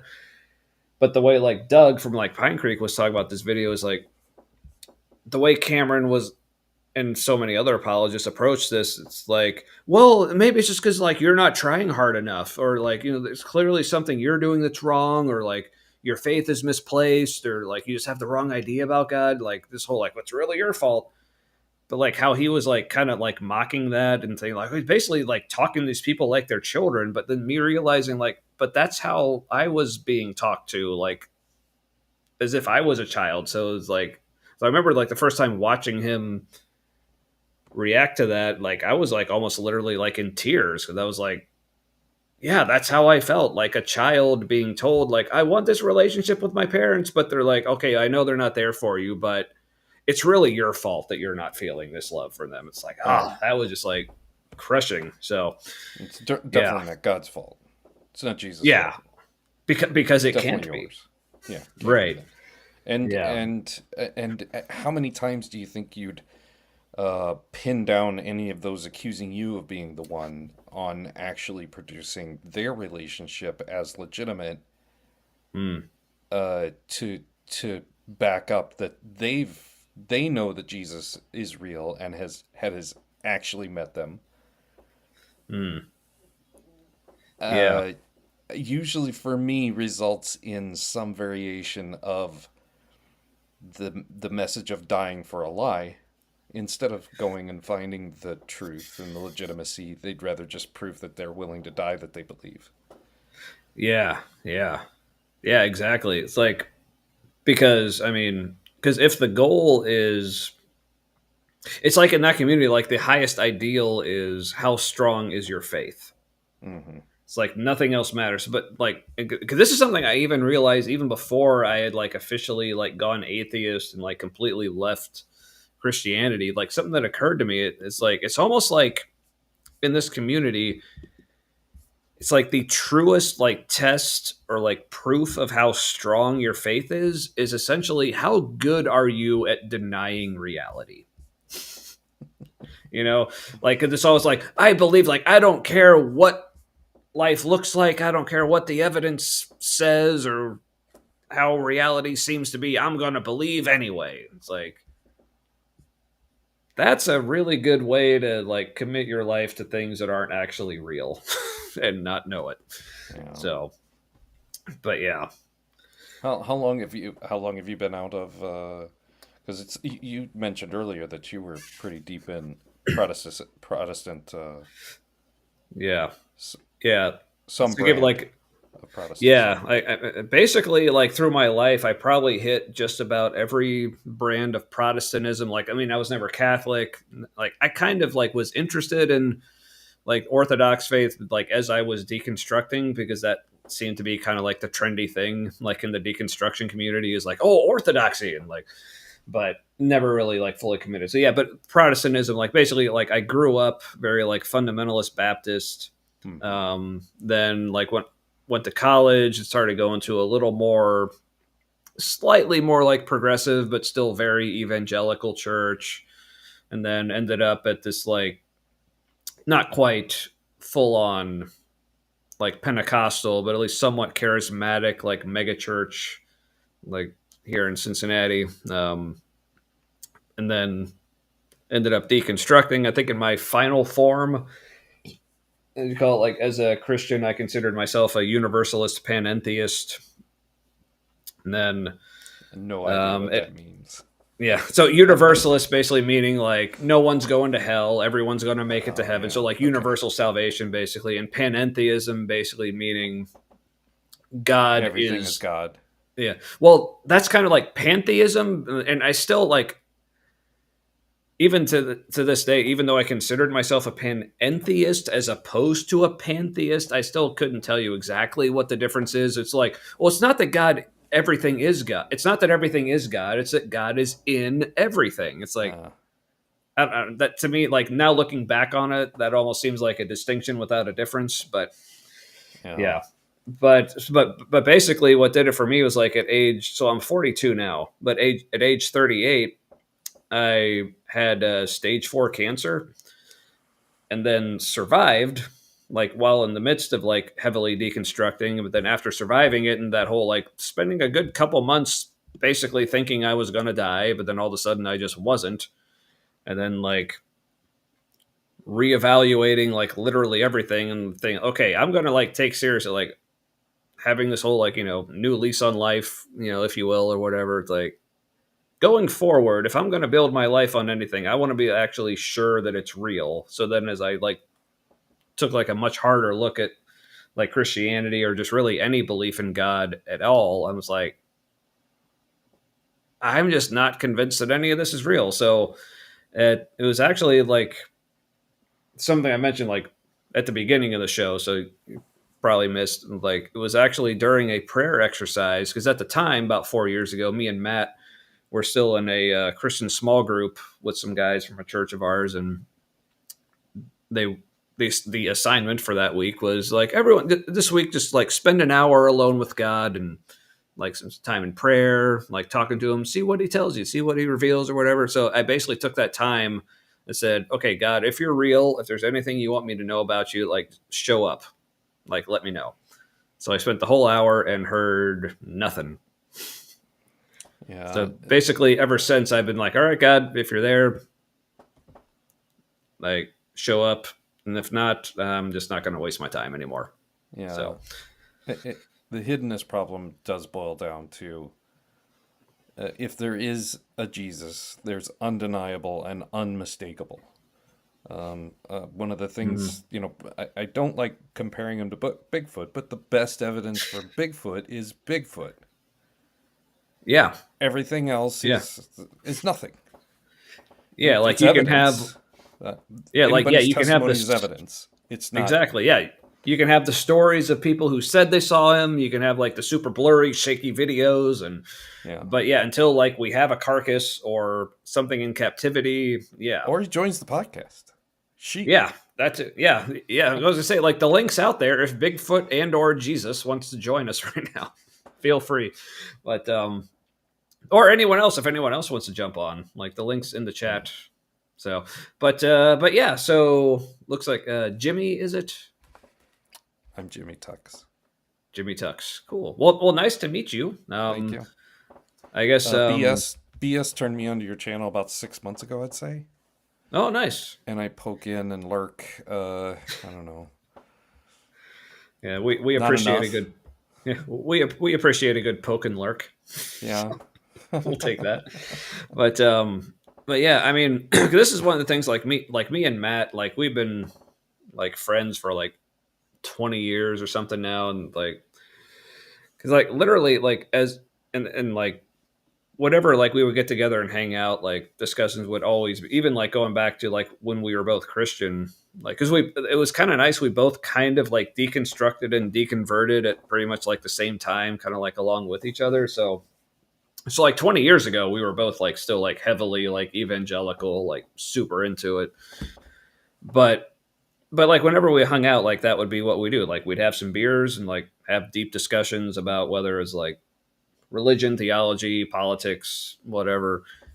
And so like several years ago we were like, man, we'd like to get like more people involved, so like we would like invite like other friends or other people we knew, but like schedules didn't work out, or like people just weren't able to make it or whatever. So then we're like, all right, well let's and then other people in our life, like knowing what our friendship was like, what we always talked about, they would say things like, well, when are you two just going to start a podcast?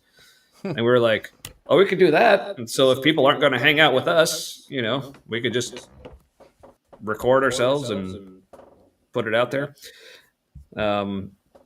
So that was actually a previous show we did. It was called Three Beer Gospel, that we started while we were both still like Christian, but we thought, oh, this is going to be like a good like Christian deconstruction podcast. But then in the midst of making the show, that's when I like went through having cancer, and like we both like completely like deconverted and became atheists, and we're like, well, we're not Christian anymore, so this whole like Christian deconstruction podcast idea kind of isn't going anywhere anymore. So we stopped that. And then like almost 2 years ago now is when we started this show. But man, and I completely lost my train of thought of where I was going with that whole backstory. So well, that's another thing about us. We both have ADHD and autism, so this happens a lot. I definitely don't have that. How's my audio now, by the way? I just changed. Yeah, I was hearing myself like as an echo a little bit just for a second, but yeah, it sounds good now. Sounds good. So I grew up not too far from you in Indiana, in Fort Wayne, Indiana. Church of Christ, and never became a Christian. Always, quote unquote, rebelled, lived in sin.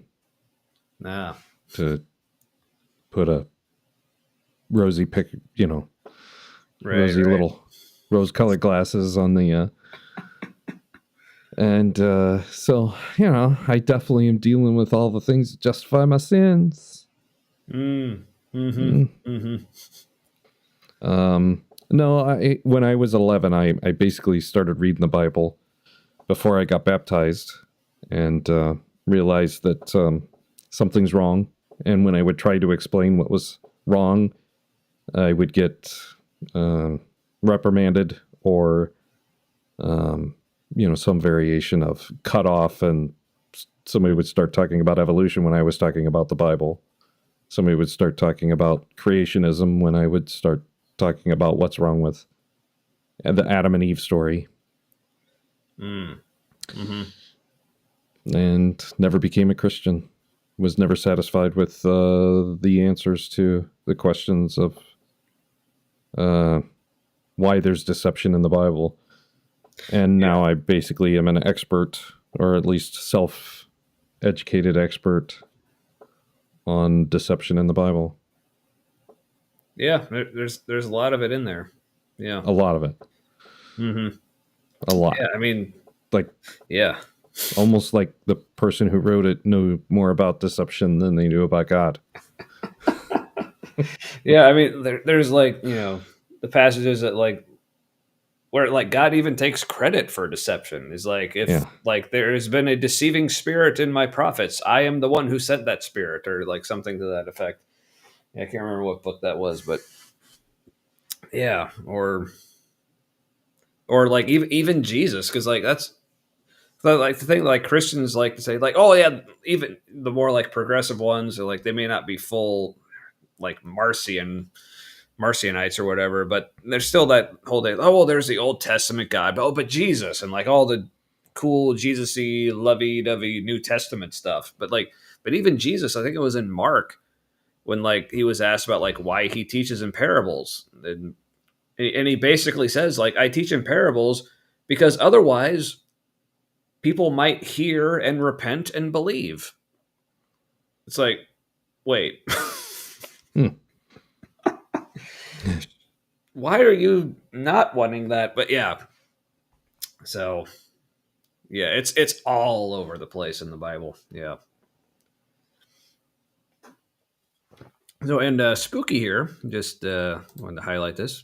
Shared. Apparently, you have a YouTube channel. I do a touch of premiered videos. I used to do exclusively lives, and I just recently switched to doing production and edited content, Nice. using more of my voice as a voiceover and narration of basically what other people are saying. I did a video essay that came out about a week ago Sunday, and oh, cool. Its title is "The Problem of Deception." Oh, okay. And then I mockingly, I've been in conversation with Sai, who does kind of apologetics on the side, and he had a video that was called "All the Evidence of Jesus' Resurrection" or something like that. And so I added the subtitle or the caption as "All the Evidence, Jesus is the Deceiver." Ooh. So Intriguing. I will have to check that out. Yeah. Like, and I'll agree with Fox here. Like, yeah, you got a good voice for voiceover stuff. I'm really pleased.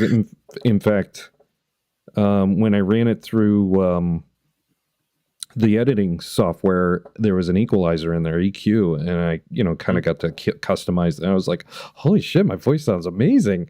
I was like, most of the time it's just my voice. And then I ran it through the EQ on the editing software, and I was like, holy, whoa, who's that?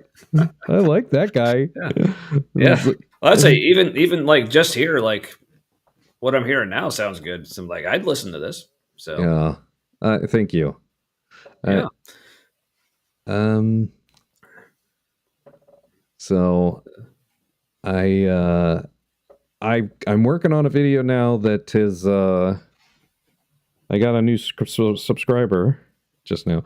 I'm working on my next video. Actually, I can show you the thumbnail / intro card. Ooh, nice. We can. Whoops. Ooh. I like the face. Yeah. Yeah. Problem of deception.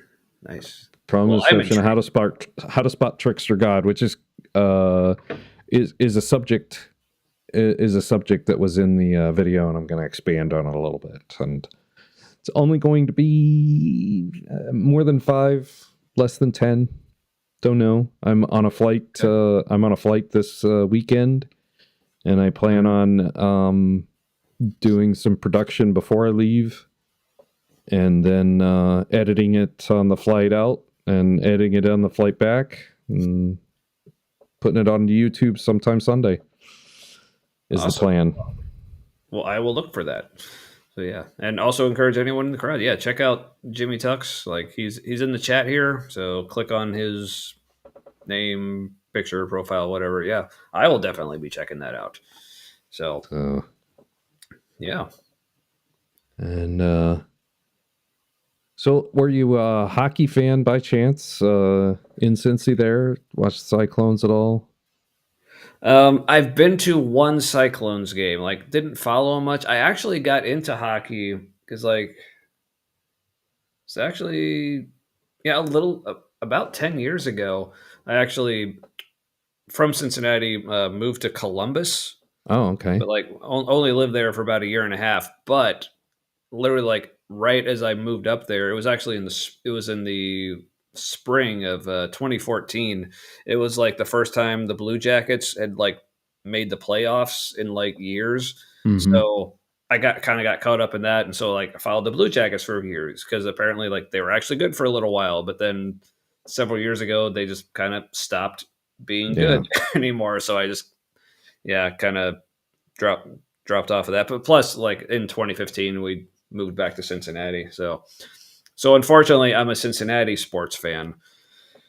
So yeah, has I its was own a challenges. I was a season ticket holder for the Fort Wayne Comets for many years, and when Columbus became a franchise in the NHL, they would send promotions to the season ticket holders of the Comets all the time. The first like 3 years that I think they were around, and I went at least 3 times, once a year, I think, for 3 years, and then I moved away from Fort Wayne. Yeah, nice. Whereas Jimmy did a recent video masterpiece that took 7 years to make. Nope, that is not an exaggeration. Like it took 37 years, actually. It's under exaggerated, but yeah. What's the opposite of exaggerated? It's kind of an ode to the 11-year-old me. Okay. Is if I could go back in time and tell the 11-year-old me why he's not a Christian. Ooh. So it's but it kind of pretty it kind of lets everybody else do the talking, and then I basically just guide the story with a touch of narration and let Christians and counter apologetics kind of do its thing. Interesting. Well, I'll have to check that out. So it's 57 minutes, so it's sounds good at 1.5 or 1.65 speed, 1.7. Nah, I'll probably watch it at regular speed because like that's usually what I do. Like I have the kind of job where I can just have things like whether it's like YouTube, podcasts, or whatever, just play. That's literally what I do all day. Like while working is like I just have like my phone playing YouTube stuff. So yeah, definitely want to check that out. What's it called? The Problem of Deception. All the evidence Jesus is the deceiver. Oh yeah, that one you just showed. Yeah. And then the one that I'm working on that I'll hopefully have up Sunday is going to be called The Problem of Deception: How to Spot a Trickster God. Ooh. Yeah. Well, I'm interested. Yeah. So. Because there is a section in there about the trickster God, and we're going to elaborate on how to spot the trickster God. Awesome. That'd be good to know. And also, hey, Bartholomew, thanks for joining. Now that, yeah, sorry you missed most of the show. No, but yeah, please go back and watch on replay. But yeah. So, how long have you been doing? Because I want to say that B.S. Lewis posted that you were in it. I want to say you only had about 15 subs, 10 to 15 subs at the time I subbed. And it looks like you're at 73. Yeah, we were actually up to 76 a couple of days ago. I don't know what happened. Oh, yeah. But yeah, so we've actually... We started the show in January of 24, so like almost 2 years ago. But for the longest time, basically until BS like found our show and shared it, like actually most of our interaction, because like we're also streaming this on Facebook. Like vast majority of our interaction was on the Facebook end. Like YouTube was almost just like an afterthought. And like we're also on Twitch, which is like only literally just because like Restream says, hey, we can also stream to Twitch, and we're like, okay, we'll also stream to Twitch. So, I mean, I have no idea what's like actually going on that end, but yeah, for a while, yeah, like I said, it was mostly on YouTube, and also like most of our viewers were just people like we already knew. So it was just kind of like hanging out. So yeah, so this is what, I think I started going down like this rabbit trail a while ago when I was talking about like with me and Matt, like when we were just friends, like hanging out, and people's like, oh, you should start a podcast. But then like we did the whole like thinking we were doing a Christian deconstruction podcast, but then we both ended up just fully deconverting. It's like, well, this isn't really working. But because like our idea is like, okay, well, if we can't get people to actually come hang out with us in real life, we'll just like put out a show and like let people listen to it. But then we started doing the live thing, like honestly, like just having it like just like a handful of people every week just hanging out in the chat. Like if you like go back like years ago, like that's literally all we ever really wanted was just for like us to hang out and other people to hang out with us. So like even if like whether we were at like 75 subscribers or just 7 subscribers or 700 or 7,000 subscribers, like just the fact that like anyone is here like every week hanging out, that's all we really care about. So when you're doing your clips, like you did, I think from Tommy Boy, you did the clip from Tommy Boy, and you did the clip from, yeah, we have a few. I got some from a few good men. I think. Oh I got yeah, a one few good men. and Yeah. Clue and yeah.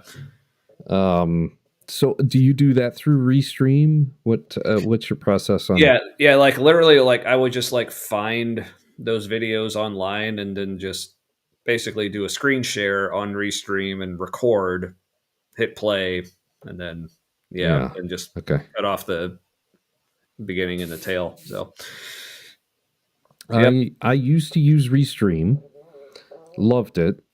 Switched to StreamYard. Yeah, it was okay. I liked it, but I didn't like it. And then the way I made videos stopped working. Where I do the tab, I would pre-do the tabs, each tab on the browser, and just go to each one and have time stamped, ready to press play. And then Chrome broke, I guess. StreamYard said it was Chrome, said that they'd submitted a ticket to Chrome type of thing, but the way I used StreamYard just didn't work. It was working on Restream, but every once in a while, Chrome would break under Restream. So I went back to Restream, and then I decided, you know what, I'm just going to start making real content. And there's a couple things that I started, and I pressed the delete button or just didn't complete, because sometimes when you're making the content like that, and the nice thing about live is you do it, it's out there, and it's done. There's a couple things you might edit it after the fact and just re-save it as a video instead of the live stream. If I had any technical difficulties or anything during the live stream, which happened quite often, maybe I got a copyright, cut off while I was on there, and I'd go dark for 2 minutes or something like that. I would just save it as video and stuff like that. So anything that I wanted to make, I just got it out there. Didn't care if I made the mistakes. I'd rather just post those.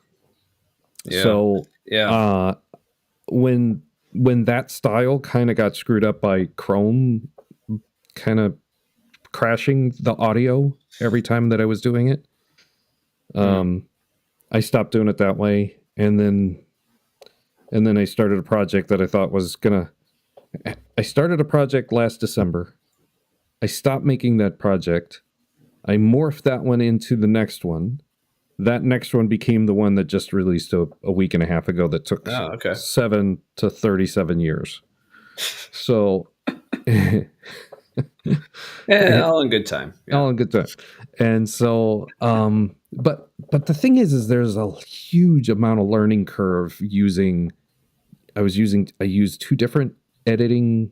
iMovie is what I started the project with, and I halfway through I bought Final Cut. And started using Final Cut as well. So there's a mix of 2 different editing learning curves. I was attempting to do more than I did, and I had a lot of things fail. But I got a good amount of hours in on editing, and I'm so much more prepared to manage my expectations on this next project, for instance. A 10-minute video is probably going to get knocked out, and I might even be able to do 2 5-minute videos, for instance. Who knows?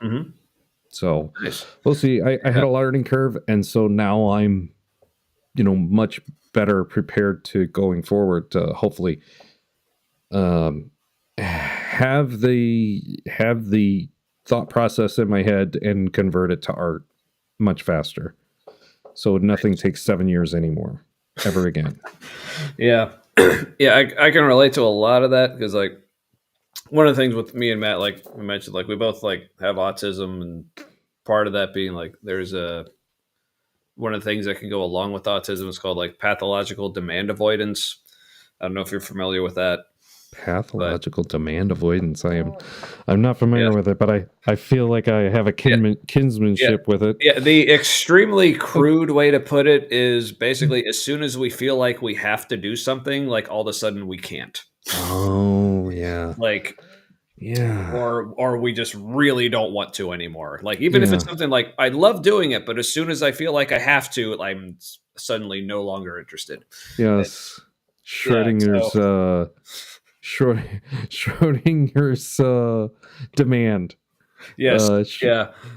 So that's why that's it's both in the box and it's outside of the box at the same time. Right. Yeah, so that's why we like with the way the show is now, like, I mean,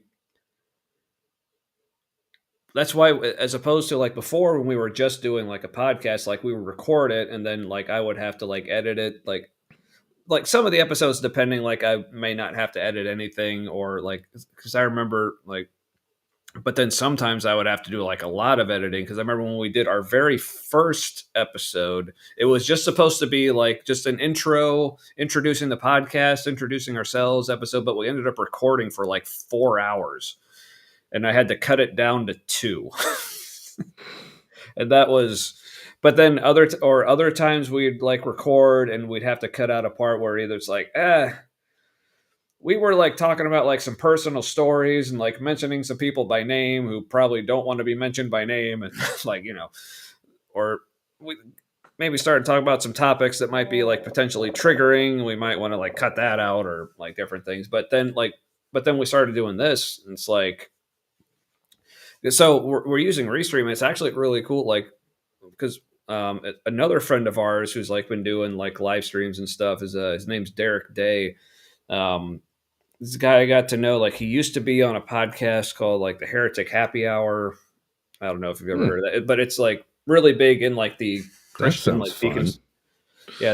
it's really big in the like the Christian deconstruction community. That's like one of the most popular podcasts. It's like, so then I like I got connected with him in like a Facebook group that was associated with the podcast. He ended up leaving it like several years ago, but like we stayed connected. And a while ago, he's like, after like getting to know me and like my backstory, he's like, dude, if you want to do a show, just let me know. Like I have a Restream account, like I'll let you share it. So that's how we got hooked up with this. So we're like, oh, it's just like a live show where we just like show up on an evening, just hit stream and start talking. That's basically what this is. This is essentially like just like when me and Matt, like when we would just hang out normally, and only now we're streaming it.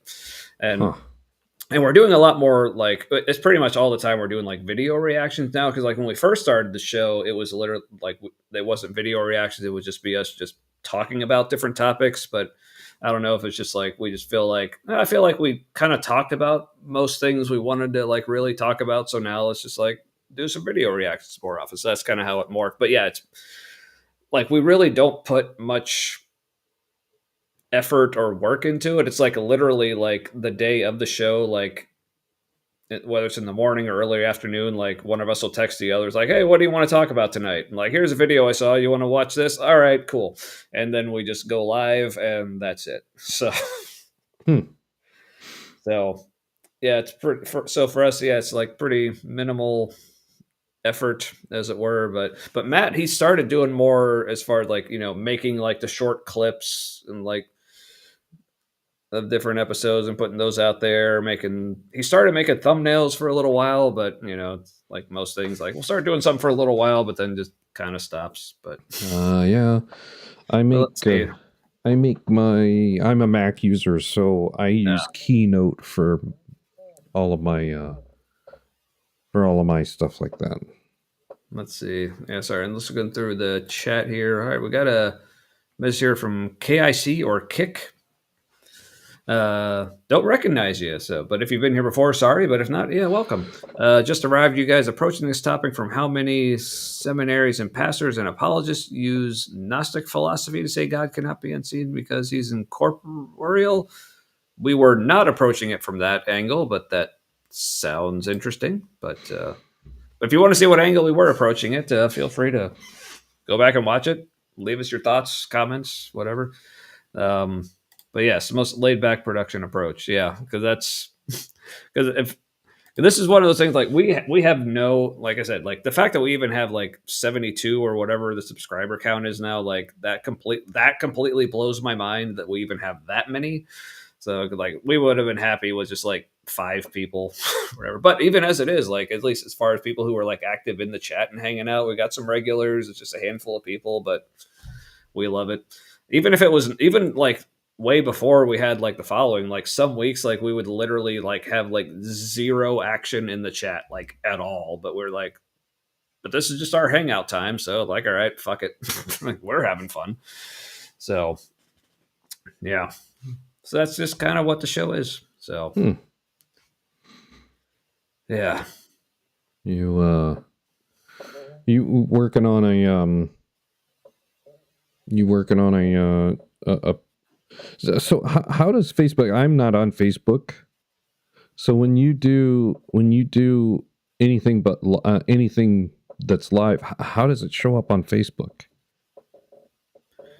I mean, it just shows up like as a video, like or live video, and then after the recording, like it'll just stay up there. It's basically like very similar to YouTube. Like, do you have do you have the Humanity Podcast Facebook page? Yes. Or do you have your personal? Okay. Yeah. So that's how it goes up there. Got it. Mm-hmm. Yeah, stream straight to that page, and then. But the weird thing, like, and this may be another reason, like, kind of switch more, like emphasizing the YouTube, is like Facebook started doing this thing recently where they'll just like they just start deleting all live videos after a couple of weeks.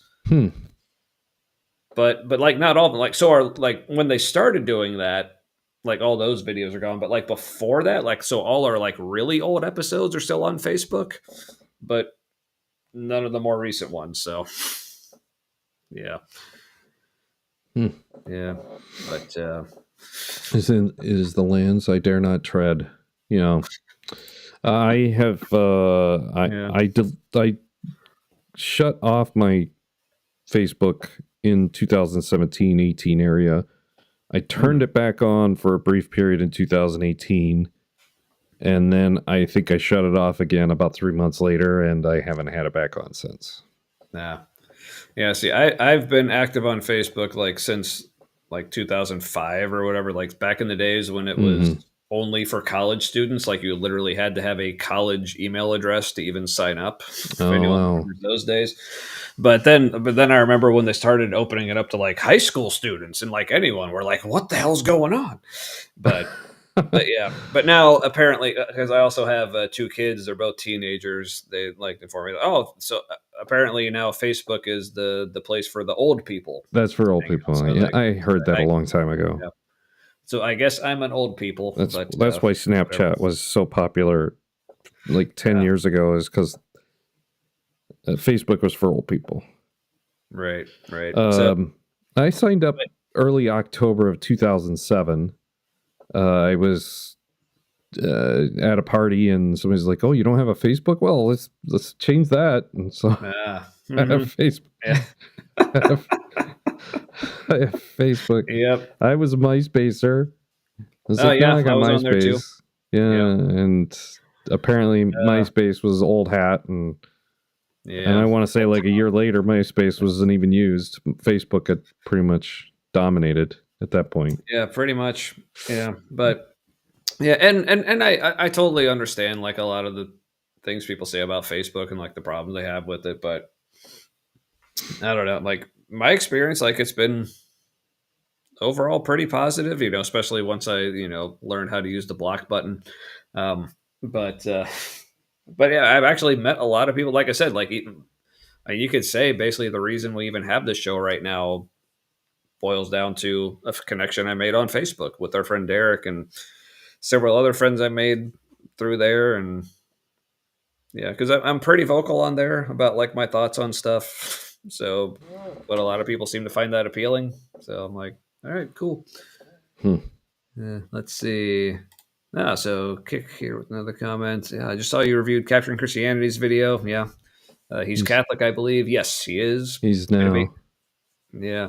Big guys like that often, but as a Christian for 28 years and teacher of scripture now. Okay, so it sounds like you are a Christian, just not Catholic. And genuinely asked why God doesn't communicate to mankind on earth via angels like he did so often in scripture. It's a legit question. Yeah. Yeah. I mean, so yeah, I mean, do you have any thoughts? Yeah. So yeah, do you have any my thoughts on the whole? are I will not become a Christian based on faith. I will only do it based on evidence. I will accept as evidence that there is a God, that and it can't be the impersonation of God. It has to be God. Mm-hmm. It has to be somebody who hasn't fallen for the impersonation of God either. Testimony from somebody who fell for the impersonation of God, I won't accept either. I'm not required by faith to exempt deception. And since there's so much deception, then it cannot be validated without a direct line to Jesus the God, God the God, Holy Spirit, God of heaven representative. I will accept as evidence an alibi that the devil didn't do it, Satan didn't do it, demons didn't do it, fallen angels didn't do it, rebellious angels didn't do it, unclean spirits and evil spirits didn't do it. So if you could secure the alibi for any one of those entities, that will prove that a God exists as well. Yeah. So yeah, that's my story. I'm sticking to it. Thanks, Kick. Yeah. Seems pretty solid. Yeah. Yeah. I mean, I guess my answer to like the question of like what would convince you that God exists. I mean, I guess it's maybe an even like farther like what do you call it, dumbed down or just like distilled version. I don't know if you're familiar with Matt Dillahunty. And like his response is like, well, what would convince you that God exists? And he's like, well, honestly, I don't know. But if there is a God who exists and wants me to know he exists, he knows what it is and he's free to do it at any time. So therefore, not my problem. But and I agree with that. So, but for me, really, what it comes down to, because I like to put things in terms, because like Christians love, like the Christian God, especially like the Christians love to put things in terms of like it's a relationship, you know. Right. So I try to think, okay, in any other like relationship context, like so for instance, like you, like okay, I saw your name in the chat. You said like, hey, I'm Jimmy Tux or whatever, and like, but for a while, I'm just like, okay, you're like a name in a chat. I have no idea if you're like a real person, if you're a bot, or if you are at all who you say you are. But now I'm convinced you exist because you showed up. Like you're here. So for me, like, so to me, the simplest answer to the question, like, well, what would convince you that God exists? Like, God. Yeah. God would convince me that God exists. So like, because that's how I'm convinced. Of Bigfoot is Bigfoot. Yes, exactly. Just like you said earlier. So that's where I'm at. Because even if like, because like I've heard like arguments from like whether it's people like William Lane Craig and this whole like Kalam, like and try to arguing it philosophically, or people trying to argue it scientifically or like whatever. And like, because like I'm not an expert in any of these fields, so like these people could be completely full of shit. They could be making good points. I really don't know unless I'm listening to other people who I know are also experts, like commenting on it. But even if like they were to like okay, completely like nail it down philosophically, theologically, scientifically, whatever. The thing that makes the most sense is that there is a God, and it's the God of Christianity. Even if they were to like to prove that through all these different fields, I'd be like, okay, this God exists. Where is he? Like until he actually shows up, I kind of don't care. Kick asked a question, and my response to that is only if I can get a selfie. Let's see. Oh, okay. I will accept it if I can get a selfie. Yeah, it many can't be people just throughout a history. neurofiring equivalency in my mind. It's not good enough. Yeah, so all these people testifying to seeing visions of Christ that radically changed their mind. If that happened to you, would that be enough for you? Well, here's the thing: people have also like had radically changed lives through visions of Muhammad or Vishnu, Moses, or Abraham, Elvis. David, King David. Yeah, I've been testified to. I think. Yeah, I think we can have extraterrestrials. Yeah, of those types of things. Yeah. So, I mean, yeah. I need a selfie. Yeah. Or like, yeah, just something to the same level of like what I'm having right now with Jimmy, or what I have all the time with Matt, or like with my kids, like, or what they have with me. Is like, why do my kids believe in me? Well, you could answer they don't actually believe in me. They just know I exist because I'm fucking always there. But I think, Kick, in my latest video, I used Enoch in Genesis 4 and 5. That nullifies the Bruce Almighty reference that you have. That nullifies the requirement for faith. The moment it's mentioned twice that Enoch walks with God, it nullifies that basic encounter. Yeah. Because here's the other thing, because Christians will point out, like, and because a lot of atheists will even say this, or just atheists or non-believers or whatever, they'll just say, because even if like I were to have some kind of vision or some appearance of God, like I can't know that I'm not hallucinating or had something to drink or like some bad shrooms or whatever. But to me, that's a problem with like just the whole like concept and premise to begin with. Like this whole idea of God, I mean, because near as I can tell, it's just been completely invented by humans, and understandably, because like at certain points in our history, we're like, well, we can't explain these certain phenomenon about reality, but we feel like we need an answer. Okay, so we come up with the story. So to me, the problem with like this God being so hard to prove, like that's not really my problem. To me, that's a problem with the way this God was invented. Like you invented him or her or they or whoever to be this thing that is beyond our comprehension and beyond proof and beyond scientific empirical evidence or whatever. Like the story you're presenting me is something that's almost impossible to prove. So me saying I don't know how it would convince me, like that's not really on me, like if that makes sense. So it's just, to me, it's a fault with the way the character has been written, essentially. Yeah, that's a great way to put it. Yes, I am not required on faith to believe Genesis 1:1 is true.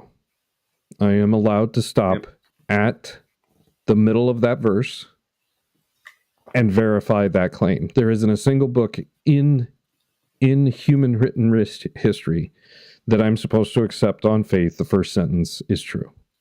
I'm allowed to make sure. And exactly. I believe a legitimate God, for lack of a better description, a legitimate creator would have that capability, would have that ability to verify upon request, especially in a book full of deceiving tactics. Right. Exactly. Yeah. So that's why, like, a term that I've become familiar with and actually like find like a strong like identifyingness with. You've heard the term apistivist or apistivism. No, I'm not familiar with that term. If you drill down, I'm less of an atheist and more of an agnostic. Ignostic. Which is kind of, there's no such thing as a concept of God to actually exist, for it to have any inherent meaning, and to say that it is a thing. And it's also a relative exploration of knowledge, much like Gnosticism. Ooh, but okay. The reason I am not a Christian is because of knowledge. Makes sense. Yeah. So a pistivist, it's like, I guess the root word in it is pistis, which is the Greek word for faith.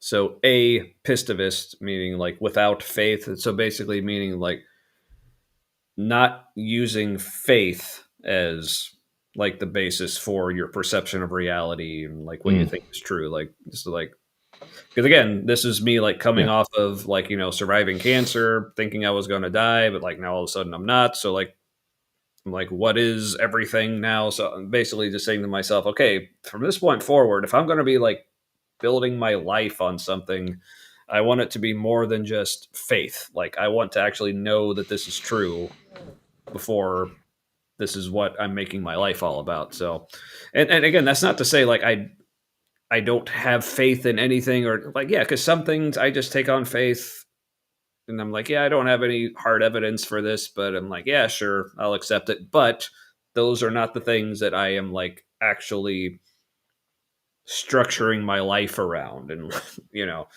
it's just things like, I'll take on faith that like the state of North Dakota exists. Like I have no empirical proof that it exists, but I also kind of don't care. So sure.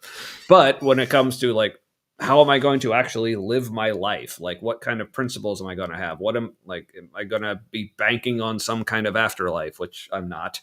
Like, it's like, sure, there could be some kind of afterlife. I'm willing to be pleasantly surprised, but I'm just going with this one life that I actually know I have. So, So I like the term apistivist. Also, like the more like, again, this is all, I'm not an expert in any of this stuff, but like from what surface level, like very superficial, like knowledge I have of any kind of like philosophy, I feel like I'm also probably an absurdist when it comes to like ultimate meaning and purpose in life. I'm like, I really don't think there is any. But if people want to find it, like I think it's also kind of like existentialist, I guess, in that, you can just kind of create your own meaning. But even that is also kind of absurd because it's all just completely subjective. But if that works for you, that works for me, then it works. So, yeah. So that's kind of where I'm at, or at least that's where I think I'm at. Yeah. But sorry, I meant to click on this one. But just curious. Hey, that's what we're here for. I don't get to engage with atheist agnostics too often. I understand criticism of scripture and the walk of faith isn't easy for some. Well, I mean, I'll also say from experience, walking away from faith is also not easy. For what it's worth. So I mean, I considered myself, even though I never became a born again Christian or faith, a jumped in feet first faithful servant. I considered myself some variation of Christian, until fall of 2017. And that's the first time I uttered, I think I'm an atheist. So I had a very long search and an exhaustive reading of God and extensive searching multiple religions, and I've come to the same conclusion that Abrahamic religions are designed to be some variation of an indebted servitude scam, in my opinion. And it works. That's why there's a new one that develops every couple 100 years, 1,000 years. Some of them succeed, some of them thrive, some of them just become a vestigial or an evolution. They become a religious evolution to become something else. Yeah. It's one of the reasons we have plenty of denominations. No, exactly. So, yeah. What say you men about people like me who reads the Bible's instructions for right behavior and practices them as form of testing them for validity of its wisdom and relevance? It's only been good for me. It's like, well, yeah. Well, for you, but there's a couple. There's two different ways I would suggest. I don't believe the Bible is a good moral standing, simply because it starts off with a creator supposedly creates, gives instruction. Deception occurs on Genesis 3.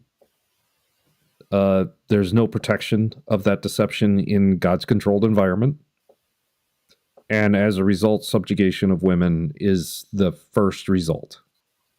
To me, that is a sign of a scam artist, a deceiving scam artist, not instruction of a God. And I believe at that point you should stop and make sure it's legitimate before you subjugate half the population of the world, of humanity.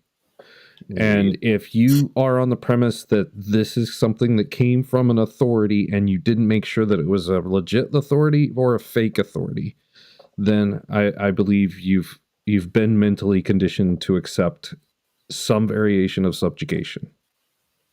And now you're in love with that subjugation, in love with that subjugator. And it's no longer a question of whether it's good for you or not. Sometimes there's people who follow, and it's good for them to be the beta. It's good for them to be the flock. It's good to be the mass. I think humanity to go to whatever next level is waiting for us, if we can achieve it, make sure that they haven't been deceived. Yeah, that's key. And humanity will once again flourish when we no longer have a majority of the world's population under the influence of an Abrahamic religion that says subjugating people is a good thing.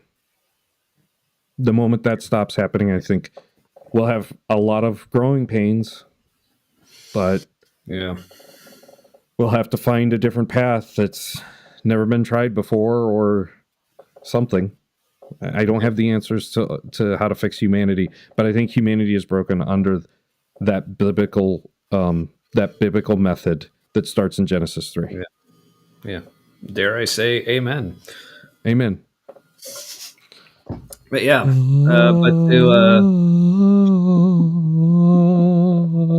to answer this question, and I should probably get going soon, but yeah, I definitely want to thanks for having me on. Thanks for shouting out the invite. That was nice timing. I was brushing my teethers, and nice. I was running a load of laundry that I need to throw in the dryer now. Oh yeah, but yeah, thanks for hopping on. But yeah, definitely wanted to. And thanks to Kick having a nice little chat as well. Yeah, and definitely wanted to address this question.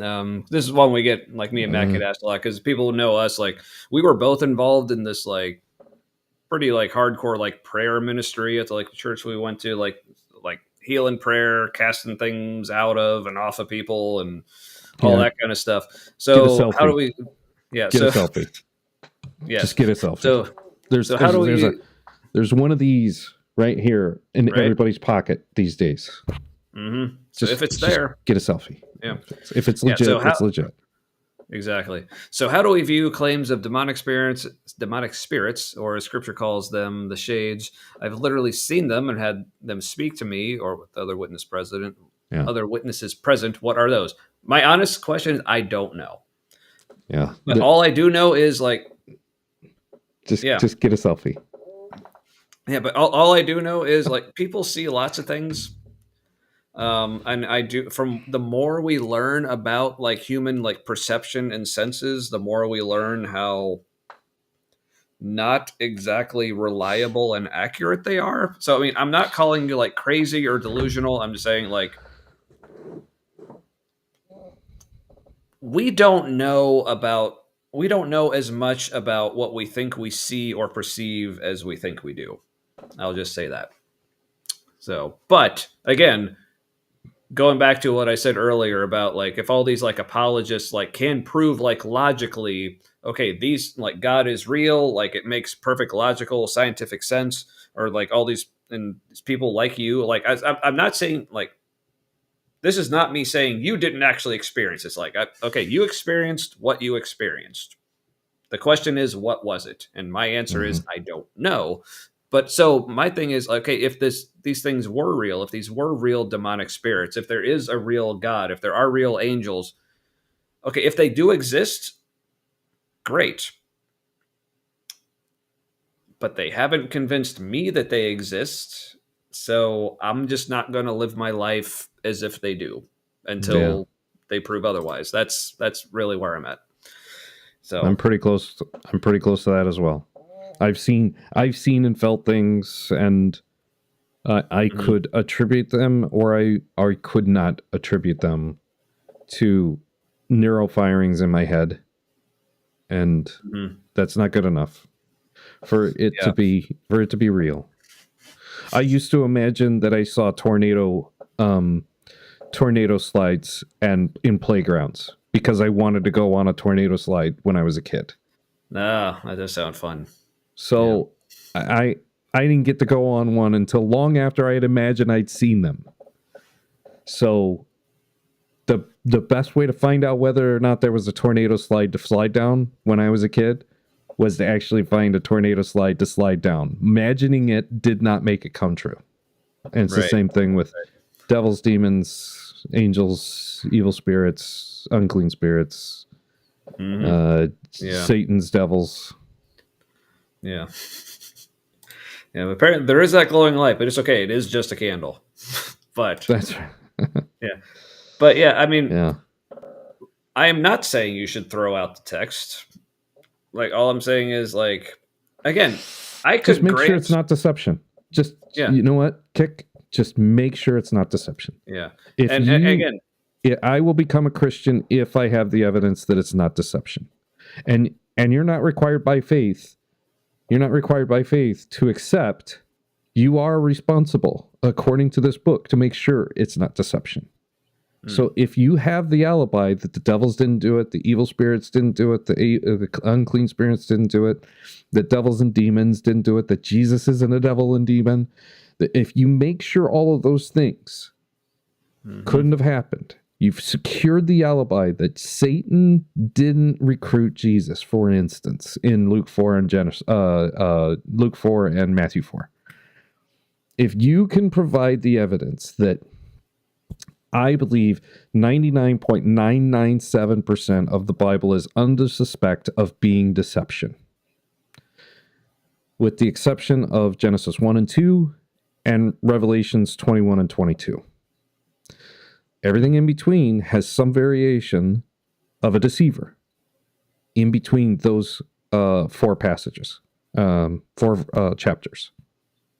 So if your baby, in my opinion, is dirty, and the bathwater is dirty, and I do believe you should throw out the baby in the bathwater, metaphorically, on your Bible and your verses. If it's all deception, then it's not worth anything. It feels good. Right. I understand it feels good, but it's just not worth anything. I know it's probably led you on what you feel is good times and good authority and good directions of life. Feels like blessings. I understand it. It's the knowledge of good and evil. Yep. Yeah, and I also like just can't help but keep thinking of like even the passages in the Bible where God admits to deceiving people.